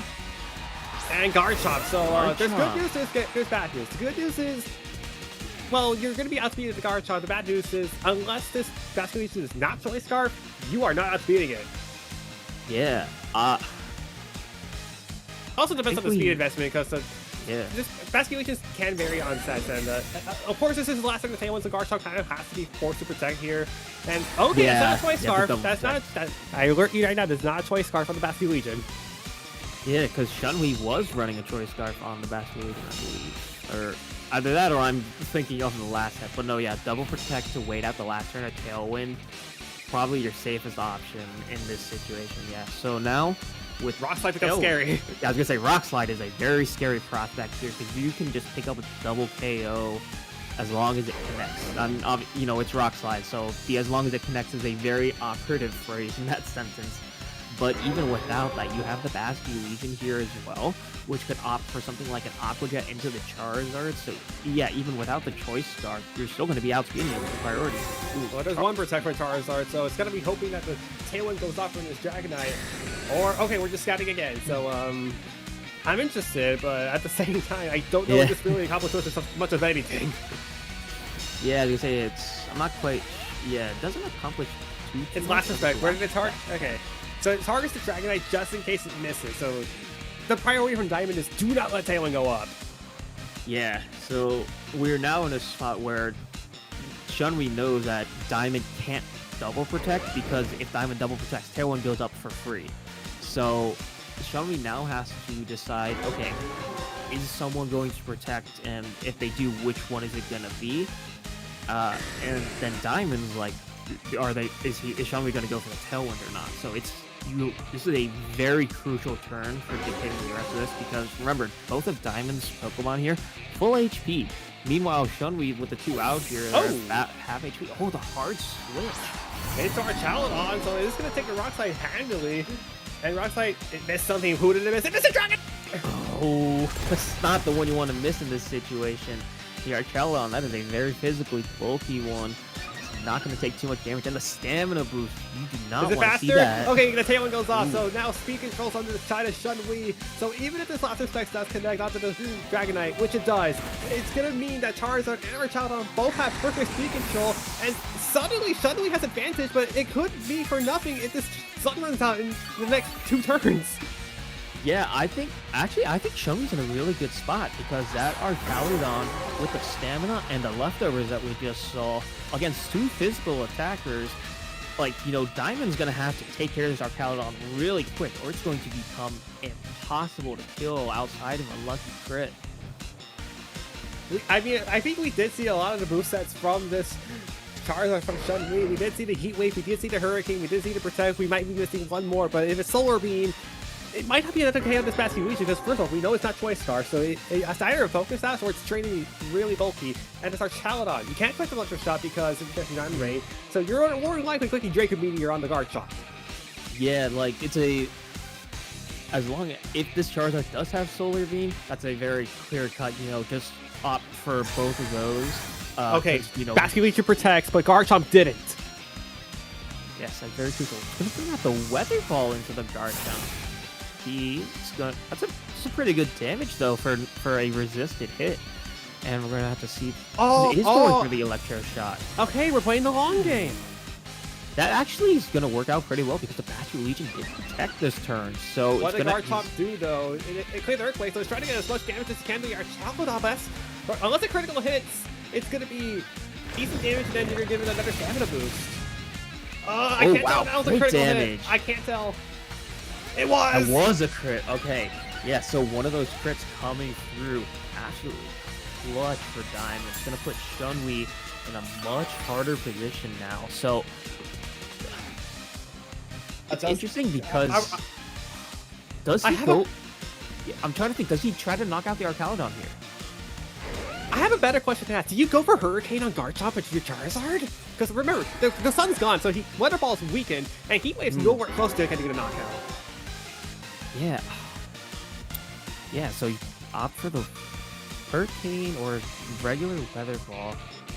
Yeah, this is a Goes very for the hard turn. double Tries and to go- fails. Yeah, in kind of a rough. Oh my God, I Oh, hit! there is the Hurricane. Yeah.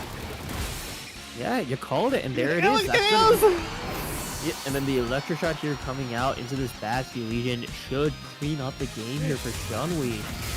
All right, it's at +1. Will it be enough damage? Yes, it will. Yes, we got a it is. game 3. Wow. Shunwei able to, I gotta say, the Dying Breath Tailwind there coming out from that Dragonite really sets Shunwei up for success going into that end game situation, because it just got so much speed control for these Pokemon who are a bit slower. Yeah, you can even see Shunwei is like in like disbelief that the Hurricane connected and got the KO, because like that was one of the things that he needed to go right to be able to secure this end game. Yes, because remember, Hurricane is weather dependent. Without weather, it's 70% accuracy. So that was the rule that Shunwei had to play through there. In the sun, it's 50% accuracy. In the rain, it's perfect. Yeah, But that's I think 70%. again that game unfortunately I think came down to Garchomp missing Rock Slide on Dragonite, because if it knocks out the Dragonite, I think Diamond closes out the game. We see him 2-0 Shunwei into the grand final set against Baton 3. But instead, we get 2 semifinal sets. We get 2 game 3s to offer to you, ladies and gentlemen. Yeah, and I think it's very critical to point out, I believe Diamond has brought all 6 of his Pokemon to these games. Meanwhile, I don't think we've seen We've not seen the Sneasler. Yeah, Shunwei didn't bring the Sneasler, so he still got that kind of as a surprise factor. So we're gonna have to see if that opts to come out, because you know Sneasler does have pretty good matchup. They did. Oh no, yeah, you're right. Because he faked out the Aerodactyl. That's right. Yeah. So yeah.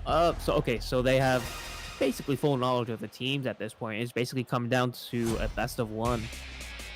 All right, here we go. Game 3, final set of semifinals. Who will face Baton 3 in the final? It's Zoan, Aerodactyl, and Diamond. Both these Pokemon are capable of Mega Evolution. It's Charizard Dragonite from Shunwei, and Diamond immediately has advantage.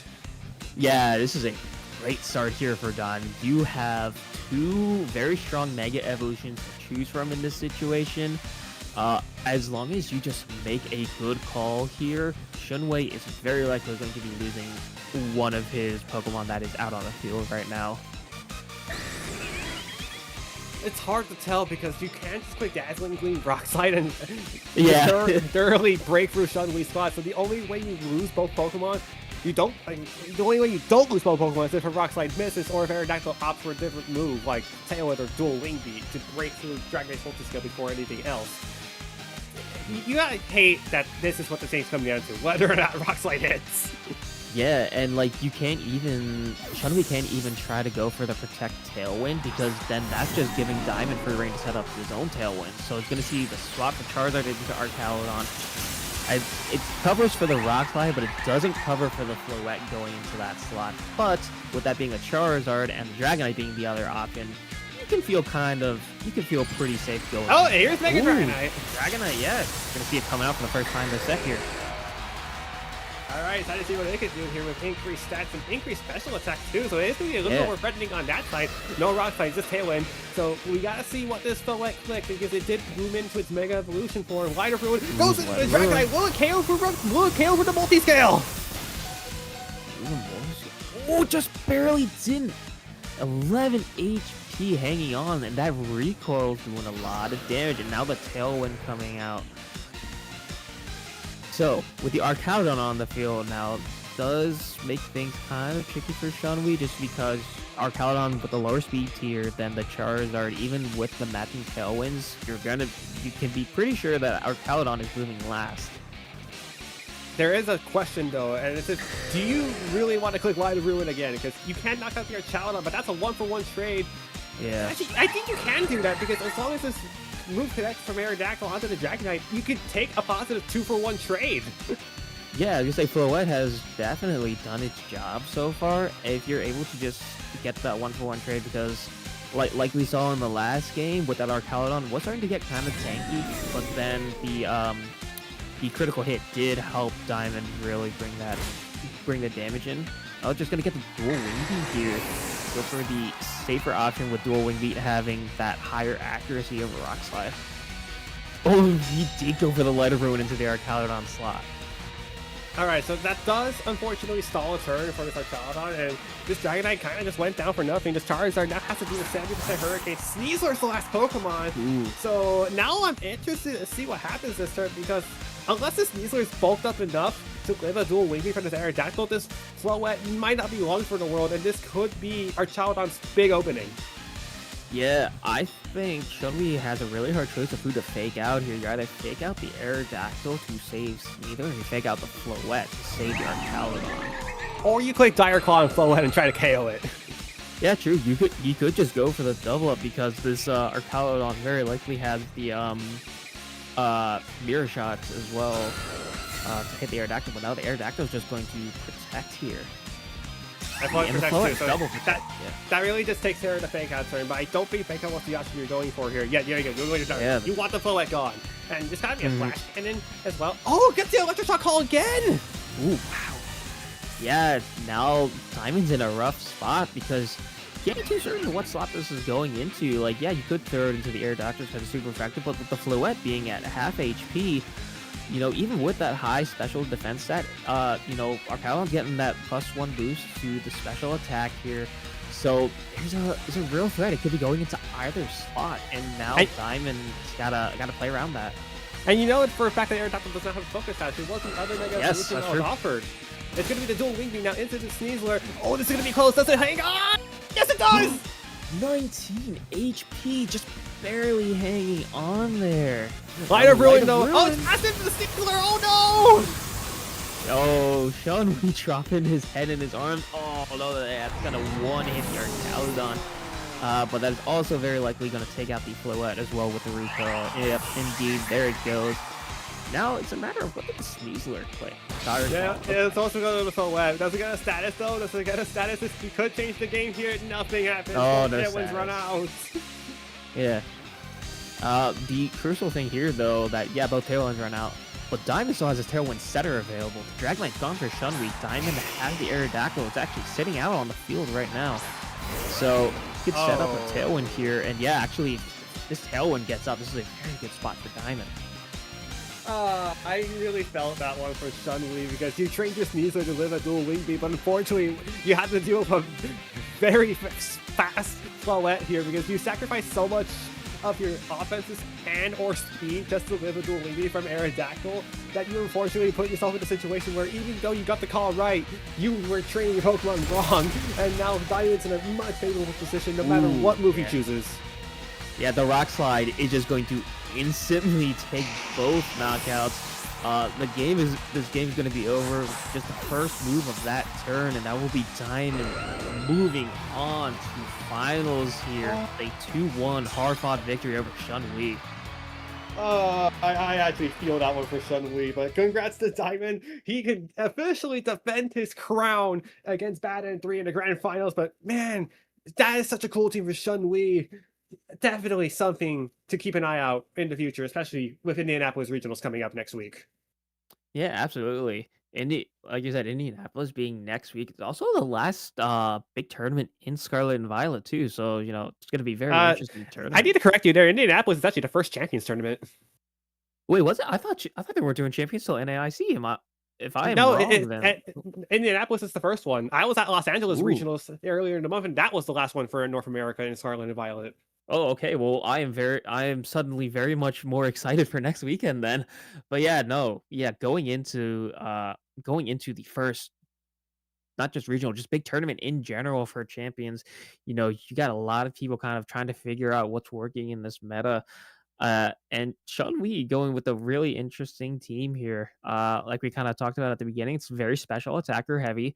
You got you have some of the speed control options with the Dragonite with Tailwind, the Sableye setting up like the rain dances for everything. It's a very interesting team. It was just unfortunately not quite enough here to take out Diamond. Diamond just overall having the faster team, I think, is kind of what set it up because yeah, even when Chun-Li was able to get that Tailwind set up, Diamond got his set up too about the same time, and it was just he just outsped him.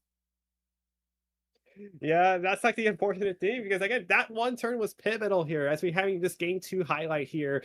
Like this is the moment that changed game 2. That was the moment that Yeah. allowed Shun-Li to change everything.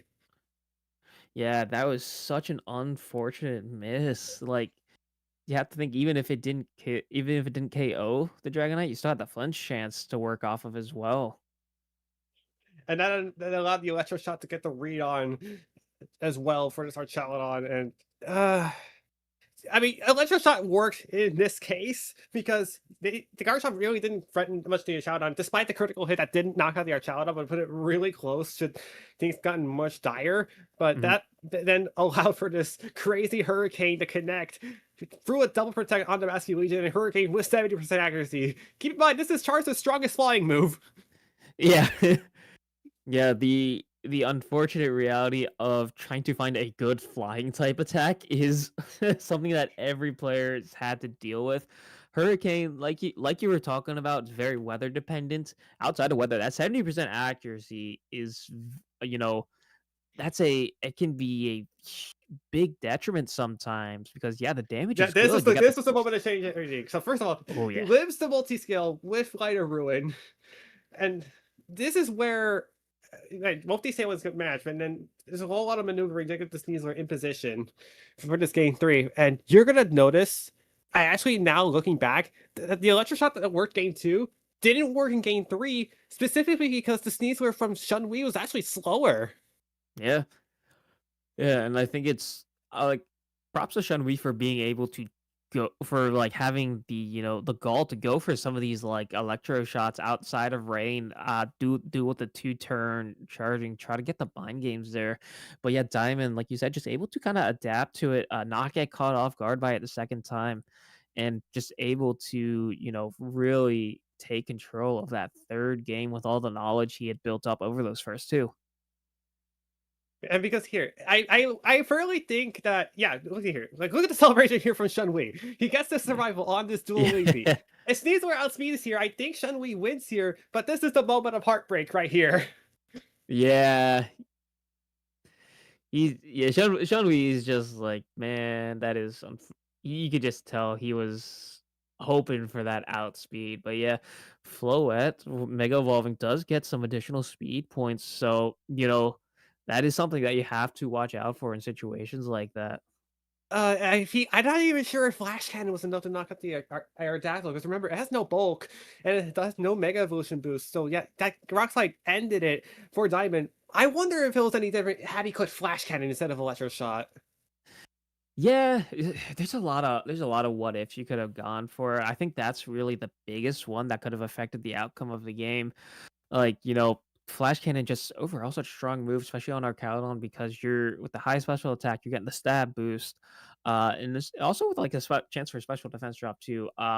Overall, like the safer pick, but sometimes the safe pick isn't always the one that's going to win you the game. Sometimes you do have to go for those hard reads.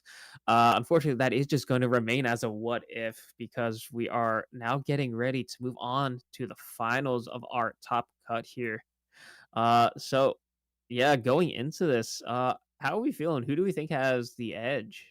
I'm not even sure because again, both these players, Bad M3 and Diamond, both went to game 3 nail biters Yeah. in their respective semifinal sets. But I do have to lean Diamond for experience because Diamond, again, the Vanity champion, and he could very much well set the tone and be like, why are you running this event and Diamond's just going to win it? Yeah, like you said, Diamond being the defending champion here does have that kind of at his back, but that's also kind of, uh kind of like a bit of a burden to bear as kind of like, the expectation that, winning the first one, coming back to the second one, you're kind of expected to win. So hopefully he doesn't let that affect his mental too much. And we can get a good set here between these two players. Yeah, and again, a reminder to everyone, the first ever Champions Regional in North America taking place next week in Indianapolis, and this very well could be your preview if you're rooting for the Tristate players. Yeah, like the nice thing about Tristate is that I know a lot of the Collision people are coming from, Smash rivals, like kind of platform fighter scene. Uh Tristate Pokemon is also very, very strong. We have a lot of not just like good players in general. We have like straight up like world champions that live in the area and will come to the events. So Tri-State is absolutely excuse me, absolutely not a region to be trifled with. So, once again, you just have this concentration of like such high level players in this, in this like 2-hour radius around here. So the competition is going to be very high. So, I do agree. Like what you're seeing here is very likely going to be a kind of sampler for what you can expect to see in some of the higher rounds of Indianapolis next week. Yeah, and it's gonna be like a lot to cover because, man, I really just don't know who wins between Bad M3 and Diamond because you got two different concepts with their teams. I mean, obviously you got the Charizard Y over on the side of Bad M3, and then for Diamond, you have either Follett or Aerodactyl, which actually cover each other really well, and Diamond really just taking advantage of said fact. And I think if neither of these players had like the luck factor, we'd be seeing different stories. But in terms of the luck factor, I think Bad M3 had that much more control than Diamond did. Yeah, that's the one thing you have to take into account for Pokemon is that luck and RNG will play a factor. Now, like you can say that like, oh, you only win because you're lucky or stuff, but real high level players, they know how to control their luck. They know when to go for those kind of like risky plays and stuff, or when to, play it safe, whether to gamble on that, like the Hurricane with a 70% accuracy, whether to go for that or like 100% accurate move, something like that. Like, Pokemon does have that RNG, but it's part of the skill set of a good player to know how to control that RNG, when to just kind of, take their hands off the wheel and just kind of, let the car do its thing, or when to take control. So yeah, That's every rock move in a nutshell that isn't IP Kazuha by yeah. Yeah, yeah. On the topic of flying type Pokemon not having good flying type moves, poor rock types, they have like no 100% accurate moves. I think it's like the only ones are Ivy Cudgel and Mighty Cleave. yeah, and I think maybe Power Gem too, but the base power on that is not the best. It's 80. So, it's 80. yeah, it's 80. It's okay, but like Power Gem doesn't get a lot of distribution. There's not really a lot of like special. I mean, Glimora right now is like the best Pokemon of it, and is arguably the best team in the format. Yeah, there is Glimora. I have not seen too much Mega Glimora myself, so if something like that were to pop up, I'd definitely be interested. But yeah, no, yeah, rock type moves as good as they are coverage wise, especially with how dominant flying types are right now. Like we just saw in those past couple of games, you got the Charizard, Dragonite, Aerodactyl, a lot of Pelipper Pokemon. even. Yo, god, yeah, Pelipper too. Yeah, that's something that you want to get rid of like ASAP. But yeah, with the risk of rock type moves just in general not being fully accurate, it's a big gamble as to whether you even want to put a rock type move on your team sheet before you even enter the tournament. Again, unless it's an Ogrepon or an Iron Boulder, you gotta really think about it. Yeah. But yeah, until we get them in the format, we're just gonna have to deal with the rock slides and, you know, Stone Edges, Stone Axe. Yeah. Speaking of Stone Axe, I'm kind of interested that I'm kind of surprised Cleavor hasn't seen as much play, just because I feel like it's in a pretty good spot. I don't know. That's just a All right, personal here we thing. go. But yeah, here we go. We have our grand finalists here. One more set to decide our Battle Frontier 2 champion. Will it be Bad M3 on the Mega Charizard Y, or will Diamond reign supreme for a second tournament in a row? Yeah. And as we get into team preview here for these two, we're gonna have to think of, you know, what the leads are gonna look like, you know, because Diamond for all three games, I believe, took a different leading two rather. I was not afraid to kind of switch things up there. Meanwhile, Bad M3 does seem to have a bit more of kind of like a set game plan, I would say. Yeah, because again, like the thing with Bad M3 in their previous set against RJ, like they were more controlled of their game plan, but it's just like the moment the game plan broke, everything changed because RJ's Azumarill was able to run rampant the moment the Encore lock ended. But as soon as Bad M3 got the control, you know, because again, they barely have any inaccurate moves that aren't on Charizard and Garchomp. Everything else is perfect deal. I can say the same thing for Diamond as well, because like it's just Aerodactyl, it's just Garchomp and the Foet with inaccurate moves. Everything else is just set. So it's like, I think the set's gonna come down to whoever has better control. Yeah, I definitely agree. And with Bad M3 having the weather speed control as an option there, with I don't remember if this Basque Legion was Swim or not, but there's always a chance that you have the Whimsicott Prankster Rain Dance, kind of like. Does he even learn Rain Dance? I believe Whimsicott does learn Rain Dance. I know it learns Sunny Day for certain. I can't remember if it learns. I'm pretty sure it doesn't learn Rain Dance from my memory here, but who knows what it does. Yeah. First of all, we're gonna see the Aerodactyl King Gambit from Diamond in game number 1, Bad M3 with the Basque Legion and Whimsicott. So we have both Tailwind setters out here. However, with the Whimsicott having Prankster, you're guaranteed to get that Tailwind up first. So this is a Bad M3 can feel pretty safe trying to set it up, and then, you know, with the Basque Legion, depending on how much speed investment it has, you could just opt to try and take out the Aerodactyl before it even has a chance to set up Tailwind. But then you're also risking a Sucker Punch from King Gambit, so there's a lot of layers here going into this first turn. Yeah, and I was about to point out the Sucker Punch too, because although some Basque Legions have been trained to live some Sucker Punches, not all of them play into the Black Flash set. So first of all, Whimsicott switching out the Garchomp just in case this dual wing be coming out from this now Mega Aerodactyl from Diamond. Yeah, I agree. Trying to kind of cover for that dual wing beat is a very safe play to kind of go for, especially no Sucker Punch. Oh yeah, no Sucker Punch as well. And then the rough skin here is going to be tacking on some chip damage onto Diamond's Aerodactyl.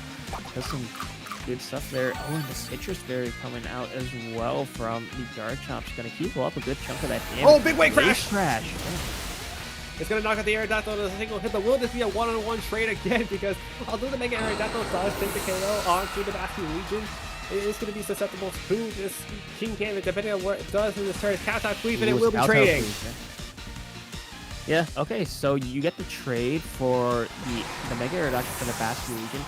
Overall, I would say it's in favor of Bad M3, because with the Mega Aerodactyl going down, you lose both your Mega for the game and your Tailwind setter. Meanwhile, Bad M3 still has both of those options available. I just have to wonder what comes in here. And another detail to note, Mega Aerodactyl, if it's in Jolly Max Speed variant, it outspeeds all Choice Smart Basque Legion. So that could have been circumvented, and that's why Diamond let the Aerodactyl in the first place. But Tailwind was never set, and that could just be an opening for Bad to bring their Whimsicott in, and that is the case. Yeah, so the Whimsicott coming back out, and the Basque Legion on the other side as well. So yeah,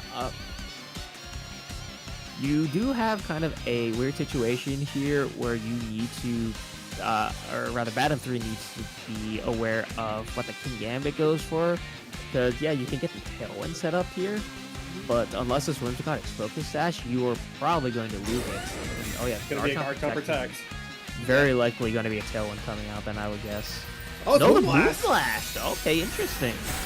How much damage is Not- doing to the Basket Legion? Decent amount, so it's respectable. Blast Yeah. Effects tried to get the guard chomp, so that's probably a good thing that the guard chomp protected in the first place. Is this Iron Head? It is Iron Head. Is this the Focus Dash shot to the Winsicott? It is. Yes, it is. Okay.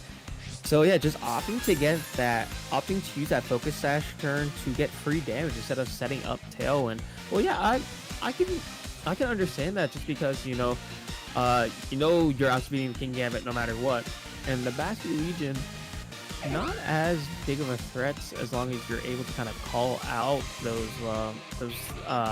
the moves like you did with the Protect there and the Garchomp. So actually, no, this is great because this sets up Garchomp for an Earthquake here, looking to possibly take a double KO here because you couldn't Earthquake on the last turn because then that breaks your Whimsicott's Focus Sash and then it definitely dies to the Iron Head. Now though, with the Focus Sash already triggered, you get the chip damage onto the Basket Legion with that Boom Blast, and you're just sitting at the 1 HP, so it's probably going to die this turn anyways. That's more chip damage with the Sucker Punch onto the Rough Skin onto the King Gambit. But let this be the case. It is going to be a Moonblast. Oh, it's onto the Basket Legion, so it's able to knock that out. Like, that's the priority. Yeah. Do we see the item on the Basket Legion? No. You'll see an Earthquake. It will knock out both Basket Legion and Winsicott. Does it get the King Gambit? No, it will not. Yeah, unfortunately he's not going to get the King Gambit, but that does also give that M3 the free switch in here as well. So I'd imagine the Charizard is what's in the bag just because we've seen 3 Pokemon so far, and you have the Mega Octane. The Oh, the Sneasler. Sneasler. Okay. What's Diamond's last Pokemon? It's Garchomp. Ooh. I actually think this is a pretty This good is complicated spot. now. Yeah, I actually think Bad M3 is in a pretty good spot because you have the Fake Out that you can go for here. It's basic. I think the winner's going to be decided as to whose Garchomp is faster. I feel like. No, because Sucker Punch isn't range for Garchomp right now against Bad M3. Yeah, actually, yeah, you're right. So It really just comes down to what the Sneasler can do, because if it knocks up King Gambit before the Garchomp gets hit by a Sucker Punch, then you probably are looking at a situation where it could be a Garchomp speed tie or anything equivalent. But if not, because I think this is going to be a double protect turn from the Sneasler, from the Diamond side, as we do see No, Sneasler it's gonna be protect, first of all, Sneasler from protect. Bad M3, and Sucker Punch catches the Garchomp! It lives on 2 HP! yeah, and then with the It's not damage faster. coming out there, dude, yeah, that is unfortunate. But however, the Earthquake will pick up the KO onto the King Gambit over there as well. So now it's basic. Now it's just down to the Sneasler versus Okay. the double crit. Unnecessary but funny. So yeah, now we are in a Unless, of course, this Sneasler close combat, I think the game's over. yeah. Or that Dire is Claw still- sleeps. This is still full HP, yeah. So Bad M3 just yeah. We're going for the rolls. We're going for the rolls. What Did are we get gonna anything out see this Dire here? Claw? First off, Rough Skin? The Rough Skin. Nothing. Nothing. Yep. So that's gonna be game 1 going over to Diamond here. Oof. Yeah, that was very back and forth. It was really hard to kind of say one player or another was in the lead there for a majority of the game. It's really hard to gauge because I actually, now that I'm thinking about it, I think there was a guaranteed win condition from Diamond side, and it was clicking Earthquake and Sucker Punch, because even if they do protect, we're still in the same spot as turns prior, because like, what do you do about it? Yeah, because and actually in that case, because you get the Sucker Punch, you get the damage off before you either just go into the protect, you do nothing, or you get the damage off before the Earthquake hits your own, and the Earthquake is going to hit either one regardless of who ends up protecting. So yeah, it does set up for the end game 1v1 situation.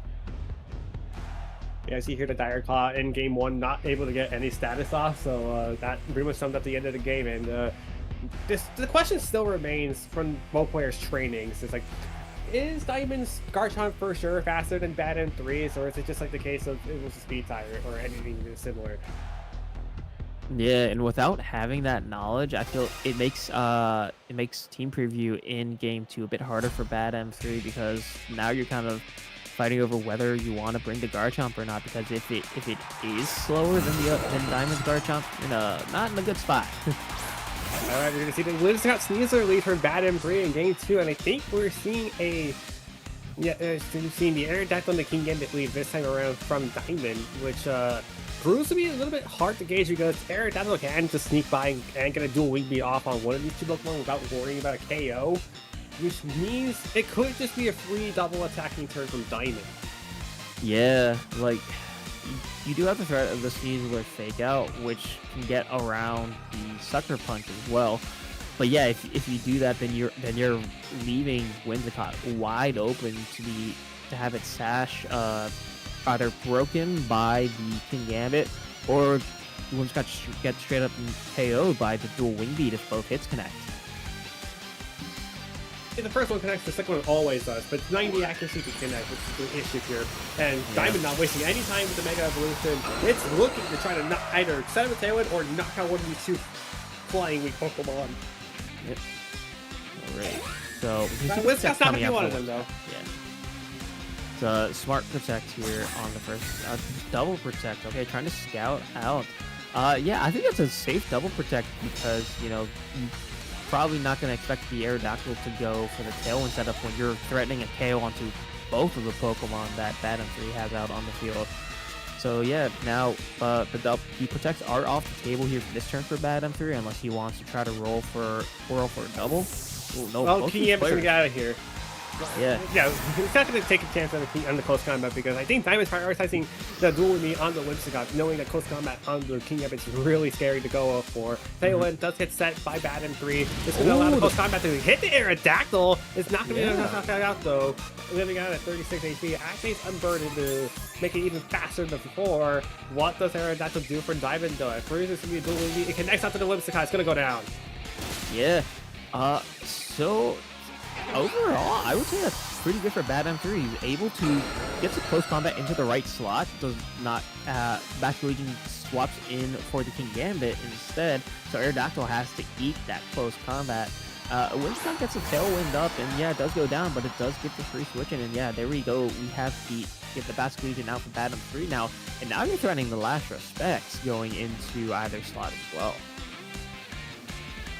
And with last respects, you actually are running the KOs on both sides, but with Tailwind up, you are going to be outspeeding all of Diamond's Pokemon. We know the Basque Legion isn't Choice Scarf itself, so no matter what, Diamond's in a terrible spot for these next 3 turns and has to play Protect Possum or Switch out and try to figure out where attacks are going where, which is not easy to say, I'll tell you that much. Flygon. Yeah. It's an interesting spot. Going to be safe here for this turn. Protect the Sneasler. And the flip turn. Okay, just going to take out the Aerodactyl here. Now we're going to see Bad M3's last Pokemon that he brought for this game. I'm assuming it might be King Gambit then, because I don't see why Garchomp. Garchomp, okay. Yeah, I was going to say, kind of opting to flip turn into that. Oh no, but the Wave Crash goes into the Sneasler there. So yeah, the Garchomp's able to get out onto the field free of charge, basically. Yeah, and King Gambit's the only thing we know of from the Diamond side, and Garchomp's the last one as well, so both players kind of mirroring each other with the Garchomp and Basque Legions. But for the nenext 2 turns, Bad M3 has the advantage, and I mean, first of all, I'm pretty sure unless without a critical hit, you will always let Dragon Claw inside, but the Sneasler is the X factor here. Yeah. You can also just opt for the Rock Slide click here as well, because you're probably not going to be able to KO both Pokemon before they get a chance to move. So you could just try to Rock Slide, get the flinch onto the one that you don't KO, maybe? I don't know. But that is kind of a risky move in that like you were saying, that the Dragon Claw is most likely the safer option here, and probably what we will see. Oh no, but the Protect here is going to stop any possibility of that happening. Well, yeah, it was close combat into that slot, so Garchomp's got a lot of heavy lifting to do in this turn. It was a double into the Garchomp! Ooh, that's such a good protector coming out from Diamond, and the last respects here does get that power up from the 1 KO, and a critical hit. Yeah, that's gonna take out that Sneasler in a huge turn for Diamond as he's able to bring the Pokemon count 3-2 right now. And now the X Factor becomes the King Gambit from Diamond side, because it's just an effective mirror. One turn with the Tailwind, meaning Basque Legion should protect this turn. Garchomp in a bad spot because you don't really want to be Earthquaking in front of your Basque Legion at all. Yeah, definitely weird, but yeah, like you said, free protect here for the Basque Legion to stall out this last turn of Tailwind, and then all that. Then you just need to kind of decide what if you're just gonna stack this guard chomp or you're gonna try to get some damage out, maybe try for the double protect. But yeah, the guard chomp is not really long for this world. No, it really isn't. That's what the protect off. Last respects tried to pick off the Basque Legion, to my surprise. Guard shot goes for it. Oh, he doubles again in the wrong slot! Diamond is 2 for 2 on these protects on the double up. That's big damage going into Bad M3's guard chomp. Yeah, it's got the citrus berry, but it's even with that healing, it's not gonna live another Dragon Call. Now with the Tailwind gone, speed tiers are back to normal. It's all gonna depend on how these players have trained their Pokemon as to who's gonna go first now. Yeah, and I have to think it's guard chomp from Diamond. That would be first to move, unless this guard makes his choice hard, which it is. There's a Cassiterberry on the Basque Legion. Does it survive? Yes, it does. It does. Wow. The Cassiterberry coming in clutch there. The type resist berries, don't usually see too much play. Oh, that guard chomp from Diamond, like you said, is faster. Oh, and a critical hit there. Yeah, there you go. We got the handshakes coming around, but we see this final KO come out from this Basque Legion. It's the last respect. And Diamond goes back to back, Battle Frontier champion. What a way to do it! Yeah, congrats to Diamond, man. Just really showing in this grand final set why he won not only this one but the one before. Just really great play all around from him. And I gotta say the protects on the double ups, not once but twice, huge momentum swings in Diamond's favor, and absolutely a factor in him winning that game number 2 there to seal it out. Yeah, that's just a little unfortunate time for the ending here. And yet, there you go, back-to-back champion from Diamond. If he's heading to Indianapolis, keep an eye on him to make a big run. Yeah, it's really cool seeing all the Smash players kind of coming over and taking really well to Pokemon. Diamond just showing really good play. Not just this event, but last event too. And yeah, as you're going here through the replays to kind of see past games, there's that Earthquake play from Bad M3 that was overall set up a really good trade. You lose the Whimsicott, but you take out the Basque Legion. But Diamond just able to kind of recover from that so well. Yeah, the ending of this game 1 was just favorable to Diamond because, again, what was stopping Sucker Punch Earthquake? Yeah, you KO your own King Gambit, but how is Sneasler ever going to take on the fiercest dragon in the world in Sneasler's arsenal? Because I don't think it could have without any Dire Claw procs or critical hits. Yeah. And then speaking of Dire Claw procs, the end of game number 1 here, we're just praying for something off of that Dire Claw, the sleep, para, something. Unfortunately, nothing happens of it, and Diamond just easily able to take the last Pokemon there of Bad M3's. And game 2 here, yeah, here's that first protect on the double up, which just absolutely crazy, because then the last respect gets to come out, takes the Sneasler out for free. Critical hit too. I don't even know if the crit mattered in that situation, because you already had the power up from the one fallen teammate. But yeah, and then the Cassiterberry as well. You have to think that may have been like one of the few times that actually procced this whole event for him, unless he was facing a lot of Basque Legion mirrors. But yeah, no, the Cassiterberry coming in absolute clutch there. I mean, having the damage on super effective ghost moves has to come in handy, because remember, Basque Legion is arguably one of the best, the best Pokemon in the format, and to have an answer to Basque Legion like that, certainly a great call from Diamond, and the reason he's your back-to-back Battle Frontier champion. I would ask for anybody who's interested in going to Battle Frontier, who can take down Diamond? Yeah, I was gonna say that's gonna be the question for next event, is who can take down Diamond. Yeah, you can take them down in Swiss or something, but you still gotta take them down to Top Cut. So just letting you guys know, and the chat know they can hear me, I just talked to Diamond. I was like, are you gonna be going to Indianapolis? Diamond said verbatim, I actually wasn't going to go, but after just winning this event, I think I might I'm thinking about it now. So There we you go, man. might see Diamond in Indianapolis. So if you do, watch out. You got a killer on the loose. Yeah, like that's one of the great things about Pokemon Champions is that it just made the game so much more accessible to people. That now you have people like Diamond here, who I don't know what his experience with competitive Pokemon was before this, but I haven't heard too much about him playing Pokemon. So for him to just be able to come in, take these two grassroots events back to back, and then be like, yeah, maybe I should go to a regional over the course of like 2 months. It's gonna really, it's gonna really depend if the tickets are actually sold out. Because if nobody knows, the influx of tickets that are sold like within seconds, both indie and NAIC, is ridiculous. So unless Diamond knows people that can get in tickets, I don't know if he's gonna be able to make it. Yeah, I mean, hey, here's hoping, because between the video game with how that's grown, TCG with how big that is, you know, slots at Pokemon regionals are very in demand. But hey, hopefully we do get a chance to see him, and if he does go, hopefully we get to see him on stream so we can show them how obnoxious Tri-State people can be in chat when we're supporting our boys. Yeah, but that's gonna be doing it for our show here at Battle Frontier 2.